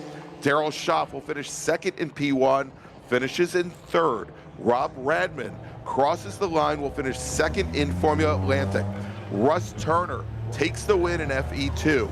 Austin Yelkin crosses the line. He will finish third in Formula Atlantic.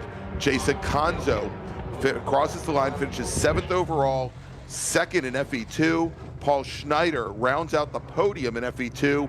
He finishes in eighth. Bart Wolf takes the win in Prototype 2. James French still has not crossed the line, although it looks like he has gotten back underway. But it then appears that Tim Day Jr. will take the will finish second in Prototype 2. Oh my gosh. Well, that was a mess. Yes. Oh my gosh. All right, so FE2, Russ Turner, Jason Conzo, Paul Schneider, that's your top three. Right. Steve Whitston finishes just off the podium. In Formula Continental, Rob Aller takes the win. Hartley McDonald finishes second. Peter Gonzalez will finish third. Chris Charno finishes off the podium. Right. In Formula Atlantic, we said Brandon Schwartz, Rob Radman, Austin Yelkin, your top three. J.R. Smart finishes in fourth. Ken Denault, still better than being in Cedar Falls, Exactly. Iowa. He takes the win for the second day in a row in Formula X. And then in Prototype 1, Vanacore, then Schaff, then French. We had just three cars in Prototype 1, and French then finishes on the last step. In Prototype 2, Bart Wolf, Tim Day Jr., Sherman Chow. In the chat, people saying cars spinning under a waving yellow. Well, spinning under yellow is not against the rules. Passing under yellow is. Yes, and just because there's a waving yellow there and you run wide or you spin doesn't mean that you're overdriving the corner. It can mean especially when it's that the raining conditions are changing. Yep. Yeah, exactly. So. You don't know what the conditions are sometimes, especially when it starts to rain, until you get there, Brian. Yeah, exactly. There. All right, so let's do this, Brian. This is our last race before lunch. Yep. We'll update folks with when we are going to be coming back for race number 6, but let's take a short break, and then we're going to go take that break, take that lunch, and we'll be back with our last three races of the day: big bore, touring cars, and production cars.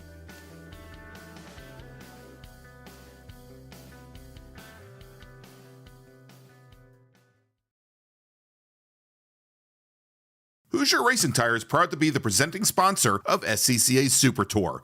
Hoosier's mission is to be the dominant customer-driven provider of tires to race teams domestically and internationally.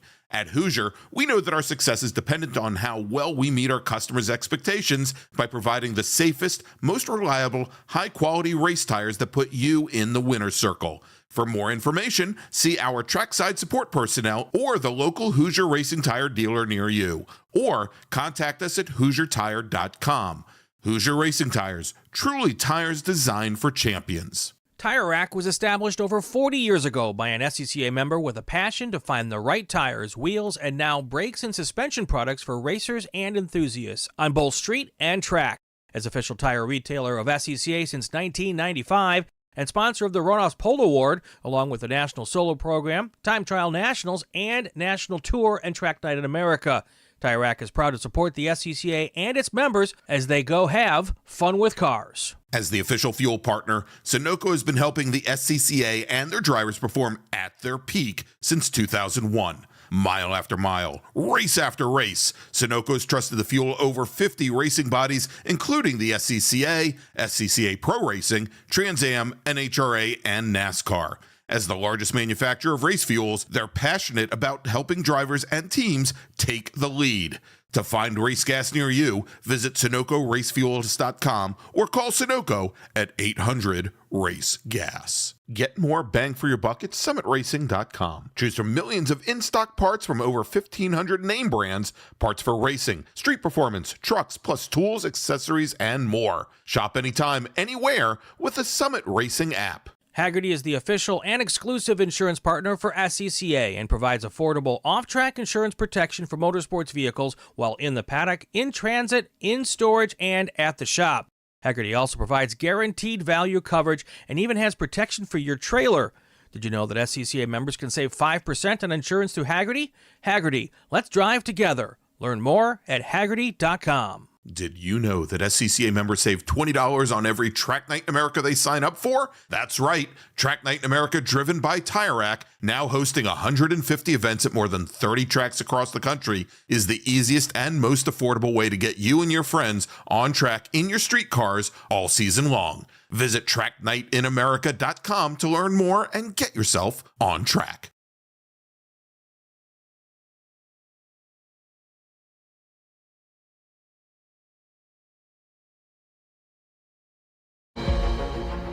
My customer experience with Mazda has been absolutely fantastic. I think they kind of cater to the whole crowd of people. They got the SUVs for the soccer moms and stuff like that, but then you got your Miatas and your Speed 3s for your car enthusiasts, so I think they cater to all crowds, and so I think that's something that everyone can get behind. In terms of maintaining equipment, I mean, running a prep shop, I mean, day in, day out, we're maintaining cars for customers all over the country. Mazda, hands down, is probably the best company to work with for sports car racing. Factory support is second to none in terms of specific competition parts availability, pricing, access to their technical knowledge and base. It just feels right. You feel connected. So our team support program offers a couple of tiers of support, parts support, technical support, contingency support as well. All of this is done through our website and the team support program and the Parts 800 number. We have two main ways that customers can acquire parts from Mazda Motorsports. It's through our MazdaMotorsports.com parts store website. It's basically like signing up for an Amazon account. You know, simple information, prove that you're a racer with a race result. It gets you access to our 800 hotline that you can call and speak to one of our parts representatives basically 5 days a week. We got into Mazdas largely just because it's a fantastic platform. You know, a lot of guys would run double stints just to get time on track. They're super reliable, don't break. And Mazda Motorsports has some of the best just support for the grassroots racer in parts and technical advice and everything else. So they make it easy for us to run these cars. Mazda's been very supportive of racers within the SCCA and all the other grassroots organizations for many, many years. Really, their support for racing and our type of racing is unmatched from any other manufacturer. They've been a great partner for many, many years. There's nothing else like this. There's no other big class that has the highest quality of drivers in it. And it's really attracted the right level of people. The other aspect is I'm probably not the richest person out here, and they're extremely reasonably priced, and you can buy parts easily, and so it's a class that fits both what I want from a racing standpoint and what I can afford. It's one of those things that once you get hooked into it, it just never leaves. Really helps understanding where they come from. It helps the communication between customer relations. You can very much understand their needs of the day. May not necessarily be the same each day, but you know how to adapt to it, and you know how to best serve the customer is really what it comes down to.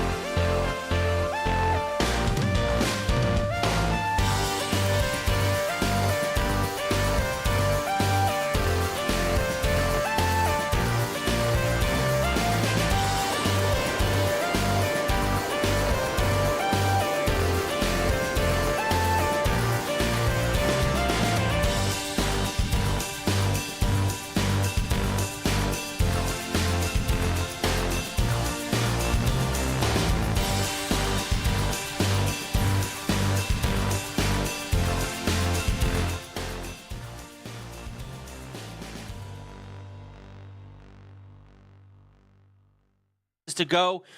It's still a little damp out there. We're going to talk about that coming up next. I'm Brian Bielanski. He's Gregg Ginsberg. We've got our next race group is, what's our next race? It's our ground pounders, Brian. Oh, yes. Our big bore race group, GT1, 2, and 3, GTX, T1, and American Sedan. But, before we bring those cars out on track, and it's going to be a few moments before they start their pace lap, why don't we take a quick look at Sebring International Raceway, this beautiful 3.7-mile race course, 17 turns, has been in use since the mid-50s. Former Army Air Force training facility for the B-17 Flying Fortresses and their pilots and crew here. Primarily concrete patches, former runways as well as taxiways here at the facility. Very bumpy. You gotta have your not only have your car nut and bolted, but you probably have to have your teeth nut and bolted too, Brian, coming into the weekend here. And it has shown to be a very challenging course for our racers through 5 races so far today. Definitely need a second application to fix a dent out here if you're out there with your dentures. So no problems with that. It gets very, very bumpy, but it is one of those iconic places that everyone just loves to come and do. Let's take ourselves a really quick break before we get to our racing action. Thank some of the folks who help us come and do this. And then when we come back, we've got a whole bunch of good stuff coming. Stay with us.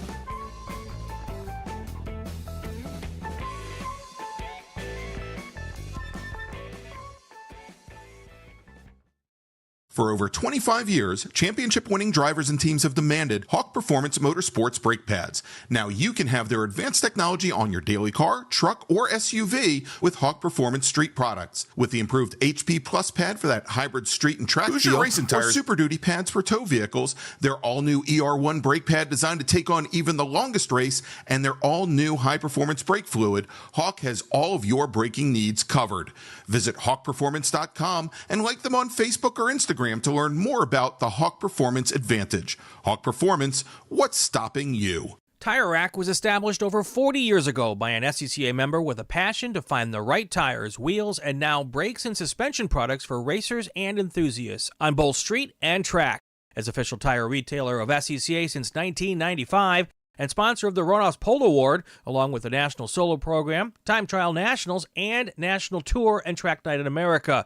Tire Rack is proud to support the SCCA and its members as they go have fun with cars. As the official fuel partner, Sunoco has been helping the SCCA and their drivers perform at their peak since 2001. Mile after mile, race after race, Sunoco has trusted the fuel over 50 racing bodies, including the SCCA, SCCA Pro Racing, Trans Am, NHRA, and NASCAR. As the largest manufacturer of race fuels, they're passionate about helping drivers and teams take the lead.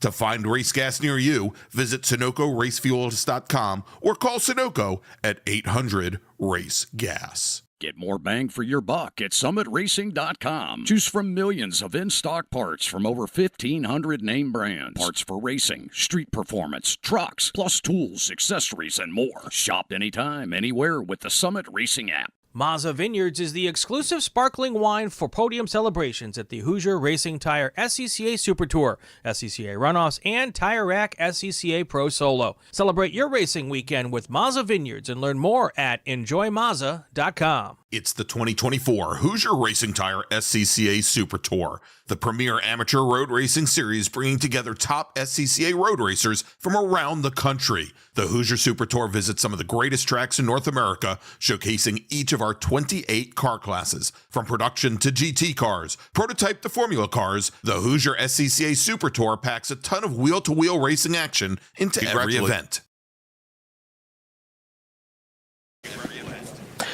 And we are back here. It is Sebring. It is 3 races to go, and we'll be done with our second round of the Hoosier Racing Tire SCCA Super Tour. Greg, it seems like it was just yesterday we got this. Oh, wait. It was just yesterday. Yes. But we've got a great start. There's been some fantastic racing in these first 2 days. My gosh, if this is any indication about what we're going to have for this year's Super Tour, for it's 9 going to be more a ton weekends. of fun. So. Oh my gosh, yes.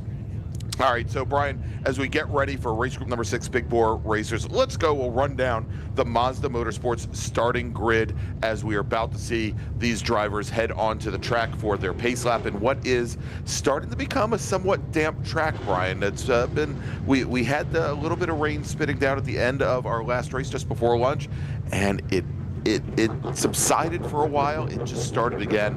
Lucky for these drivers, about 5 minutes ago. All right, let's run down the starting grid. We're going to have our, again, 2 different groups. We're going to have our GT cars up in the front group. We're going to have our Touring 1 American Sedan cars in the rear group. We had 37 drivers in the front group.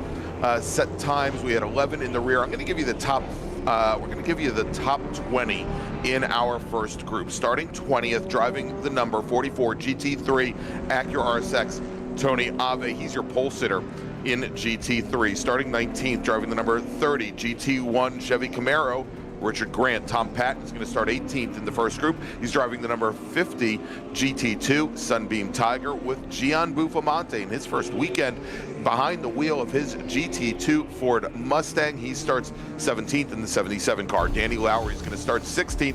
He's in the number 43 GTX Mercedes-Benz GT4. Then we've got Lee Arnold. He starts 15th. He's driving the number 27 GT1 Chevy Camaro with Lee Saunders starting 14th. He's in the number 84 GT2 Dodge Viper. Then we've got Justin Elder. He's driving the number 19 GT2 Chevy Camaro. He starts 13th with Simon Aslin starting 12th. He's in the number 81 GT2 Porsche 911.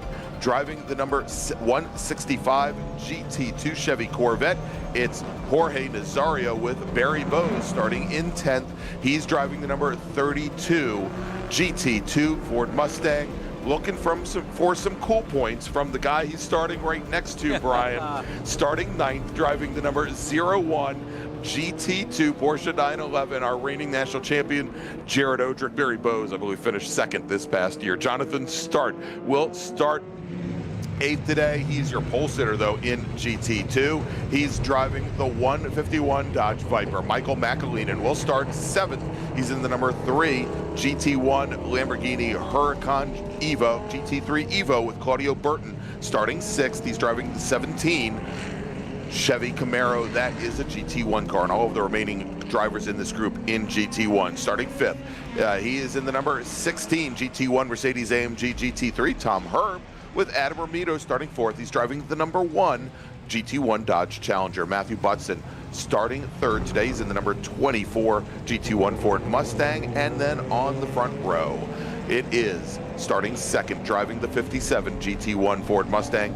David Terek out of Canfield, Ohio. A fast lap to set the pole in yesterday's race at 2:03.961. Keith Grant in his number 40 GT1 Chevy Camaro. Now let's move over quickly to our second group where we had 11 cars in Touring 1 and American Sedan. Starting 11th, driving the number 41 Touring 1 Chevy Corvette, it's Gary Crook. Starting 10th, driving the number 177 American Sedan Chevy Camaro, Philip Waters. Starting 9th in the number 71 American Sedan Mustang, it's Maury Doyle. And your pole sitter in American Sedan, starting 8th in the 56 Cadillac CTS-V, Thomas West. Starting 7th, driving the number 0 Ford Mustang, it's Scotty B. White. That's a Touring 1 car.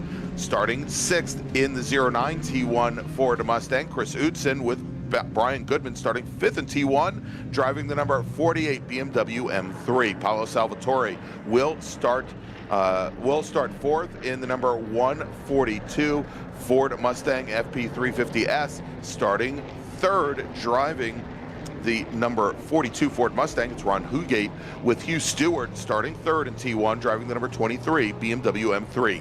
And your pole sitter in Touring 1, driving the number 46 Mercedes-Benz AMG GT4 with a fast lap set also in yesterday's race. That's a 2:15.668. It's Mark Bowden.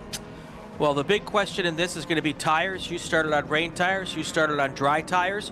It looked like it was going to dry up and stay dry. That seems to not be the case at the moment. Yesterday in this race, Tony Ave broke the track record here at GT3 with a 2-minute, 18-second .529 track lap. Don't think that's going to happen today with these damp conditions. But here is your pace car heading through turn 17 for the last time before we go to green, hopefully. Also want to mention the car 57, Dave Pinterick, right after this race, is going to jump into an SMX car and go racing with those guys. So 800 horsepower to about 200 horsepower. That's a mighty large jump there as the field is coming out of the Sunset Bend and waiting for the green flag. And there it is, Brian. Oh, we've got a crash on the front. Oh, big problems. I believe that was Jared Odrick getting into the throttle and coming across, and we are getting the start now. Of course, we are at a caution here on the front straight. I believe that was Jared Odrick as he got into the throttle, driver's left, car shot across. We can see Barry Bose there in the 32. He got caught up in it. There's another car on the wall, driver's right. We are under now caution here on the front straight, I suspect, and we are definitely now going to a full course caution. And wow, not the start we wanted here, Brian. All right, so we've got 4 cars collected here.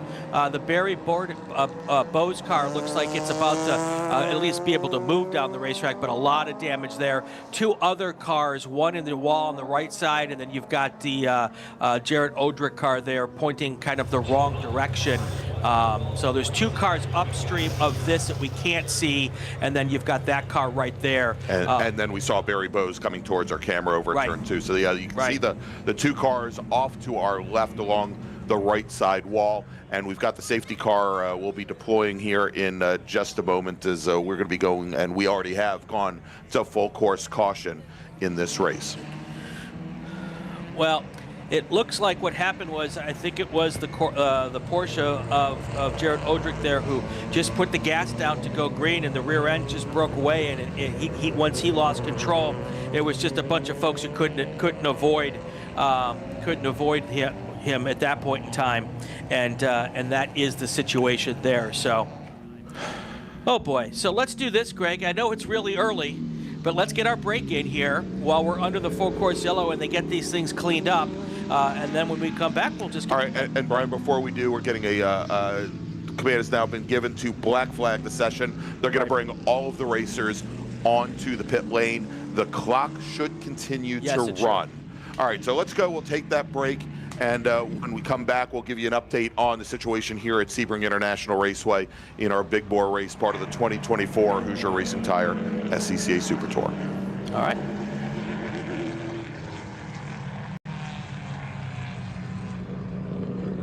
Hoosier Racing Tire is proud to be the presenting sponsor of SCCA Super Tour.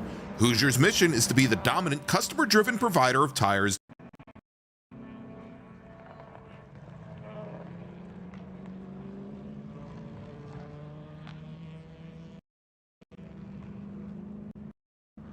to race teams domestically and internationally. At Hoosier, we know that our success is dependent on how well we meet our customers' expectations by providing the safest, most reliable, high-quality race tires that put you in the winner's circle. For more information, see our trackside support personnel or the local Hoosier Racing Tire dealer near you, or contact us at HoosierTire.com.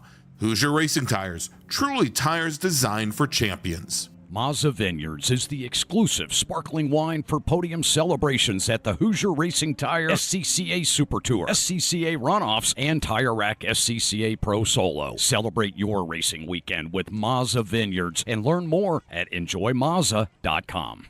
Tire Rack was established over 40 years ago by an SCCA member with a passion to find the right tires, wheels, and now brakes and suspension products for racers and enthusiasts on both street and track. As official tire retailer of SCCA since 1995 and sponsor of the Runoffs Polo Award, along with the National Solo Program, Time Trial Nationals, and National Tour and Track Night in America. Tire Rack is proud to support the SCCA and its members as they go have fun with cars. As the official fuel partner, Sunoco has been helping the SCCA and their drivers perform at their peak since 2001. Mile after mile, race after race, Sunoco's trusted the fuel over 50 racing bodies, including the SCCA, SCCA Pro Racing, Trans Am, NHRA, and NASCAR. As the largest manufacturer of race fuels, they're passionate about helping drivers and teams take the lead. To find race gas near you, visit SunocoRacefuels.com or call Sunoco at 800-RACE-GAS. Bravo Trailers is the exclusive trailer partner of the SCCA. Owned by longtime SCCA racers, Bravo Trailers work better, load easier, and tow better because we build them with racers in mind. Visit BravoTrailers.com to see your new trailer in aluminum or steel. If you like what you see today, become part of the action by joining the Sports Car Club of America. Whether you want to drive, flag, organize, officiate, have fun with cars, or meet 65,000 enthusiast friends, SCCA offers plenty to feed your motorsports obsession. Ask someone trackside about how to get involved or visit SCCA.com for more information. All right, we are back here at Sebring International Raceway. Brian Bielanski, Gregg Ginsberg, the Hoosier Racing Tire SCCA Super Tour. And we have just got underway on our big bore race when we had a big incident here on the front straightaway. 4 cars involved, and we've gotten a big cleanup going on. So to make that work as best as possible for the safety crews, they have black flagged the session. And that is what we're going through right now. The time continues to roll on a black flag situation. So that clock will keep rolling here at this point in time. Looking at that clock, we are at 29 minutes to go in the session. So this will be their fastest way to be able to get everything cleaned up, Greg. Right. Not having to worry about cars being taken in different directions. There were 4 cars involved. And we've got, they're working on getting everything cleaned up now so that we can get back to racing action as quickly as possible. And we've got all of the equipment that the track can muster up to get there and get everything put back together. Yeah, and Brian, as we take a look at the course right now, you can see the rain really starting to fall now. A lot of those mud patches on the outside of the track as we're watching are looking right now over by turn number 5, starting to get very, very damp. And this, I think, is going to complicate things just a little bit more. You can see our flagging communications folks have taken to their raincoats. Now, as we had they had the drivers come around, Brian, they wanted to make sure, as they were on the pit lane, that they stopped short of the timing loop. Because they essentially wanted to make sure that we didn't show a lap complete. I'm getting word that when they send them out, it will be a single file start.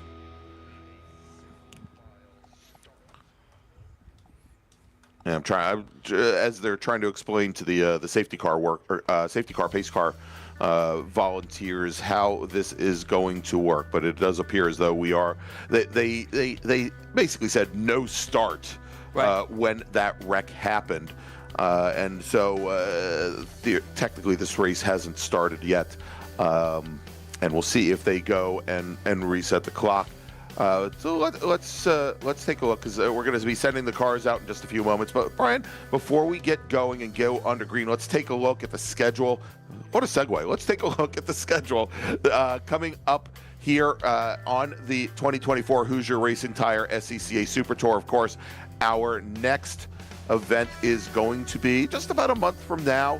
Added to the schedule for the first time since 2017. We're going to be heading down to good old Nolans and the NOLA Motorsports Park. And then a week later, Brian, heading out your way out towards Buttonwillow Raceway Park. And then just another 2 weeks after that, Michelin Raceway Road Atlanta.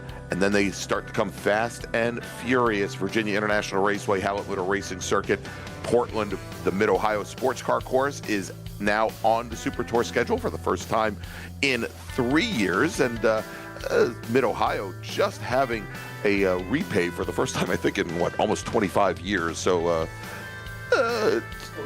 06 was the last time there was repaved, so a little bit less than 20 years. And we'll see how things change there. Watkins Glen International, of course, and then we're going to wrap up the Super Tour season with the WeatherTech Chicago Region June Sprints this June. That is going to be a huge event this year, as it's the tune-up for the National Championship runoffs that return to Road America after a number of years, and that will be at the end of September, early October. All right, so here's what's going to happen. Since the second group starting didn't take the green flag, they're going to run them around the track under full course yellow behind the pace car, and then bring them back onto pit lane behind the first group, so they're basically back on the same lap. And so they will all have one lap completed. They will all have one lap completed, and then because the race did start, so we're not going back to it before the race starts, that will get everybody on the same lap, and then when they're ready to release the cars again, which as it looks here should not be too long. The cars have all been removed. Now they're just picking up debris here. What a can I just say, by the way, some fantastic work this weekend by the track crews here at Sebring. We have had a number of cars that they've been able to collect and clean up without having to go full course yellow, and they've done just a really, really great job here this weekend, and we really appreciate them. But it looks like they've already got the cars taken away, Greg, and now they're just picking up debris. And we hopefully can get back to green flag racing here pretty quickly. So, yeah, and Brian, of course, this is the big story we mentioned just a few moments ago, and how the rain had really started to come down. And most of these drivers we believe to be on dry weather tires, as it was just kind of spitting when the race was scheduled to start. And so I have to see if we have crews on the pit lane to change tires, and if there's going to be a black flag period to allow those drivers to change the tires.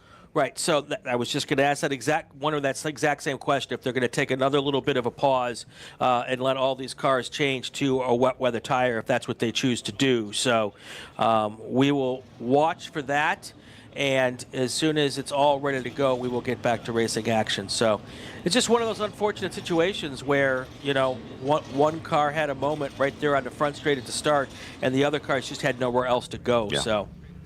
Yeah, that's a challenge on a course like this, where you've got the Jersey barrier on the side of the track surface there, no runoff room whatsoever. Not that most tracks on straightaways don't have a lot of free space there for drivers to run off, but you know, we see incidents like this from time to time here. Road America is another example as well. Of course, Watkins Glen comes to mind as well.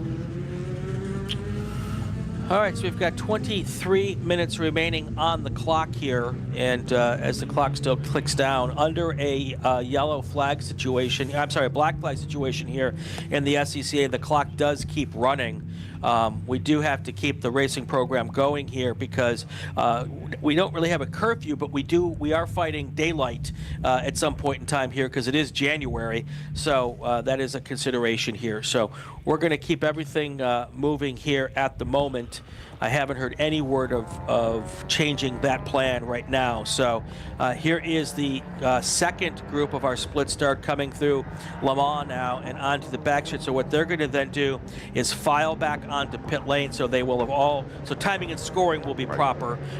Each of the cars will have completed one lap here when we decide to finally get back to racing action. Yeah, and so Brian, as we get ready to go back to racing, I'm instantly brought back to qualifying yesterday morning, where it was qualifying in the wet and in conditions very similar to this. And what we saw were the lower horsepower cars, the GT2, the GT3, the T1, and even the American sedan cars having an advantage over the GT1, these 800-pound gorillas, these 800 horsepower monsters, the tube frame machines without ABS. And as we are listening to race control, I think actually the question came in from the pit lane about letting drivers change tires, and I think race control saying, well, you know, drivers could do that at any time they wish. I don't think there's going to be any special allowance to declare a rain race and let them go back to the paddock, for example, and change tires. Now, I look to Thomas Herb, who is our two-time national champion and picked up in GT1, picked up those national championships with very strategic changes of tires in wet weather conditions. and apparently, and we're getting this from producer Brendan, is that as the pace lap was out on the way to the green, Thomas Herb came down the pit lane to change tires, and so he is already on wet weather tires, and we'll see how things play out. And I look back to the national championship runoffs, and here we go. We've got the onboard view from Thomas Herb, and this is before the green. Oh, I'm sorry. Oh, this is a lot. This is our live view. This isn't the replay. This is the live view. But our understanding, and I apologize, our understanding is that he did switch tires. And back at the runoffs in 2020, yes, 2020, or was it 2021? 2020, he came down the pit lane just as the rain started pouring and switched to the wet weather tires, and was able to more or less walk the field with a much better handling car. Now the question is now if he had come down after they had already declared a black flag, which you are not allowed to touch the car under a black flag condition to make those changes, that would send him to the back of the pack. But we haven't heard from race control whether or not that happened. But I should mention that under black flag conditions, the crews are not allowed to work on these cars. So you can't have any tire changes, essentially, until we're ready to go back. Once they recall the black flag, go to full course caution, and send the pace lap out, that is when the teams should be able to start working on the cars. And exactly, you're getting some folks that are saying that it was at Indianapolis. And finding out now that Tom Herb's AMG GT3, it has a name, Brian, and, yes. And this is the one thing when we ask for nicknames of cars, we did not. We got like a 20-page racing resume from Thomas Herb, but we didn't get the nickname of his car. It's Abby. Okay, there we go. Treat Abby well, Tom. All right. Here comes the track sweeper and blower truck coming on through. And it looks like the last course truck is collecting its worker, and it will start going here. All right, Brian, and what we're seeing now is we have gone from a black flag to red flag conditions, which stops the clock. Right. But I do believe the teams can work on the cars under red flag. We'll verify that. But real quick, Brian, let me do this. As the clock had just stopped somewhere around the 18-minute mark, let me make a first call to the grid for our next group. Attention in the paddock, first call to the grid for race group number 7, Touring 2, Touring 3, Touring 4, and SMX. Please start heading to the grid. Race group number 4, race group number 7, T2, T3, T4, and SMX, please head to the grid. And the word we've just gotten from race control, Brian, is that they are not allowed to work on the cars under red flag conditions.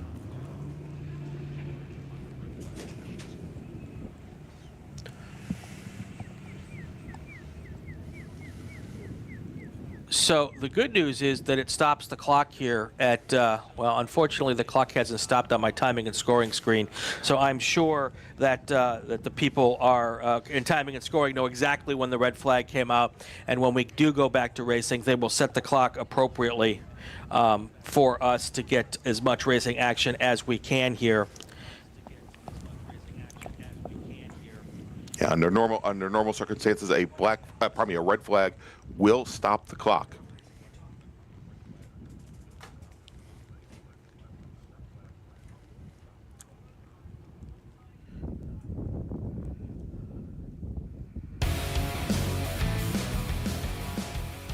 And I apologize for the silence there, as we're trying to get the information so that we can relay it to you.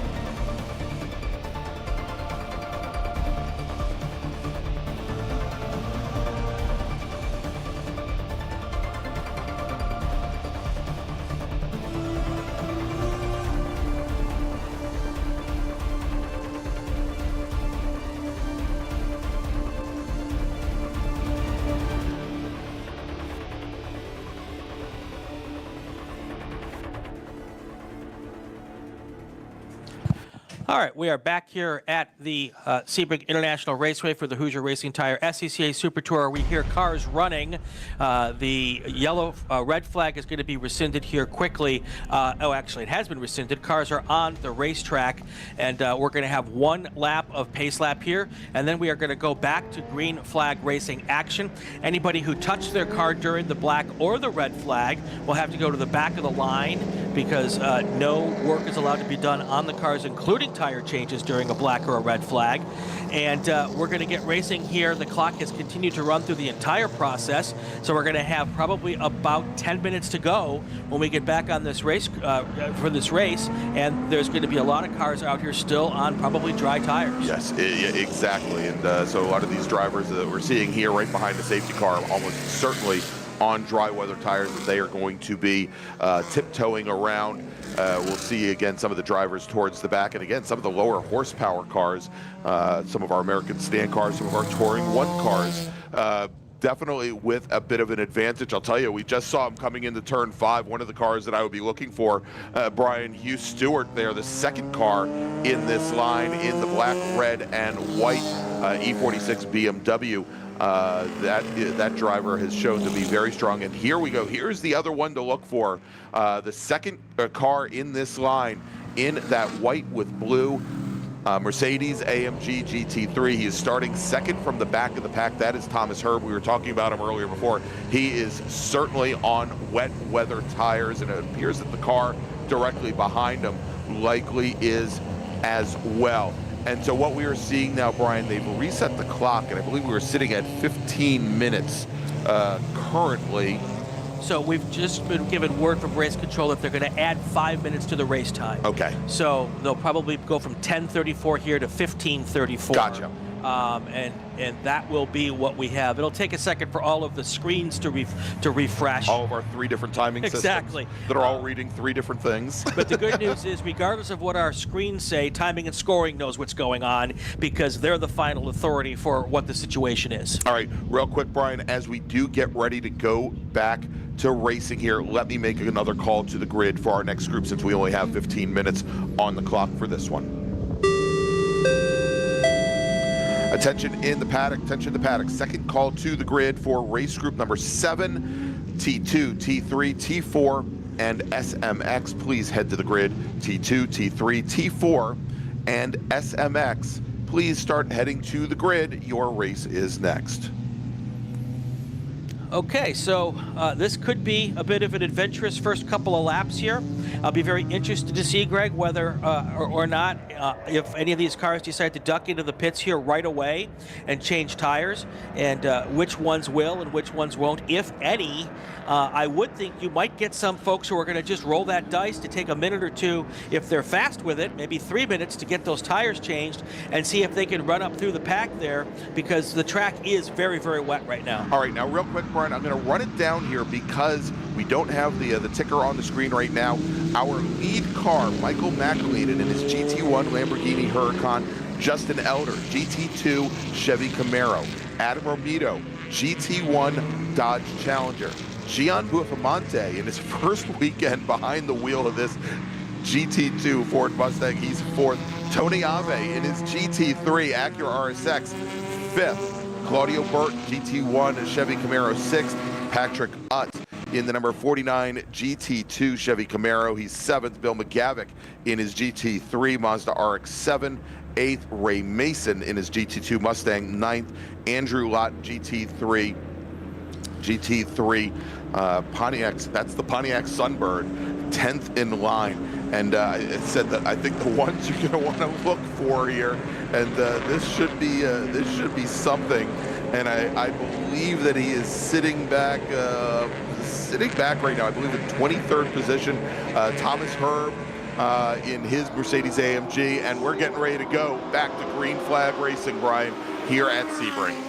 All right, we are in our first hot lap of this race, because of course we went double yellow very, very fast here, and they're just going to have to kind of tiptoe around this racetrack and find out where they can get as much grip as possible in what would be a very grip disadvantageous situation here on this racetrack. And the Lamborghini Huracan out front here is seemingly navigating just fine. Yeah, and you know, much like we talked about this story on, on Friday during qualifying and yesterday morning actually, when this group went out for qualifying in the wet, is that something like the Huracan, something like that Mercedes AMG, whether it be the GT4 version or the GT3 version, all have ABS. Most of the tube frame silhouette body cars definitely do not. And I definitely heard somebody come down pit lane and change tires. I don't know who it was, but they were right underneath us while you were talking, Greg, revving their motors while it was happening. So I will figure out which car that is and see if they can have some impressive lap times, as they actually have a piece of, they've got rubber under these cars that can actually evacuate a little bit of water. So I'm wondering, and hopefully Director Ryan can help us out with this, I'm wondering if we've got that in-car for Thomas Herb in his GT1 FIA GT3 Mercedes, who just made that pass going into the hairpin. Because I think, Brian, maybe we stay on board with him. I think we're going to see a lot of action through the windshield of the number 16 machine for the next lap or so. So he came in to change tires. So my question is, did he stay in once the race went back to double yellows and finish the tire change and then catch up to the back of the field? That's what I would have done if I was already in the mode to get that taken care of. All right, and here he comes into turn 13, into the tower turn, onto the Flying Fortress straight. We can see him taking a good rain line there, a long way off the apex as he gets past the number 77 machine, or 170. No, that is the 77 that he just went by. That's Gian Buffalmante, and I think that we see Thomas Herb all the way up to possibly second or third place in the course of just a lap. Second gear corners here, which I'm suspicious are probably not second gear corners when there's no water on the racetrack. Well, look how little throttle he is using through that corner there. Only about 20% throttle as he goes to open up. And obviously now he's not in second position. We've got at least 3 cars ahead of him right now going down the back straight. Yeah, I mean, it's like he's got an egg between his foot and the throttle there, Greg. Yeah, very, very little throttle input. And look at how little braking. Yeah, almost no braking going into sunset here as we're going to check. And he is right behind one of our GT3 Mazda RX-7s and a couple of our GT2 Camaros.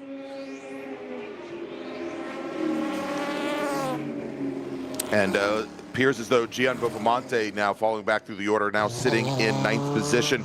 McAleenan in the Lamborghini Huracan. He may have gone out on wet weather tires, Brian. Maybe. As he is turning laps almost 5 seconds faster than any of the cars behind him. And let's see if we can track down where Thomas Herb is. Herb is now up to 7th. And just to get an idea of lap times here, and Herb, as we've seen, has had a lot of traffic to contend with. McAleenan at the front of the field has not had any traffic. He's not had any spray into his windshield. Herb runs at 257.9. McAleenan at 244.5. So a big differential there. You know, if he is on rain tires, he's got both the ABS and the rain tires.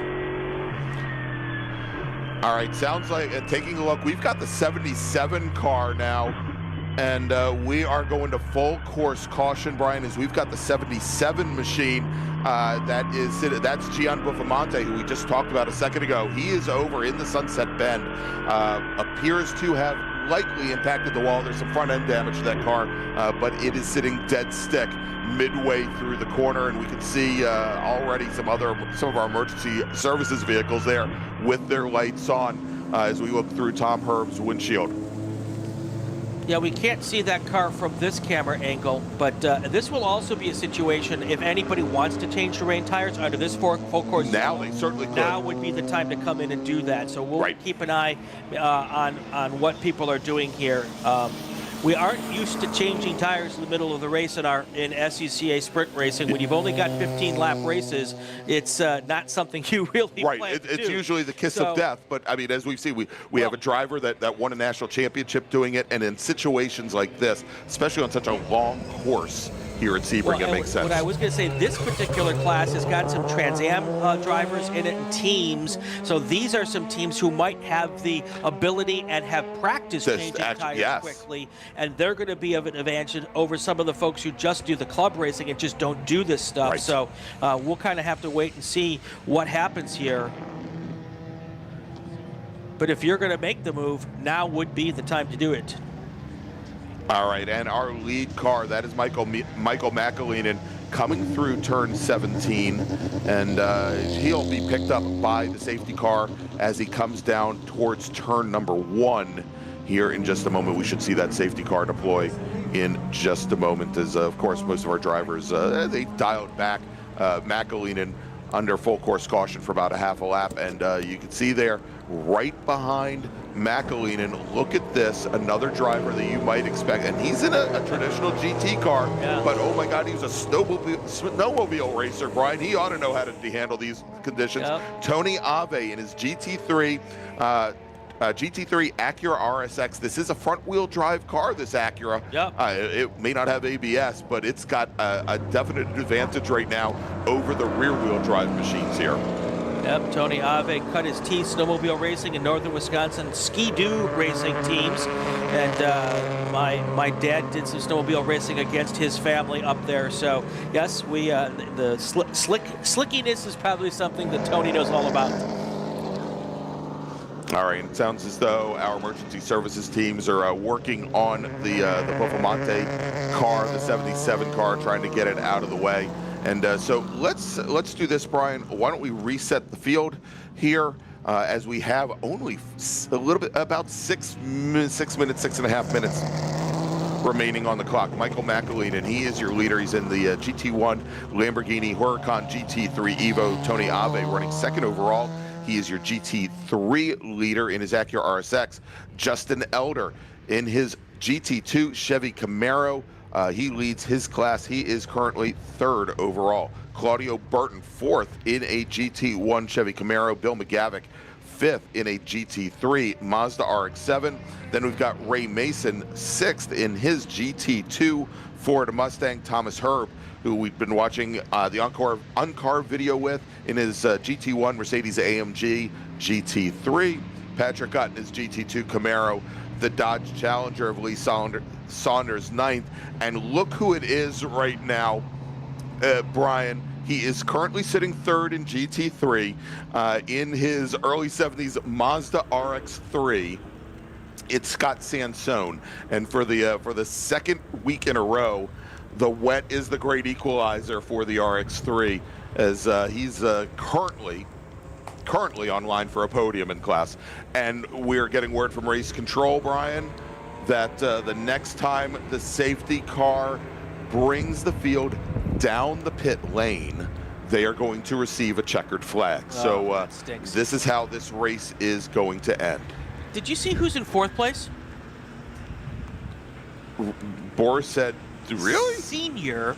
This is something that is a development that I've been seeing in the chat, and 17 car did have Claudio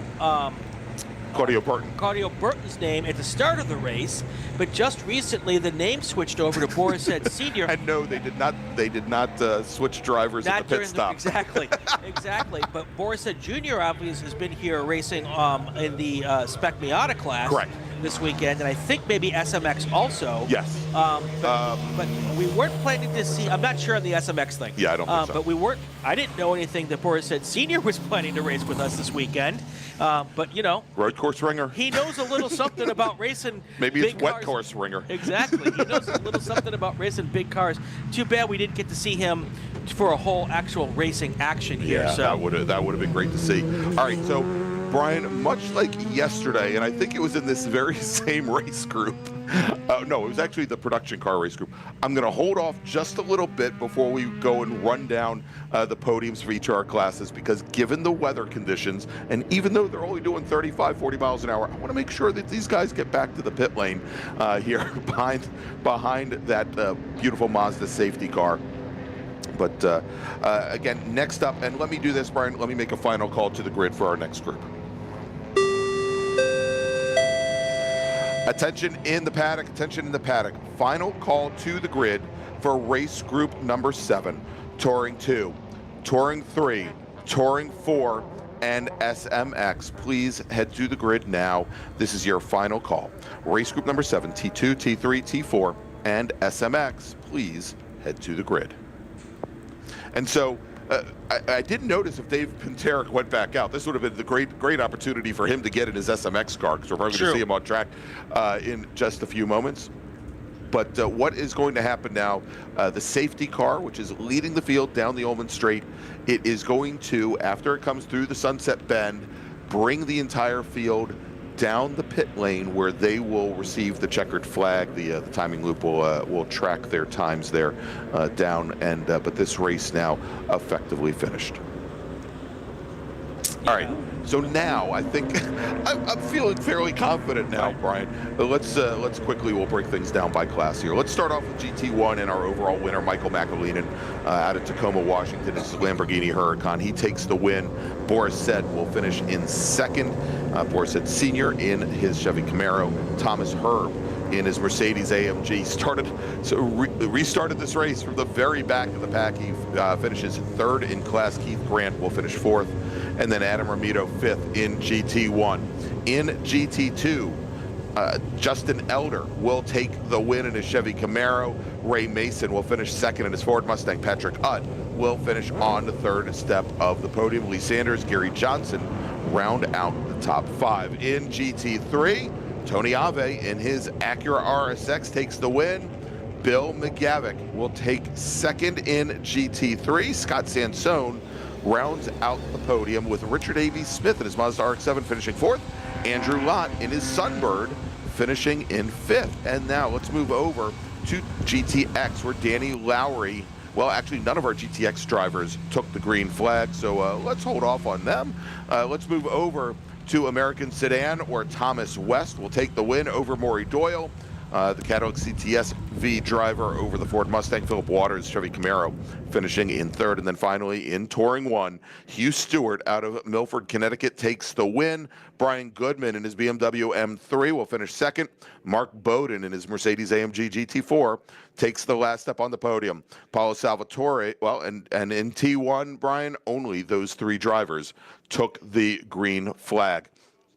All right, so why don't we take a break? We're going to be back in just a few moments. We do have some cleanup here. You can see as they're just now getting the Buffamonte car, the 77, back to the paddock, but we do have a few other vehicles around the course that need the assistance of our great emergency services team here at Sebring. And so while they do that, we'll take that break. We'll come back, and with 2 more races, which are bound to be very wet this afternoon. Next up, Touring Cars and Spec MX-5 Challenge SMX, and then we're going to round out the day with Small Bore and B-Spec. You're watching the 2024 Hoosier Racing Tire SCCA Super Tour, and we'll be right back.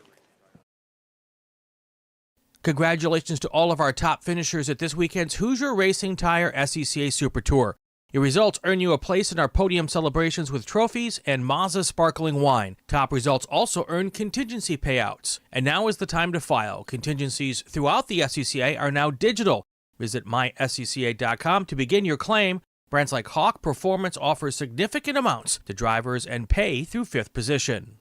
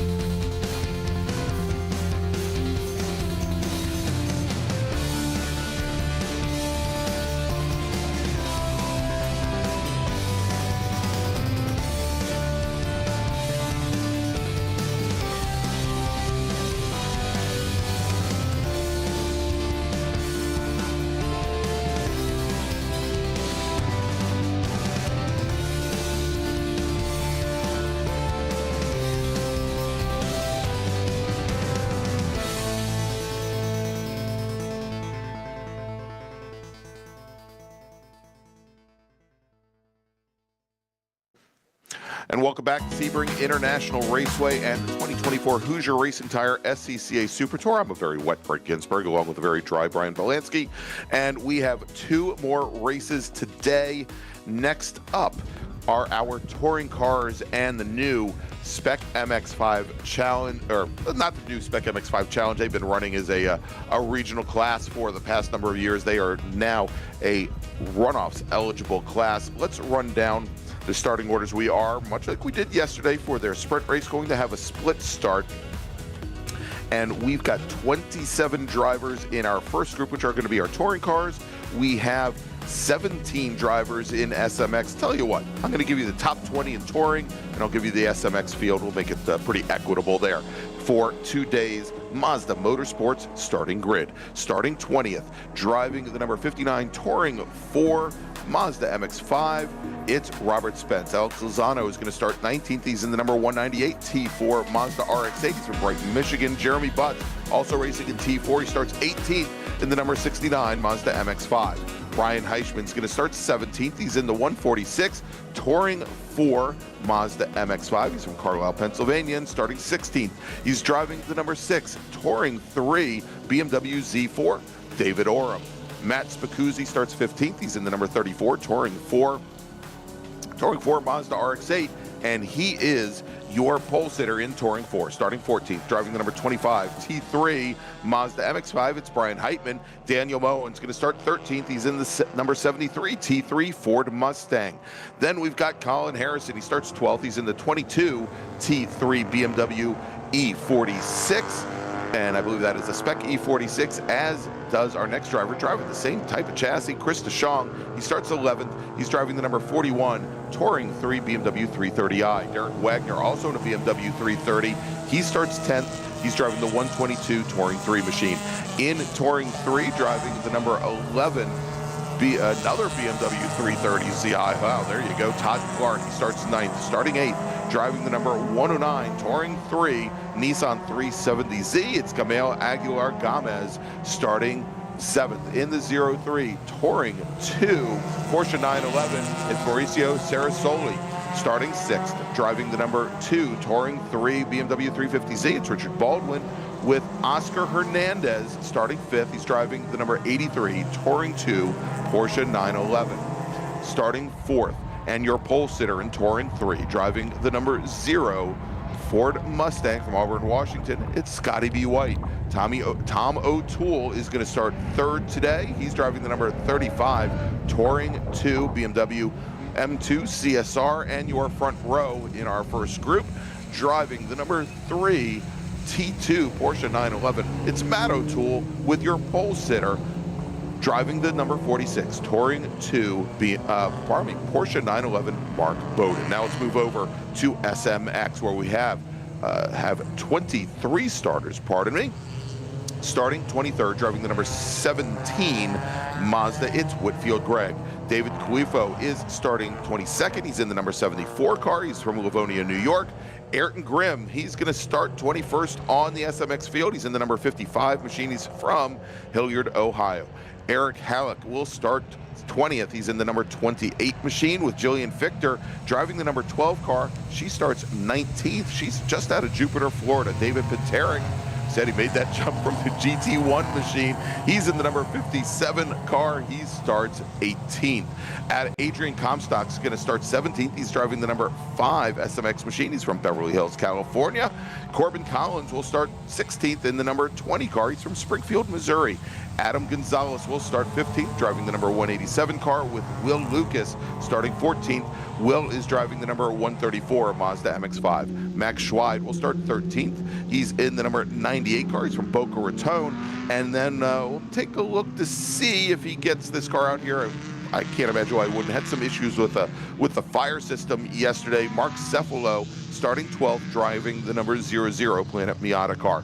Jack Murchison starting 11th. He's driving the number 58 machine. He's from Sykesville, Maryland, with Helio Mesa starting 10th, driving the number 27 car. He's from Spring, Texas. Oshkosh, Wisconsin's Ethan Jacobs will start 9th today in the number 199 car. Easy for me to say. Mike Tinnis will start 8th. He's driving the number 26 Mazda. He's from East Meadow, New York. Cam Hibbett, another one of our scholarship winners at the Spec MX-5 shootout held by Mazda earlier actually late last fall. He's driving the number 32 car. He starts 7th. Don Squirick will start 6th. He's in the number 75 car. He's out of Peachtree Corners, Georgia. Rocco Pascarella will start 5th in the number 195 car with, help me, Will Robinson. Will Robinson out of Wilson, Wyoming. He starts 4th, driving the 115 car. Alex Bertignoli will start 3rd today on the field. He's in the number 4 car. He's from Lakewood, Illinois. And yesterday's winner Out of Lisbon, Wisconsin, Michael Borden will start on the outside of the front row with Justin Atticonis from Ridgefield, Connecticut, your pole sitter in SMX, Brian. I gotta tell you, the SMX field. I gotta tell you, the SMX field, very interesting. They were 2x2 lined up going into turn 7. That never happens. No. These are the best pace lap I've ever seen from any field in any kind of racing to be already lined up 2x2 that early. We should be seeing our first group get to the start-finish line here any moment now. Here they come under the bridge. I was going to say, you know what I think that is, Brian? It's because that's what they do in iRacing. Oh, that would be okay. That may be true. That would be true. Here they come down to the green flag for the first time.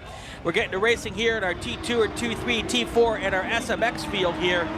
Big Hoosier tails. God, it's got to be impossible to see deep in that field, Greg. All right, coming down into turn 1, Mark Bowden in the white number 46 car, Matt O'Toole in the yellow number 3 machine. The 2 Porsche 911s lead the field down into that corner. We had Tom O'Toole in his white BMW M2 CSR was second into the corner. Scotty B. White in his Mustang there as well with Oscar Hernandez, and leading the field already with a gap of about 4 car lengths. It is Mark Bowden, multi-time national champion, coming down into turn 1, and Tom O'Toole in his BMW, he jumps now to an early second place position. Scotty B. White also getting around Tom O'Toole, so probably Matt O'Toole. Matt O'Toole in the yellow number 3, moving back the 4th position ahead of Oscar Hernandez and Sarah Soli as we now get ready for our SMX start, Brian, and green flag is in the air, and they are already spreading out 5 wide going down the front straight.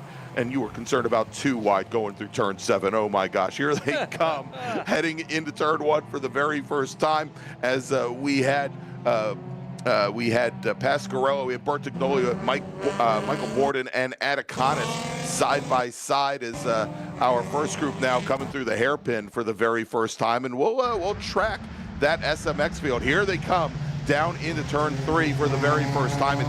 It is sitting right at the front of the field right now. It is Atticonis, the black number 42 of Borden, running in second, and it looks like Rocco Pasquarello may have gotten around Bertignoli there as they make the run now down towards the Hawk Performance very wet braking zone here at the hairpin at turn number 7. So the one thing that crosses my mind watching these cars navigate through the first race lap of this race versus the first race lap of the earlier race is what a difference a rain tire makes. Yes. All of these cars had plenty of time to see the rain come and to be prepared for this and change on to their... These still aren't great tires in the rain, but they're better than the normal race tires. And for the most part, everybody's been able to tiptoe through all of these crazy puddles out here and to be able to keep their cars on the racetrack. This is our first group of cars, or all of our touring cars coming through Le Mans and now onto the back straight here. Very, very long back straight down into that big sweeping turn 17 complex under the bridge and then back down towards the start-finish line. Everyone seems to be making their way through here without too many problems, obviously much slower than they would be if it were in the dry. And here comes your race leader now for the first time through turn 17. Just trying to make sure they keep it between the white lines, stay off the cement barriers, and get this thing done here.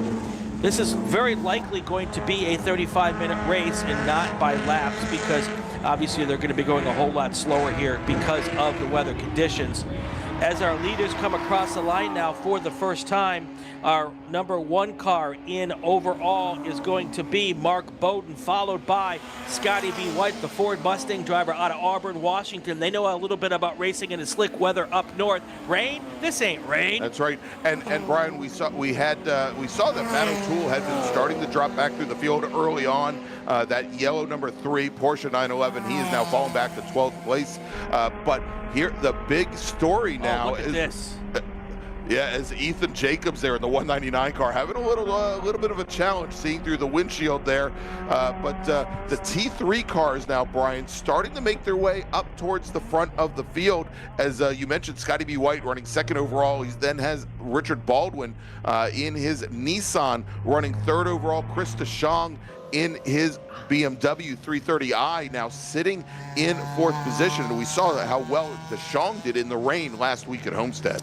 All right, remind me, Greg, when we go back to that in-car camera to point out the Flagtronics union on the dashboard there. And there it is right there. The Flagtronics unit is that big green blob right there on the dashboard. It's not even a big green, the little green blob. It's green right now because we're under green flag conditions. He's very not happy about something. Ethan Jacobs pounding on his steering wheel. I think what he's not happy about is that he's going down the pit lane right now, Brian. I couldn't even tell that. Right. That's why he's going down the pit lane, because he can't see anything. He can't see, exactly. Wow. So it looks like Ethan Jacobs' day likely done, and there goes. And yeah, you know, the one thing I always learned, Brian, racing cars in the Mid-Atlantic, never get rid of the heater core. Never, always make sure that the heater still works. All right, well, I was wanting to take a chance here to show people the new Flagtronics unit that's going to be coming on board this year, and more drivers will have it. A great safety feature here for years here with the SCCA. So, oh, look at that sideways action going through there. Oh, and that car looked like it was completely out of control and got itself back together. What a just amazing amount of water, and what a great driving display by a lot of these drivers right now. Yeah, and we can see there, that was going into the hairpin at turn number 7, and how deep the drivers that are on driver's left will go. And they do seem to be able to get the car rotated there and get the car then squared up for that quick little switchback there going through the chicane. So let's take a look, Brian, as we are finally about to complete race lap number 2. We'll see here. I believe Mark Bowden's still your leader. I want to see what kind of gap that Porsche 911 has opened up. But we see there, and oh, maybe has Ethan Jacobs gone back out? Maybe they wiped down the inside of his. Maybe they wiped down the inside of his windshield for him, got rid of some of the fog. Yeah, it definitely looks like it's a little clearer now, but that fogging's just going to come back. Yeah, because if you're... Oh, and we've got a car... number 12, it looks like. Yeah, and that is over at turn 12, making the run down to the tower turn at 13. And appears as though we might have...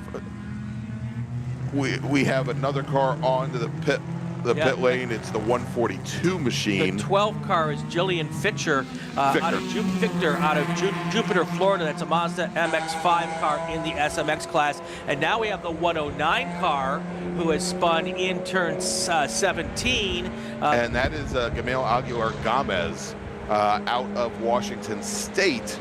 And somebody's hit something, because I see a big piece of debris there out front of his car. I don't know where that came from and how that got there, but I have some suspicions. But it is quite a ways offline there, Brian. So we'll see here. I know their bigger worry is the big car 109, not the piece of debris. Oh, another car sliding. Go back to that camera if you can real fast. Turn 17, there was a car sliding right past there, and now there's a third car involved. And that car on the side there, DriverSeye, I believe, well, we'll see if it comes by us. That is Ayrton Grimm. That is the number 55 Spec MX-5 challenge car. I think there's a third car that went sliding all the way out of our view here. I'm not certain of that, but I don't think that was the car that I initially saw spinning.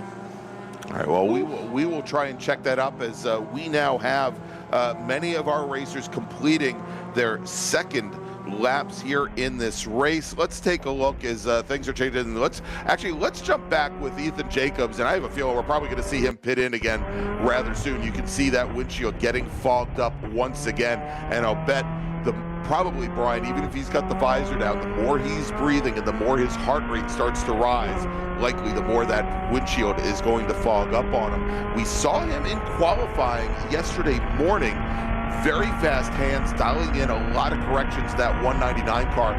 He really has a very well handling car in the wet here, but you can see there even just a little bit of wiggle in the rear as he's coming under braking going into the Sunset Bend with that local caution still out for the Gomez Nissan 370. The Flagtronics turned yellow as he was going into the bend, and now turning green back out of the bend. That's how the system works there. Very cool example of how the Flagtronics. All right, Brian, I think I thought we had tracked the other car that might have been over by turn 17, and turns out it looks like that car is moving. That's the 199 machine. Quickly here, let's take a look. Still, your leaders, Mark Bowden in Touring 2. He's your overall leader. Scotty B. White leading Chris DeShong, as we are going to be going to a full course caution. Wow. Did you see the drift that car just put on? We just saw a four-wheel drift through turn 13 here, as somebody tried to get their car all the way down to the apex, probably not the best idea here in the wet. As you see, almost everybody else is staying clear of that apex. There's another one of our MX-5 drivers having some issues there coming over the hump. All right, so we are once again going to full course caution. Brian, let me make another call to the grid for our next group. And then we'll take our break also. Okay, let's do it. Attention in the paddock, attention in the paddock. First call to the grid for race group number 8, E Production, F Production, H Production, GT Light, and B-Spec. Our last race of the day, please start heading to the grid. Race group number 8, E Production, F Production, H Production, GT Light, and B-Spec racers, please head to the grid. For over 25 years, championship-winning drivers and teams have demanded Hawk Performance Motorsports brake pads. Now you can have their advanced technology on your daily car, truck, or SUV with Hawk Performance Street products. With the improved HP Plus pad for the hybrid street and track feel, or Super Duty pads for tow vehicles, their all-new ER brake pad designed to take on even the longest race, and their all-new high-performance brake fluid. Hawk has all your braking needs covered. Visit hawkperformance.com and like them on Facebook or Instagram to learn more about the Hawk Performance Advantage. Hawk Performance, what's stopping you? Tire Rack was established over 40 years ago by an SCCA member with a passion to find the right tires, wheels, and now brakes and suspension products for racers and enthusiasts on both street and track. As official tire retailer of SCCA since 1995 and sponsor the Runoffs Pole Award, along with the National Solo Program, Time Trials Nationals and National Tour, and Track Night in America, Tire Rack is proud to support the SCCA and its members as they go have fun with cars. Mazda Vineyards is the exclusive sparkling wine for podium celebrations at the Hoosier Racing Tire SCCA Super Tour, SCCA Runoffs, and Tire Rack SCCA Pro Solo. Celebrate your racing weekend with Mazda Vineyards and learn more at enjoymazda.com. Get more bang for your buck at summitracing.com. Choose from millions of in-stock parts from over 1,500 name brands. Parts for racing, street performance, trucks, plus tools, accessories, and more. Shop anytime, anywhere with the Summit Racing app. Hoosier Racing Tire is proud to be the presenting sponsor of SCCA Super Tour. Hoosier's mission is to be the dominant customer-driven provider of tires to race teams domestically and internationally. At Hoosier, we know that our success is dependent on how well we meet our customers' expectations by providing the safest, most reliable, high-quality race tires that put you in the winner's circle. For more information, see our trackside support personnel or the local Hoosier Racing Tire dealer near you, or contact us at HoosierTire.com. Hoosier Racing Tires, truly tires designed for champions. All right, and we are back at Sebring International and the 2023 Hoosier Racing Tire, did I say 2023? 2024 Hoosier Racing Tire SCCA Super Tour. I'm Greg, I don't know what year it is, and we've got Brian Bielanski here, and we are, for the time being, under full course caution here for our touring car race. I've just gotten word from race control that we are going to be going back to green flag racing this next time by. Let's go and quickly reset the field for you here. At the front of the field, it is Mark Bowden, your leader. He is in Touring 2, Porsche 911. Scotty B. White running second in his Touring 3, Ford Mustang. Chris DeShong in his Touring 3, BMW. Third, Todd Clark in his Touring 3, BMW. Fourth, then Colin Harrison, who just ran his fastest lap, the overall fastest lap of the race. I don't know how you do that under full course caution, but Colin Harrison did it, and he is running fifth in his Touring 3 BMW 46. Then we've got another Touring 3 car, it's Richard Baldwin, and then our T4 leader, Matt Spicuzzi, in the number 31 Mazda RX-8. 7th, Brian Heitman in Touring 3. 8th, and then Jeremy Butts, 9th in his Touring 4 MX-5. Tom O'Toole in his Touring 2 BMW. He was up second on the opening lap. He is now sitting in 10th. Let's move over to Spec MX-5 a little bit further back in the pack, where Justin Anaconis, our pole sitter, is currently leading the field over Rocco Pasquarella, Michael Borden, Jack Murchison, and Don Squirick. And as our field is coming onto the back straight, again, we are going to be going back to green flag racing this time by.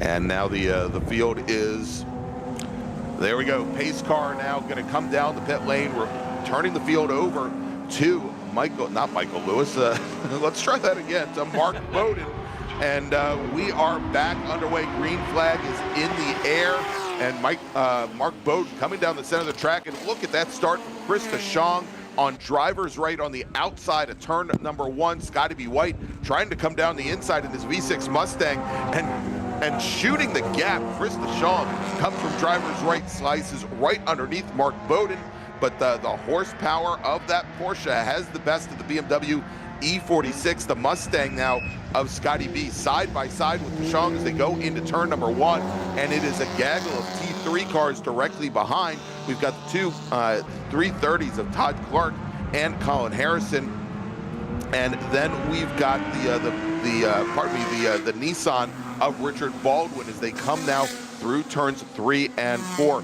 We got a word from workers on the pit lane that the 199 car, who we had been following, Ethan Jacobson, pardon me, not Ethan Clark, he made another roll down the pit lane. It sounds like every couple of laps he's having the screw wipe that windshield for him so that he can go back out. And they also called in that he was going very fast down pit lane. Yes. So I'm sure his frustration's getting the better of him, but he needs to be careful on that pit lane speed so that he doesn't get a penalty here and have to come in and do an unnecessary drive-through. So one where his crew won't be able to wipe his windshield down. Exactly. Yeah, so.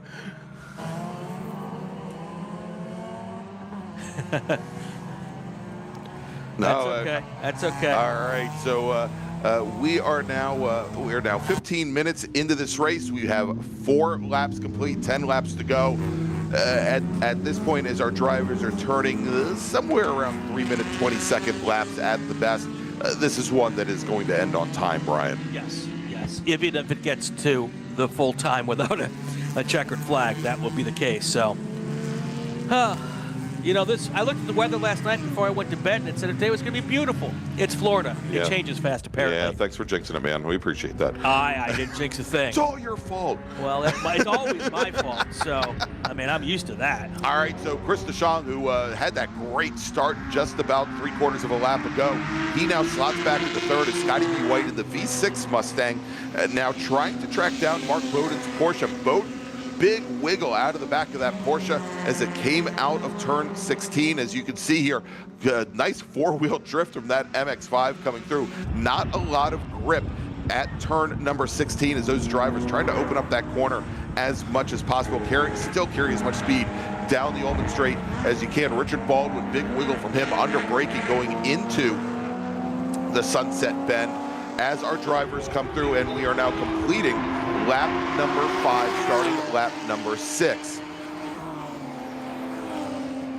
And let's go, Brian, we're going to break things down by class. We're going to let this field filter through and across the start-finish line, and then we'll start breaking things down by class.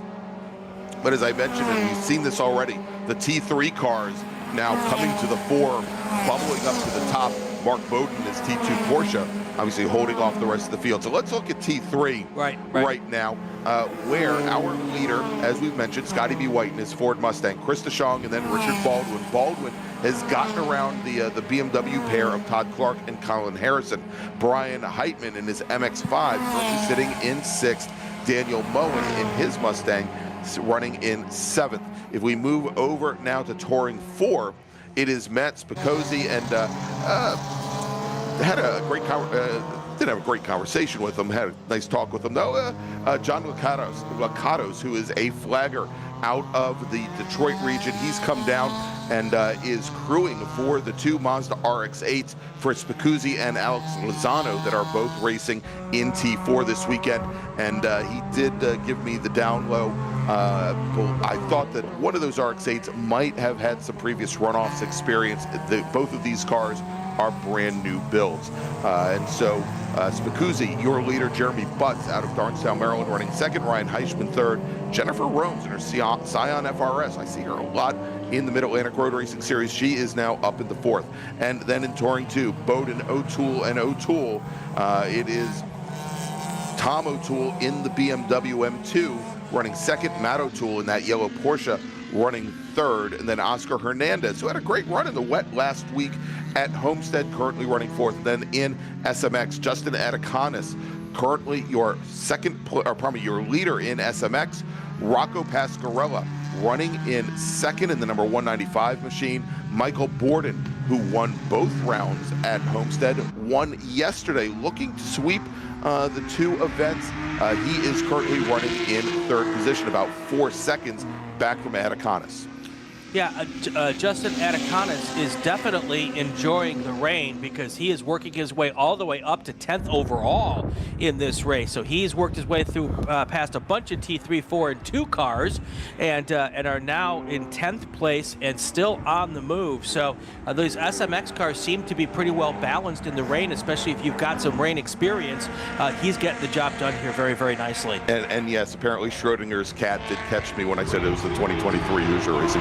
That's how I brought it all back. Hey, I want to thank one viewer for watching, Brian, real quick.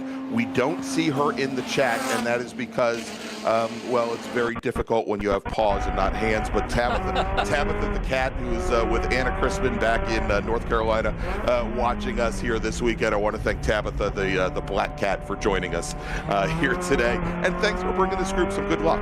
That's right. That's absolutely awesome. Absolutely awesome. All right, so and also mention once more time, Brian Straczynski's in the track.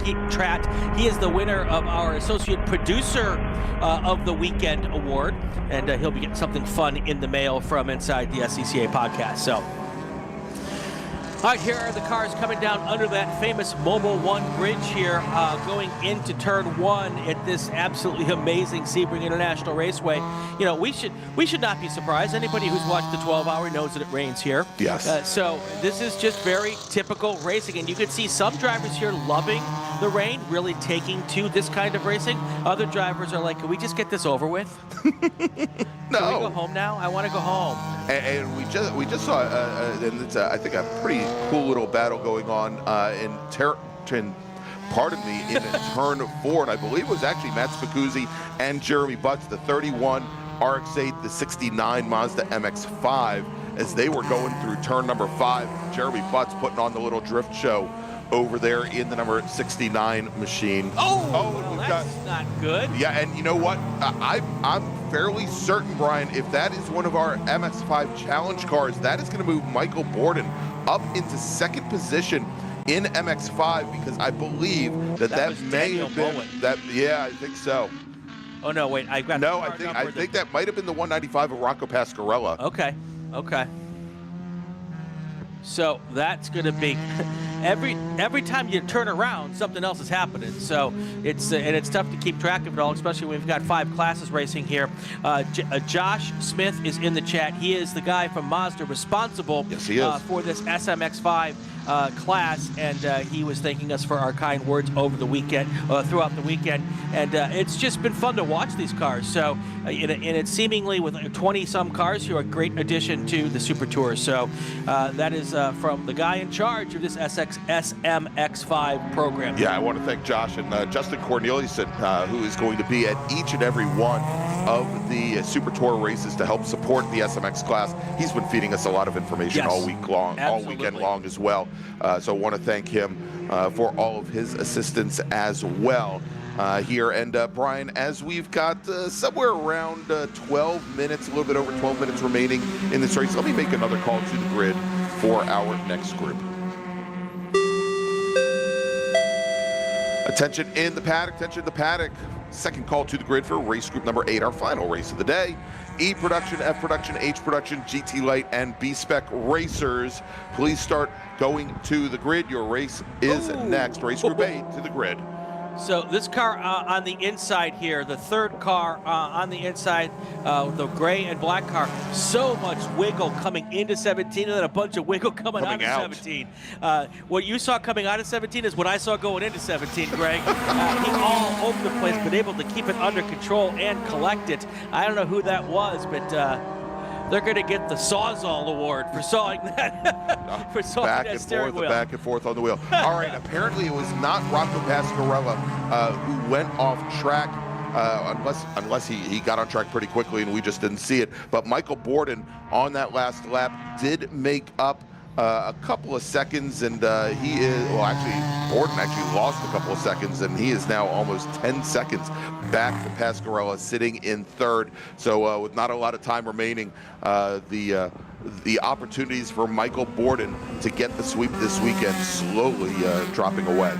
Yeah, depending on how far ahead he was of the car behind him, that's a particular spot where you can go off and get on pretty quickly because there's an escape road to get to with pavement. You can shoot down there, but he did. It was a weird spot where he went off, and everything's happening a little weird this afternoon. Look at those puddles just off the racing line there, Greg. That is something that people want to really, really avoid, because going off there normally not a big issue, but right now you hit those puddles, you're going to get mud and everything everywhere, and it's going to take a while for that to clean up. All right, so I'm trying to track down, and hopefully Director Ryan can help us out with this. I'm trying to track down the white BMW M2 CSR. That is Tom O'Toole, the Touring 2 car. And the reason being is directly behind him is the battle for third in SMX, Brian. Michael Borden, Michael Tinnis, Don Squire, Jack Murchison, and Max Schweid's right in there as well. All looking for that last step on the podium.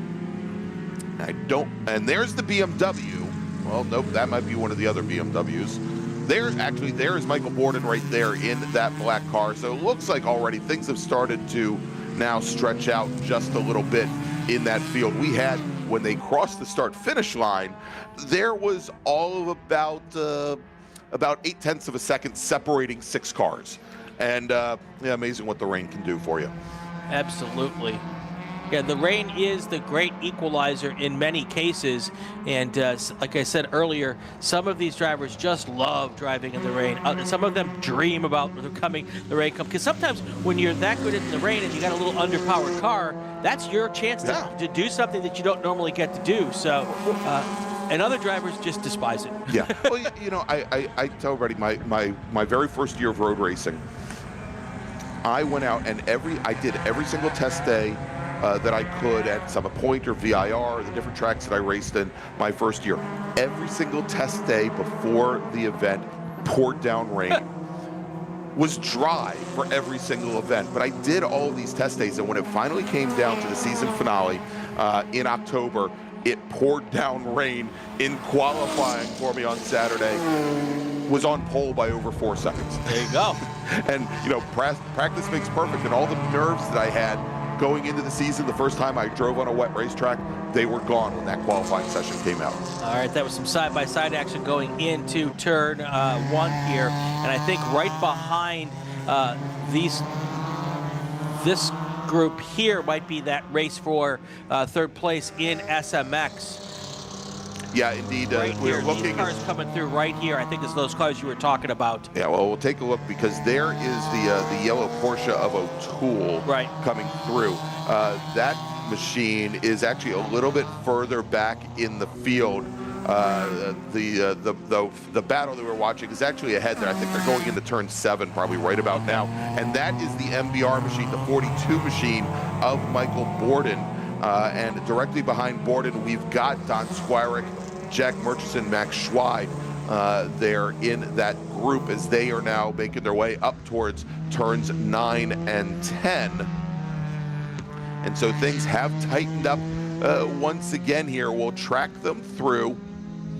They'll be coming into our view here momentarily. I think we just saw the red and white car that we saw. I believe that is Michael Tinnis in the number 26 car. Tinnis had gotten around Michael Borden, and Tinnis now is running in third. Borden now falling into 4th position. So this is not the battle for the podium. This is the battle for 4th, as we've got Borden, Squirick, and Jack Murchison. Should mention Murchison was awarded the Washington, D.C. Region's Rookie of the Year last night at their banquet. Was also awarded the Paul Norer Award for most how do I put this? Improved driver over the course of a season. And to hear that about a rookie driver, I think is pretty important. And we'll see here if he can turn that into success here at Sebring International Raceway today. We're coming up on 6 minutes left on the clock here with these lap times. 6 minutes left is going to be about 2.5 laps maybe. So 2 laps or so to go here in this race, our second to last race of the weekend here at Sebring. And it's been a great weekend here so far, even with the wet weather. Hey, I want to thank Jordan Furman, Jordy Fu in the chat, who appropriately enough, and I'm not going to say that he's wrong, he says Gregg is greater than Verstappen. I'll say it. He's wrong. Okay. Well, he did mention which Verstappen. That's true. Well, I don't like either one of them. No, either do I. But nonetheless, it's good stuff. I might be better than Joss. I mean, there's a chance there. All right, coming through turn 1, that's that fourth battle for fourth in SMX. Borden, Squirick, Schweid, and now Jack Murchison as well as they're making the run down into turn number 3. Ooh, and wow, Max Schweid there in the 98 machine got awfully loose, getting the car turned around with Murchison directly behind him. Wow, but great hands from these drivers, so quick. It looks like we've got a car stopped on the back straightaway. I'm not sure if it's in the wall or not. That is the 57 machine, and that is Pinteric. That is off over by 16, and we're trying to get word on that right now, exactly what the problem may be. But that is Dave Pinteric. He's our 2017 GT1 national champion. Just got out of his big high horsepower GT1 car to jump into the SMX machine, and it sounds like he might have had some issues there coming on to the Ullman Straight. And yeah, we're gonna check her this early, Brian.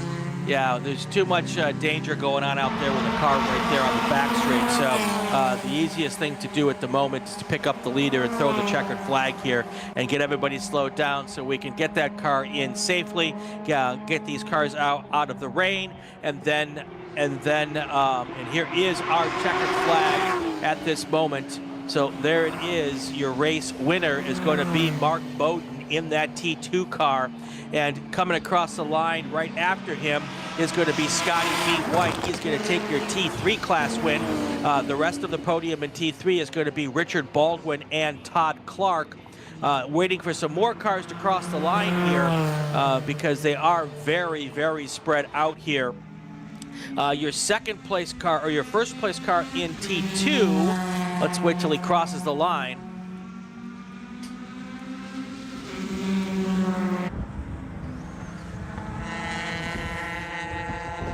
Just wait for cars to cross the line here, but another one of those situations where right at the end of the race just doesn't make any sense to go full course yellow here with the amount of time we had left.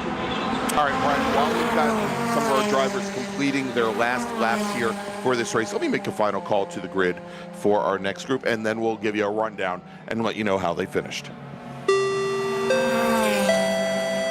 Attention in the paddock, final call to the grid for race group number 8. E Production, F Production, and H Production, GT Light, and B-Spec racers, please, if you haven't already done so, head to the grid now. Your race is coming up in moments. Race group number 8, E Production, F Production, H Production, GT Light, and B-Spec, please head to the grid. All right, so let's take a look here as our final drivers are coming across the line. Let's start off with our overall winner in T2, Mark Bowden, finishing over 1 minute and 20 seconds ahead of Tom O'Toole, who is going to come home second in Touring 2, Matt in his BMW M2. Tom O'Toole finishing, and just to give you an idea here of how things played out, Tom O'Toole finishing 18th overall. Finishing third is Matt O'Toole in his Porsche 911, with Oscar Hernandez finishing in fourth, Maurizio Sarasoli finishing fifth in Touring 2. In Touring 3, Scotty B. White, and Scotty finishes second overall. Richard Baldwin finishing second, Todd Clark rounding out your top 3. Colin Harrison will finish in fourth. Chris Deschamps will round out the top 5 in Touring 3. In Touring 4, taking the win, Max Pacuzzi in his Mazda RX-8 over Jeremy Butts.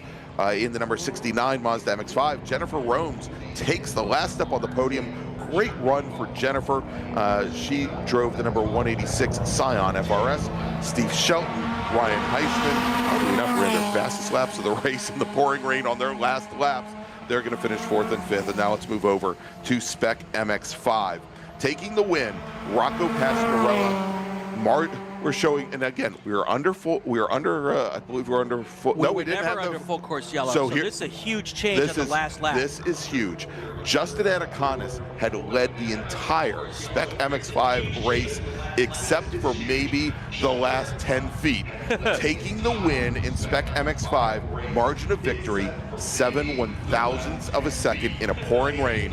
Rocco Pasquarella from Boca Raton, Florida. Justin Anaconis finishes in 2nd. Michael Tinnis will finish 3rd. Max Schweid finishes 4th. Michael Borden, your winner from yesterday, rounds out the top 5. Well, I have to say, despite all of the weather conditions, and these drivers out here really did a fantastic job today, keeping it off the walls for the most part, and did a really good job of keeping things clean. So these are very challenging conditions, whether you're a rookie driver or whether you're a veteran driver, and most of them out there did a really nice job today. All right, well, there you go. 7 out of 8 races in the books. 1 more race to go, and we're going to be back in just a few moments from Sebring International Raceway to bring it to you. We'll be right back.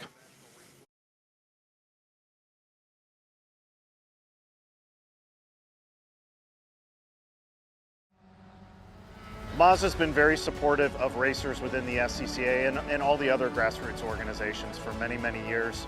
Really, their support for racing and our type of racing is unmatched from any other manufacturer. They've been a great partner for many, many years. Mazda, hands down, is the best company to work with for sports car racing. Factory support is second to none.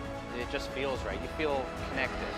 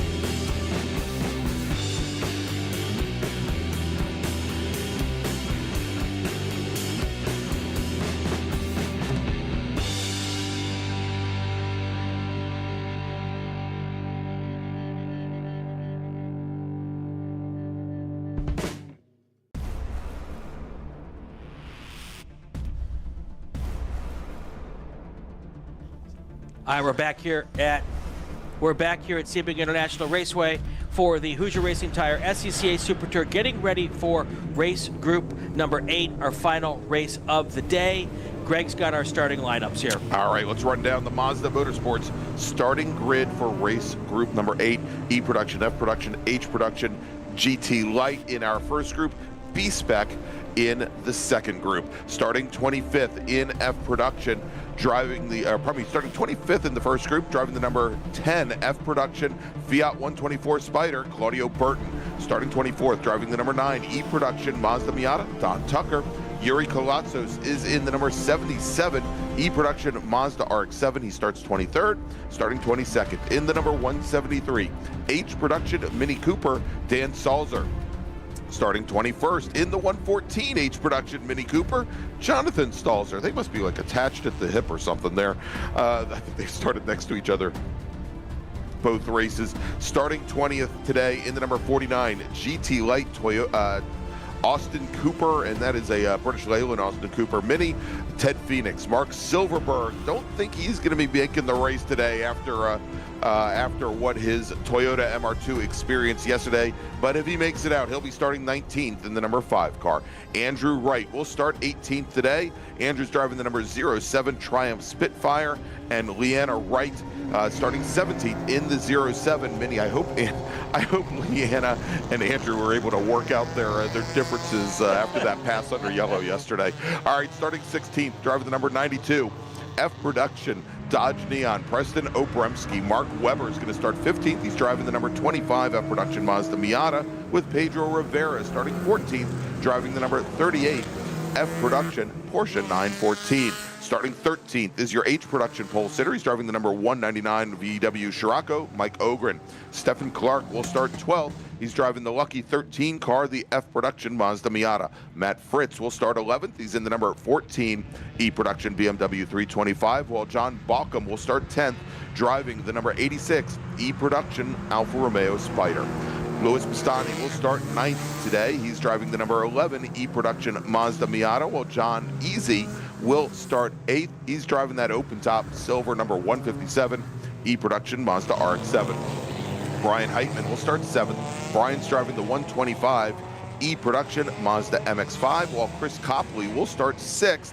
He's in the number 03 British Leyland Mini. Peter Shadowin will start 5th today. He's driving the number 72 GT Light Honda CRX, while Paul Mavoli will start 4th. Paul is driving the 151 GT Light Nissan Sentra. Cliff Ira, who was your winner in yesterday's race, your overall winner, he's going to start 3rd today. He's driving the number 36 F Production Honda Civic Del Sol. He's your pole sitter in F Production, while Chris Bovis, your GT Light pole sitter, will start on the outside of the front row, driving the number 78 Honda CRX. Doug Piner, your pole sitter for the both E Production and our first group. He's in the E Production BMW Z3. That's the 06 car. Now let's move over to B-Spec, where we had 12 qualifiers. Frank Schwartz starting 12th, driving the number 16 Mini Cooper Clubman, with Rob Connors starting 11th. He's driving the number 137 Honda Fit. Then we've got Andrew Jansen starting 10th in the number 46 Mazda 2, with Ken Carter starting 9th. He drives the number 192 Mazda 2. Peter Zeckert is driving a Honda Fit. That's the number 85 car. He starts 8th, with Stephanie Anderson in her Mazda 2 starting in 7th position. That's the 138 car. Luke Russell's driving the 8 car. He starts 6th in his Honda Fit, with Clay Keel in his Honda Fit starting 5th, driving the number 1 car. Josh Smith starting 4th today in B-Spec in the number 119 Chevy Sonic, with Chris Taylor in the 2011 Mazda 2. He starts 3rd. That's the number 62 car. And your front row in B-Spec, driving the number 00 Toyota Yaris, Chris Daughtery. Your pole sitter in B-Spec, driving the number 40 Chevrolet Stonic, it's Stuart Black. All right, so real quick, Frank Schwartz started 12th in B-Spec. Yesterday, early in the race, he broke a transmission mount, which pulled the CV joint out, and pictures of it on the B-Spec Facebook page with the caption, "Hundreds of races, still finding new ways to DNF." So, but Frank got it fixed. He's back out there this afternoon. And our producer director says that's called innovation. So real quick, I just wanted to point out a couple things. Big thank you to Erwin and T. Carmody for the compliments in the chat about the broadcast today. Thank you very much. Also want to mention that Mike, Autocross Mike. That's Mikey Taylor. Thank you. Mike Taylor in the chat says, sorry for causing the yellow in the STL race. I'm okay. The Integra is not rolling back to Atlanta now. So we're glad he's healthy and safe. But you'll like this, Brian. He stopped at a Waffle House on the way. Yes. Taylor Hyatt in the chat. Hi, Taylor. And there is only one B-Spec driver that she could root for, and it's only because his last name is also Taylor. There you go. And that is Chris Taylor. All right, pace car now heading to the pit lane, turning the field over to the Honda CRX of Chris Bovis. Looks like Doug Piner not making the start. Cliff Ira is going to start to the right of Bovis as they come down the front straight, and green flag Ryan is now in the air. We see Chris Copley making a run. We see John Easy in that silver 157 Mazda RX-7. He had a wonderful start yesterday. He had worked his way up into 7th position. He's going to try and shoot around the outside again, and it appears that both Ira and Easy get a good run, but I believe, and we didn't see him there, I think Bovis already with a good advantage. No, looks like Bovis may have fallen back. Let's see what happened to the white, or probably the yellow, white, and black CRX, which I don't see. And that might be what happened. Yeah, that might be the issue. Here comes your B-Spec start. Green flag is in the air. All the B-Spec cars coming down. There's Chris Taylor on the outside going into turn 1, 3 or 4 wide. And this will be an easy start for them if all goes well. And if it doesn't? And if it doesn't, it won't be an easy start for them. So there's Chris Taylor trying to make up some room. And Frank Schwartz already several positions up, I believe, because I don't see him at the back anymore. So I believe that's him on the inside right now. Right now, look at all of the moves that, yep, that is Frank Schwartz. He's gone from last to 4th. That's right. In the first 3 corners. Yeah, in that the BASF, I hope we don't have to pay royalties. The BASF liveried Mini Clubman, the little mini station wagon there, but jumping out to an early lead.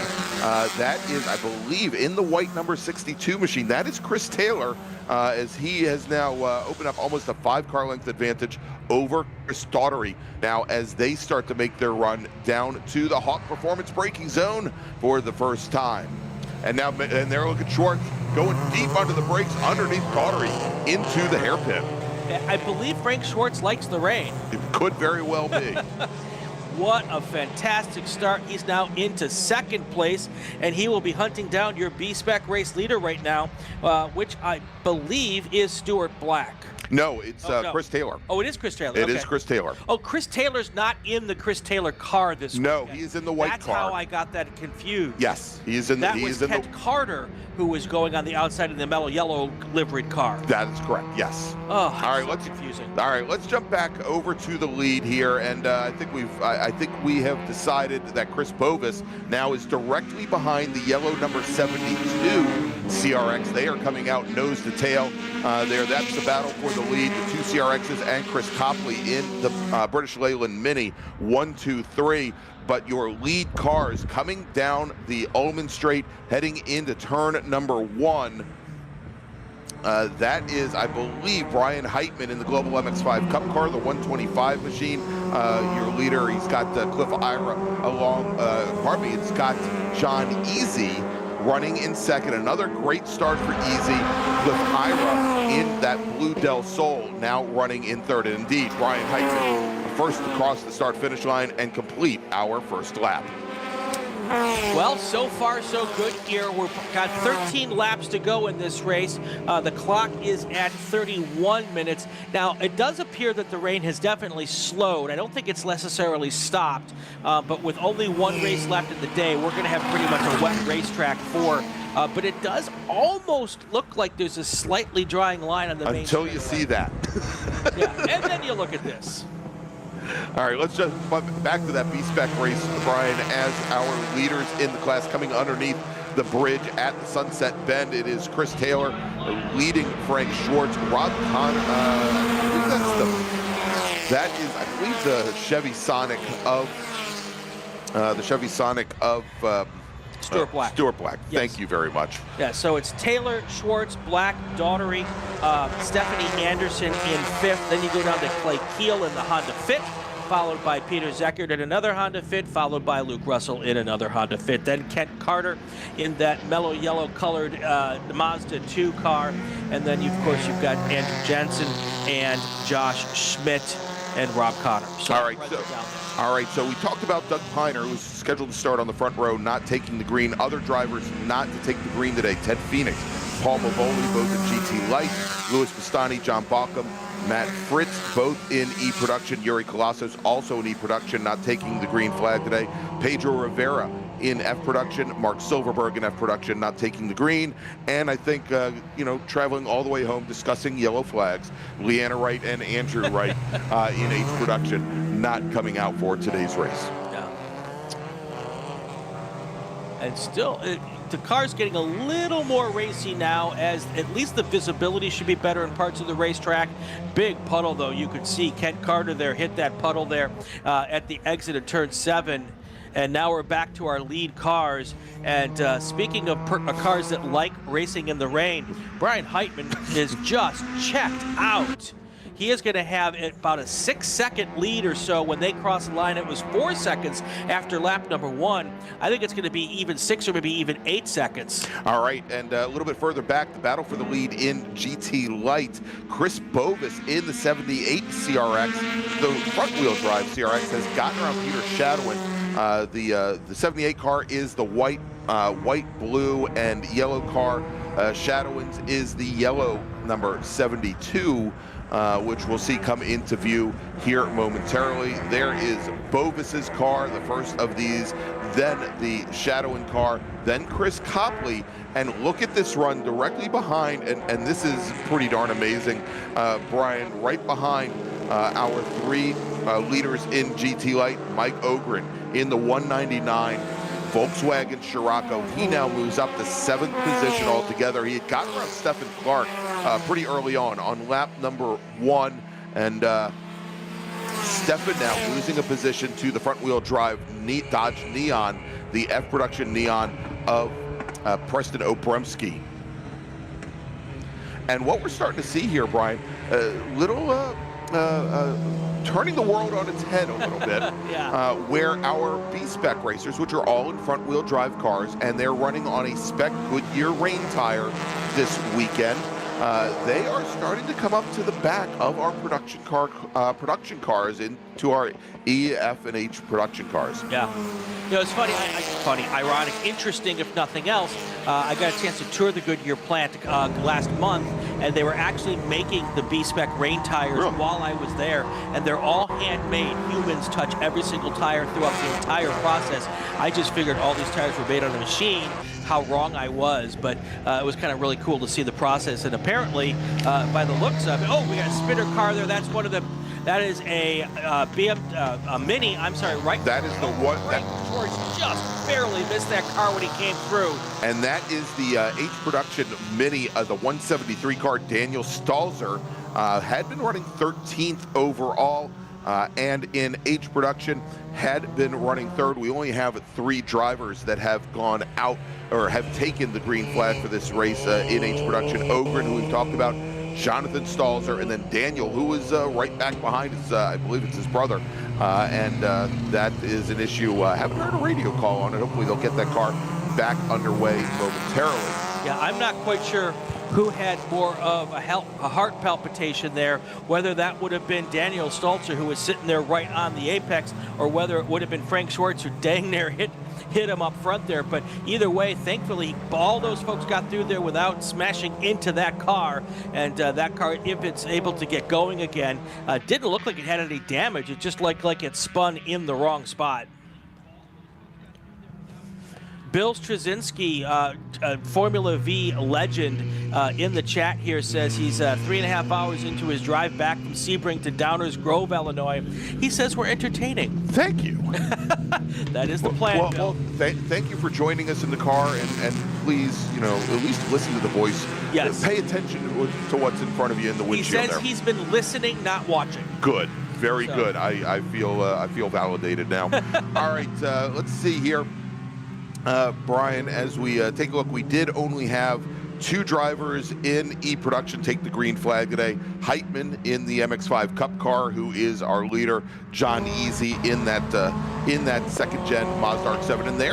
And there's Mr. Easy right now, making it look somewhat easy, just ahead of our F-Production leader, Cliff Ira. But interesting, we'll have Preston Obremski in the number 92 Neon as he got around Stephen Clark. He moves up into second position. Obremski had a really good qualifying session for this group yesterday morning in the wet. And as the track dried out for yesterday's sprint race, that Neon, obviously the advantage that it had disappeared, but that car's coming to the fore again as we watch our GT Light battle.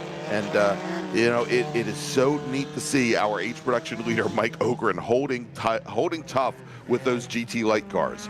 So do you think John Easy has an easy button on the dashboard? Boom, that was easy. Yes, I do. All right, look, Brian, here we go. Coming down right behind, and it looks like Bovis now is started to cement his lead in GT Light. But we've got Chris Copley. He is absolutely hounding the 72 CRX of Peter Shadowin. That little mini, to look at, and I've raced a Honda CRX for years, and it's, you know, one of the smaller chassis that you're going to find out there. Look at the British Leyland Mini compared to the CRX. Yeah, and even looks, the Mini looks really tiny. Yes, it does. And there's Obremski. We just saw him go a little bit deep into the hairpin at turn number 7. Might have had some issues with that Hawk Performance braking zone, but again, good run so far for Obremski as he's now opened up about 2 car lengths on Stephen Clark as we jump back over to the B-Spec battle here as the B-Spec racers are starting to find their way through, I guess you can't really call it lap traffic because they're actually all on the same lap right now.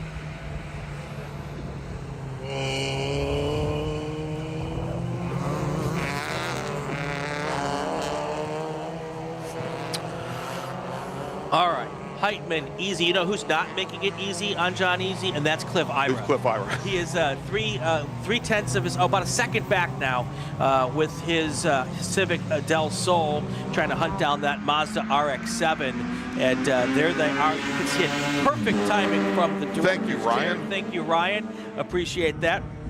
Ira there is our reigning national champion in that. Oh, no. Past national champion. Past national champion, reigning national champion Ken Kennard. We saw him last week at Homestead. Right. Not here this weekend, however. And again, Easy is one of our E-Production racers. Ira leading F-Production currently. The driver right behind them is Christopher Bovis. And as we've talked about in these, I want to thank Chris for sending us the history of a number of the Jim Dentisi Honda CRXs.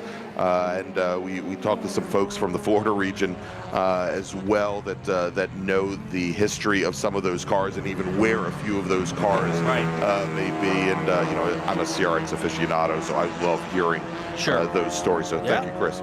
Well, and the one good thing for John Easy is that Cliff Ira, while he's hunting them down, isn't hunting them down for class position. So even if Ira got around him, it still wouldn't change anything in his second place run here at E-Production. All right, let's take a look here, Brian, now at the B-Spec race, where Chris Taylor has been able to hold off Frank Schwartz now for 3 laps, and we're completing lap number 4 as they head into the Sunset Bend. Taylor with a car length, maybe a car length and a half advantage over Schwartz. Stuart Black and now Chris Daughtery, who started on the front row, sitting there. Daughtery now losing another position as Stephanie Anderson in the 138 Mazda 2 gets around Chris Daughtery, moved her up into 4th position, moved Daughtery now back into 5th. Luke Russell just behind 6th, but as we always seem to see in B-Spec, very close racing. So if you're using Chris Taylor's Mazda 2 to measure car length and not Frank Schwartz's Clubman to measure car length, it's either a car length or a car length and a half. So, but if you're using the Clubman, then it's definitely just a car length. As opposed to when we do regional racing, and we used to have Legends cars race quite a bit in the Mid-Atlantic Road Racing Series, and I somehow got to calling them clown car lengths for some reason. Yeah, sorry guys. No Legends cars in SCCA majors or Super Tour racing. As we jump back over, this is the battle for second overall. Brian, E-Production Racer. E-Production Racer John Easy, then Cliff Ira, and then Mike, probably not Mike Ogren, then Christopher Bovis. I do believe that John Easy is running around with his four-way flashers on, which is very appropriate for our weather conditions at the moment. And you can't see it from here, but on the other angle that we just saw, it looked like it to me. So. Yeah, and of course, we do require all of our racers to have a rain light of some sort. Now, for true production-based cars, and we find this in the touring categories, in the super touring categories, and some of the production cars, for example, Stephen Clark's Mazda Miata, and certainly the B-Specs, you can use the normal parking lights that come from the factory. There are... and you may find some of the tube frame cars, for example, like Chris Bovis's car, they may have a dedicated rain light in addition to the regular brake lights because, of course, although we call it production or we call it GT light, they're not, truly production cars. Sure. Production-based. Yeah, exactly. The GT light cars that we're seeing at the front, like Bovis's, like Peter Shadowin's, like Chris Copley's, they are tube frame cars with a silhouette body on them. Right. All right, now we're back to that B-Spec battle, and it's Chris Taylor's doing a really nice job of holding off that pack, although I will say that now it looks like Stuart Black has been able to get around Frank Schwartz into second place. I believe that is that red car there, and he has moved up a spot, so Frank Schwartz has dropped back just a bit, but they're all still trying to get down and catch Chris Taylor up front.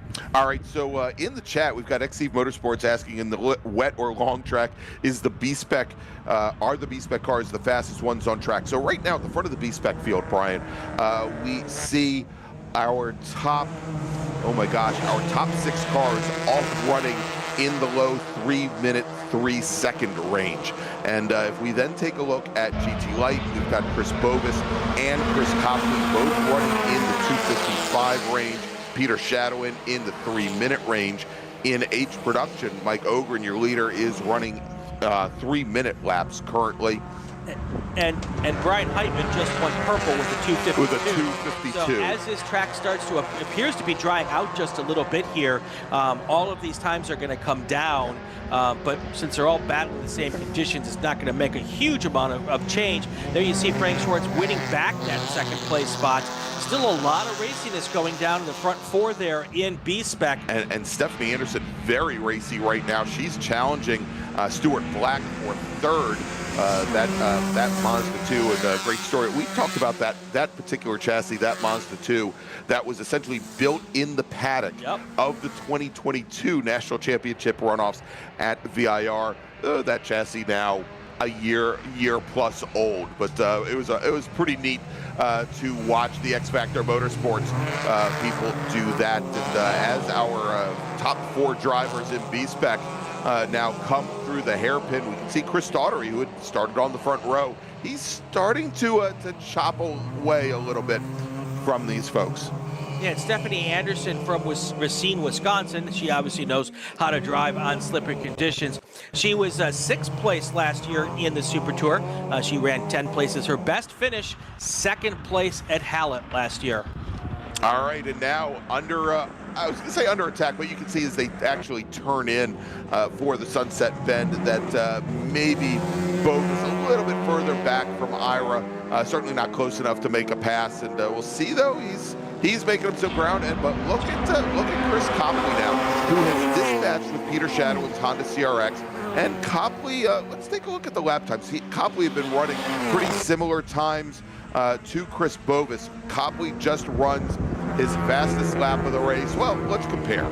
Chris Bovis, that last time across the stripe, a 255.009. Chris Copley, a 255.099. So 9/100ths of a second difference in their lap times. So those are best laps versus last laps. Best laps, that's correct. And the last time by, almost 2 full seconds faster. Correct. So Yeah, the race is on. With 8 laps to go here.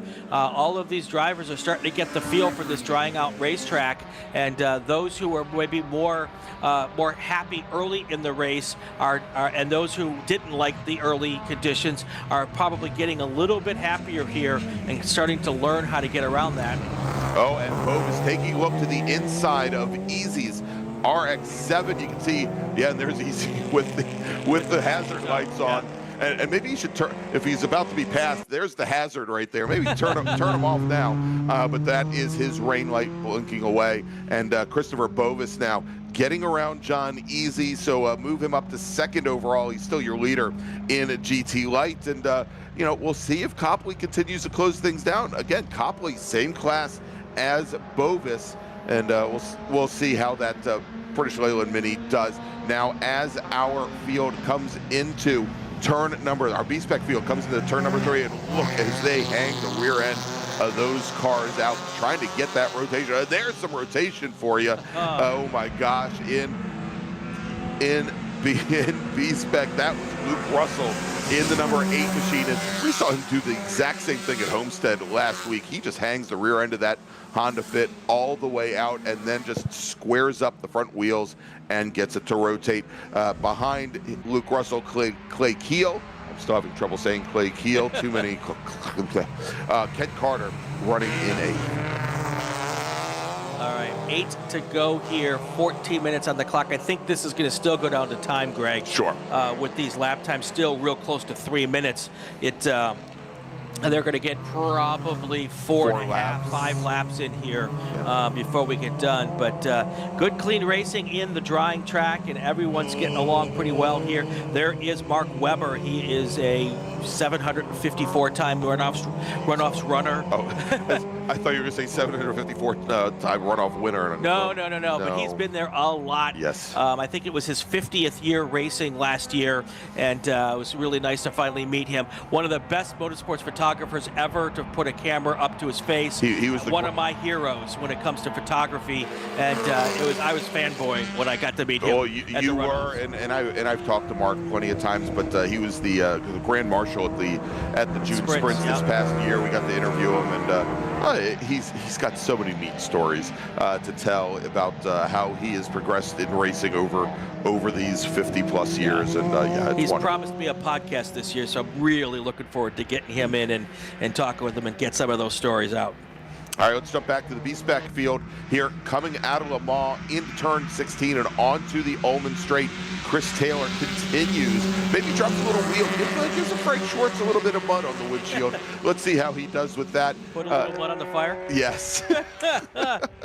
As they come down the straight. And now we see, here's a difference. Chris Taylor starting to defend a little bit to the inside, trying to break the draft. Frank Schwartz popping to the inside. He's still a half a car length back. Not quite close enough to Chris Taylor to really attack for a position, but trying to throw Taylor off of his game. They're going to come through the Sunset Bend and onto the front straight. Wow, look at, and I know I just say wow so many times. Here comes a potential pass for the lead. Frank Schwartz hopping out on the right-hand side of Chris Taylor as they head down to turn 1. Schwartz is going to try to make it on the long way around, but might also be the part of the track with the best grip, the long way around here. And we will see if they are able to make that pass stick here. It does look like Schwartz is out in front. Now, I was just about to ask you, do you think Frank Schwartz is biding his time, waiting for the right time to make that? Well, whatever he was doing, he felt that was the right time to make the pass, and he automatically moves up to a 2-car length lead before he even got to turn 3. Now, of course, in B-Spec over the years, the B-Spec Action Committee has tried to balance all of these different chassis as much as possible. The one thing is that the Mazda 2 has been known as probably the best handling, or one of the best handling B-Spec machines. The Mini, it's got very good handling. It's got an independent rear suspension. It also has maybe a little bit more horsepower than the B-Spec car, but we see Chris Taylor, he comes around driver's left, where Frank Schwartz, though, he's got the position going into the hairpin, and it's not because of how we go from right to left, back to the right, with that little switchback, kind of hard to, if you don't get the braking maneuver done before you turn in at the hairpin, it's kind of hard to make the pass mid-corner unless your competitor really botches the corner. Well, and it did look like that Chris Taylor was responding back, and we may find Chris Taylor in the lead here when we see him next. Because he was right back side by side when he went out of our view, and we're going to see if he is in our view this time by, and there it is. Now Frank was able to keep his car in front here. I have to wonder if the longer wheelbase helps in this wet conditions to plant that car a little better. Well, and if anything, that longer wheelbase probably helps guard against over-rotation of the rear of the car. Typically with these cars, you want them, especially in the dry, to be able to get the rear end to kind of come around on you so you can straighten up the wheel power out of a corner and not keep the front wheels bound up and still with some steering angle in. But we'll see here what happens on the front straight when Chris Taylor gets into the draft behind that Mini Cooper. And I don't know if the draft is much different for the Mini Cooper. Obviously, it has a much lower roof than the Mazda 2, and maybe not as big a hole in the air as what the Mazda 2 or the Chevy Sonic or the Honda Fit put out there for you. That the Schwartz might have the best chassis of having all the advantages of all the other chassis in the class. Have we taken our break yet? No, I don't I think we should take our break here with about 9 minutes left in this race. Let's do our break, and then when we come back, we'll get you right to the finish. You're watching the Hoosier Racing Tire SCCA Super Tour. We are at Sebring. We'll be right back. Hoosier Racing Tire is proud to be the presenting sponsor of SCCA Super Tour. Hoosier's mission is to be the dominant customer-driven provider of tires to race teams domestically and internationally. At Hoosier, we know that our success is dependent on how well we meet our customers' expectations by providing the safest, most reliable, high-quality race tires that put you in the winner's circle. For more information, see our trackside support personnel or the local Hoosier Racing Tire dealer near you. Or contact us at HoosierTire.com. Hoosier Racing Tires, truly tires designed for champions. Hagerty is the official and exclusive insurance partner for SCCA and provides affordable off-track insurance protection for motorsports vehicles while in the paddock, in transit, in storage, and at the shop. Hagerty also provides guaranteed value coverage and even has protection for your trailer. Did you know that SCCA members can save 5% on insurance through Hagerty? Hagerty, let's drive together. Learn more at Hagerty.com. Get more bang for your buck at SummitRacing.com. Choose from millions of in-stock parts from over 1,500 name brands. Parts for racing, street performance, trucks, plus tools, accessories, and more. Shop anytime, anywhere with the Summit Racing app. As the official fuel partner, Sunoco has been helping the SCCA and their drivers perform at their peak since 2001. Mile after mile, race after race, Sunoco's trusted the fuel over 50 racing bodies, including the SCCA, SCCA Pro Racing, Trans Am, NHRA, and NASCAR. As the largest manufacturer of race fuels, they're passionate about helping drivers and teams take the lead. To find race gas near you, visit SunocoRacefuels.com or call Sunoco at 800-RACE-GAS. For over 25 years, championship-winning drivers and teams have demanded Hawk Performance Motorsports brake pads. Now you can have their advanced technology on your daily car, truck, or SUV with Hawk Performance Street products. With the improved HP Plus pad for the hybrid street and track feel, or Super Duty pads for tow vehicles, their all-new ER brake pad designed to take on even the longest race, and their all-new high-performance brake fluid. Hawk has all your braking needs covered. Visit HawkPerformance.com and like them on Facebook or Instagram to learn more about the Hawk Performance Advantage. Hawk Performance, what's stopping you? If you like what you see today, become part of the action by joining the Sports Car Club of America. Whether you want to drive, flag, organize, officiate, have fun with cars, or meet 65,000 enthusiast friends, SCCA has plenty to feed your motorsport obsession. Ask someone trackside how to get involved or visit scca.com for more information. Welcome back, everybody, to Sebring International Raceway and our last race of the day here at the 2024 Hoosier Racing Tire SCCA Super Tour, the 44th annual winter vacation. And Brian, as things are winding down here, why don't we reset the field? Yes, definitely. E-Production, your race leader, and your E-Production leader, Brian Heitman. He's 43 seconds ahead of John Easy. Looking at F-Production, you've got Cliff Ira. He is your leader right now. He is 35 seconds ahead of Preston Obremski. And the third place car is Stephen Clark, another 30 or 40 seconds back in that race as well. GT Lights, a little closer, but not much. Chris Bovis, your race leader, followed by Chris Copley in the 13 car, and with a 13-second lead. Peter Shadowin is in third place there. H Production, real quickly, Mike Ogren has a big lead over Jonathan Stalter. Daniel Stalter is in third. And now we're going to B-Spec, Greg. Lots of action there. Absolutely, Brian. Coming out of turn 5, heading down into the Hawk Performance braking zone. Side by side now in the battle for the lead. It is Chris Taylor and Frank Schwartz. And I noticed how all of our B-Spec field were running about 3 seconds a lap faster than Stephen Clark up ahead, but I don't think they're gonna get up to him before this race is over. Frank Schwartz moves ahead of Chris Taylor, and now Taylor has to go side by side with Stephanie Anderson going through the 7, and we've got Stuart Black there as well. Chris Daughtery now has come up as well, so we've got 5 cars all battling for the lead, and Chris Taylor there had managed for a very short time to work his way around, but Frank Schwartz doing a very good defensive job. That Mini still looks to have a little bit more grunt out of the corners than the Mazda 2. All right, since there's no big class battles anywhere else in this field, we are going to take this B-Spec race all the way to the finish here, folks. Chris Taylor now out front. Then you've got Frank Schwartz right behind him, and this is by far top 5 cars, 6 cars, 7 cars, all in our view right there. Definitely, and is often the case, one of the best races of the weekend. Definitely the best race on the racetrack right now.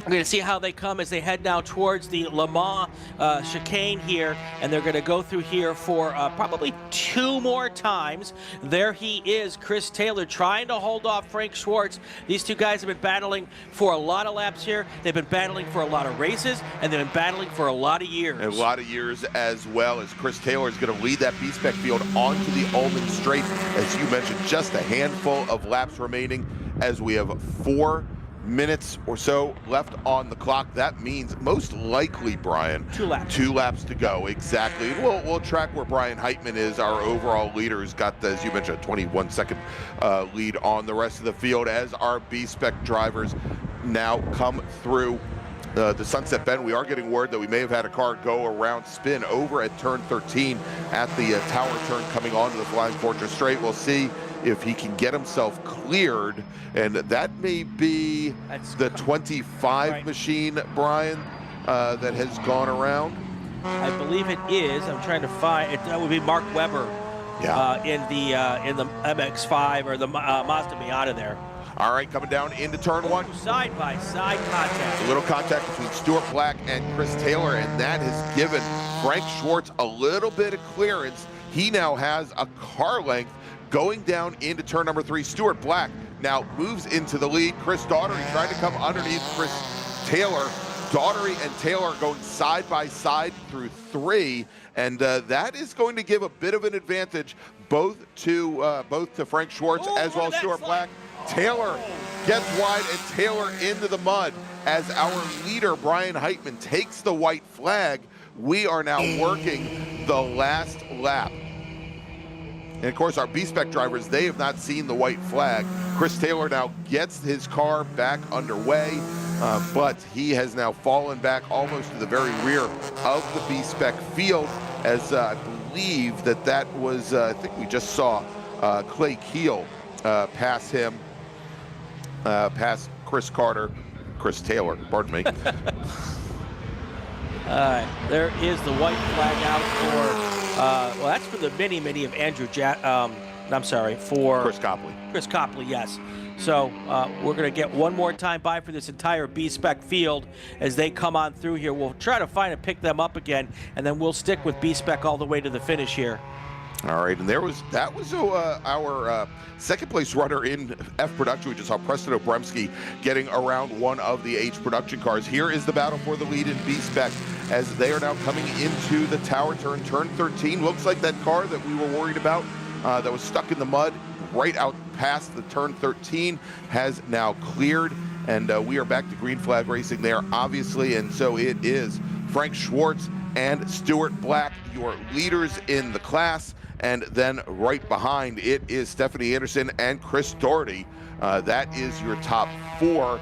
Let's go and add in as now Doherty has gotten around Stephanie Anderson, so move Doherty up into 3rd, Stephanie Anderson, and then we've got Luke Russell and Clay Keel, both in the Honda Fits, directly behind Russell in the red and white Marlboro car, Clay Keel in the Spoon Sports car, the blue and yellow, directly behind. And of course, Chris Daughtry won yesterday. I believe his first ever Super Tour win yesterday. Would love to get around and make a shot at it here to make it back-to-back to win the first 2 Super Tours of the year. He's got a lot of work cut out for him to get that. I don't even know if we're gonna have even a battle for first place here.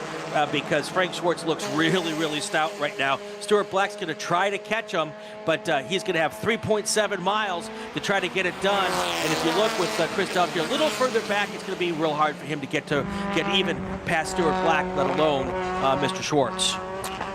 All right, so our B-Spec racers now starting their final lap. Schwartz sweeps around the outside, has the advantage over Stuart Black as they now make the run down into turn number 3. And there you go, these B-Spec racers.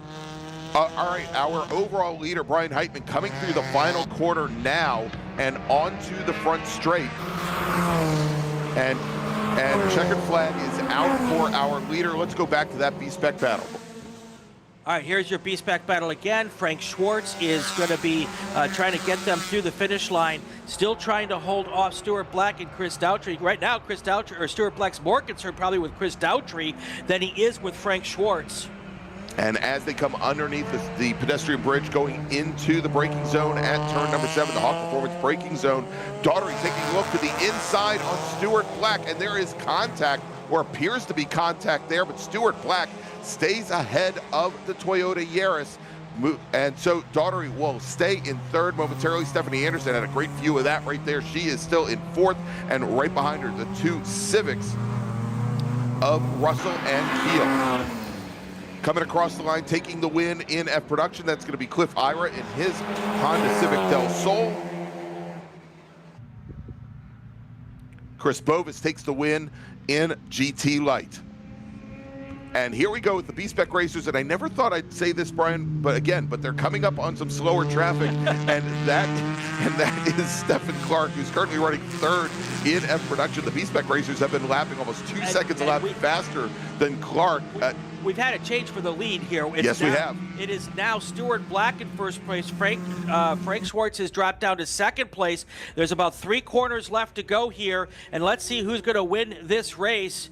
It is still up in the air. It does look like Stuart Black is in the lead right now as they come through here. And Frank Schwartz has got to get it done here. 3 corners to go here. And will this slower car play into this decision here as they get to the end of this race? That little Miata's got to move out of the way and let these cars by, because this is for the lead and the win here in B-Spec. Well, they are all on the same lap currently, and they've been just getting closer and closer to Stephen Clark's machine. Now, that's number 40 Chevy Sonic. That's the big bore car in B-Spec, 1.8 liters as opposed to 1.6 for the rest of the field as they come into the sunset turn for the final time. Frank Schwartz, he's alongside of Stuart Black now as they're going to come underneath the pedestrian bridge side by side as they are now on the front straight. A little bit of contact there between those 2 machines as everything now straightens out, and taking the win in B-Spec today, Stuart Black. Frank Schwartz will finish 2nd. Chris Daughtry finishes in 3rd. Finishing in 4th, just off the podium, is going to be Luke Russell, who beat Stephanie Anderson to the line. Stephanie Anderson will finish in 5th. Clay Keel will finish in 6th position. And now here we've got Kent Carter finishing 7th, just ahead of Andrew Jansen, with Peter Seckert finishing in 9th. Another fantastic race to the finish. We have had a great finish in one of our classes in almost every single race that we finished under green flag racing today. Oh it my has gosh, been yes. Just awesome. And back to yesterday too, great finishes in all of our races yesterday as well. All right, so let's take a look. We're going to run things down here by class. Let's start off with our overall winner and E-production winner, Brian Heitman. He takes the win over John Easy in his Mazda RX-7. Those are the only 2 racers in the class. In F production, Cliff Ira runs his fastest lap on the last lap.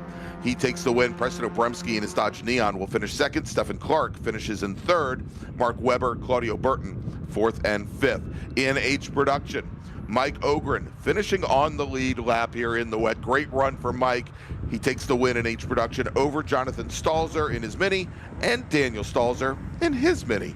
In GT Light, Chris Povis takes the win over Chris Copley. Copley not able to get that British Leyland machine up to the back of the 78 machine. Peter Shadowin will finish in 3rd. In B-Spec, Stuart Black with the win, margin of victory 0.6 of a second over Frank Schwartz in his Mini Cooper Clubman. Chris Doherty will finish in 3rd. Luke Russell 4th, Stephanie Anderson in 5th. I'm stunned. I mean, not stunned, but it's just been such a great one race after another with great finishes. What an amazing way to open our Super Tour of 2024. First 2 rounds are now in the books. Still have 18 rounds to go. Let's pull up our schedule here for the rest of 2024. Coming up next, we'll be at NOLA Motorsports February 17th and 18th. Then the next weekend, no rest for the weary. We're all going to chase out to Buttonwillow Raceway Park for that event. Then we've got a big break, actually, of what, 2 weeks? 2 weeks, Before yeah, we go 2 to whole Michelin weeks. Raceway Road Atlanta, followed by Virginia International Raceway. Then we've got then Hallett Motor Racing Circuit, one of my favorite new places. One of my favorites as well. Yeah, I've been there for the first time last year. Love the fact that we get to go back there. Then we've got 2 more back-to-back race weekends. Portland International Raceway, May 11th and 12th, followed by Mid-Ohio Sports Car Course. Then, of course, one of everyone's favorites, trips up to Watkins Glen International. And then the June Sprints, which will be epic this year. Yes, it will. Because it is the last race before people go to the runoffs. I am going to imagine that we are going to have huge car counts there. This isn't being recorded, is it? It might be. Well, this one right now, Yes. because I would predict probably somewhere north of 400 cars this year for the June Sprints, and 400 entries for the WeatherTech Chicago Region June Sprints, and it is going to be a glorious event this year. It's already an amazing event, but when you amp it up with being the race before the home of the runoffs, it is just even better. So that's going to do it for the 2024 season here. Quickly, it takes a team to put these races on, folks, and Brendan Kaczmarek has been fighting the weather all weekend with us here, doing a fantastic job with all the tech on our side. Ryan Bauer is done a great job back home at the home headquarters, pressing all the buttons for us, and of course myself and Gregg Ginsberg. We're just trying to muddle along to make it sound okay. I also want to say a couple of us do this at home as well, and it takes a team to get done a lot of different things. A great team in DC Region won the PR award for DC Region. Gregg Ginsberg, and Brian Donati, all part of that whole situation up there, doing their own live streams up there. Of the Mid-Atlantic Road Racing Series, yes. Exactly. So congratulations to you guys on that. Thank you, Brian, and I really appreciate it. All right, I think that's going to do it. Do you have anything else you want to say eloquently before we leave? Because I'm all out of eloquence. Well, I was going to say, I think it's pretty clear after listening to me for 2.5 days, there's nothing that eloquent that ever comes out of my mouth. But we will see you in about, Before we stop, a huge thank you to the Sebring track workers, all of the corner workers, everybody from the SCCA who's had to stand out in the weather all weekend. Our host region, the Central Florida region of the SCCA, wonderful host this week. And a huge round of applause should go out to the Sebring Emergency Services people. They did an absolutely stellar job this weekend, keeping us full course racing as much as they possibly could. And it's not an easy job, and they did that really, really well. Okay, now I think I'm done. All right, there you go. All right, so we will be back in just about a month. Going to be down in Nolens at NOLA Motorsports Park. Thank you so much. If you want to see past broadcasts of the Super Tour, even going back to 2023, go to the SCCA's official YouTube channel, youtube.com/Sports Car Club of America. But before you do, smash that thumbs up button for us. If you haven't already subscribed to the Sports Car Club of America YouTube channel, go ahead and click that button and give us that notification bell. That way you can find out every time that we go live. Brian, Ryan, Brendan, and I thank you, and we'll see you in a few weeks.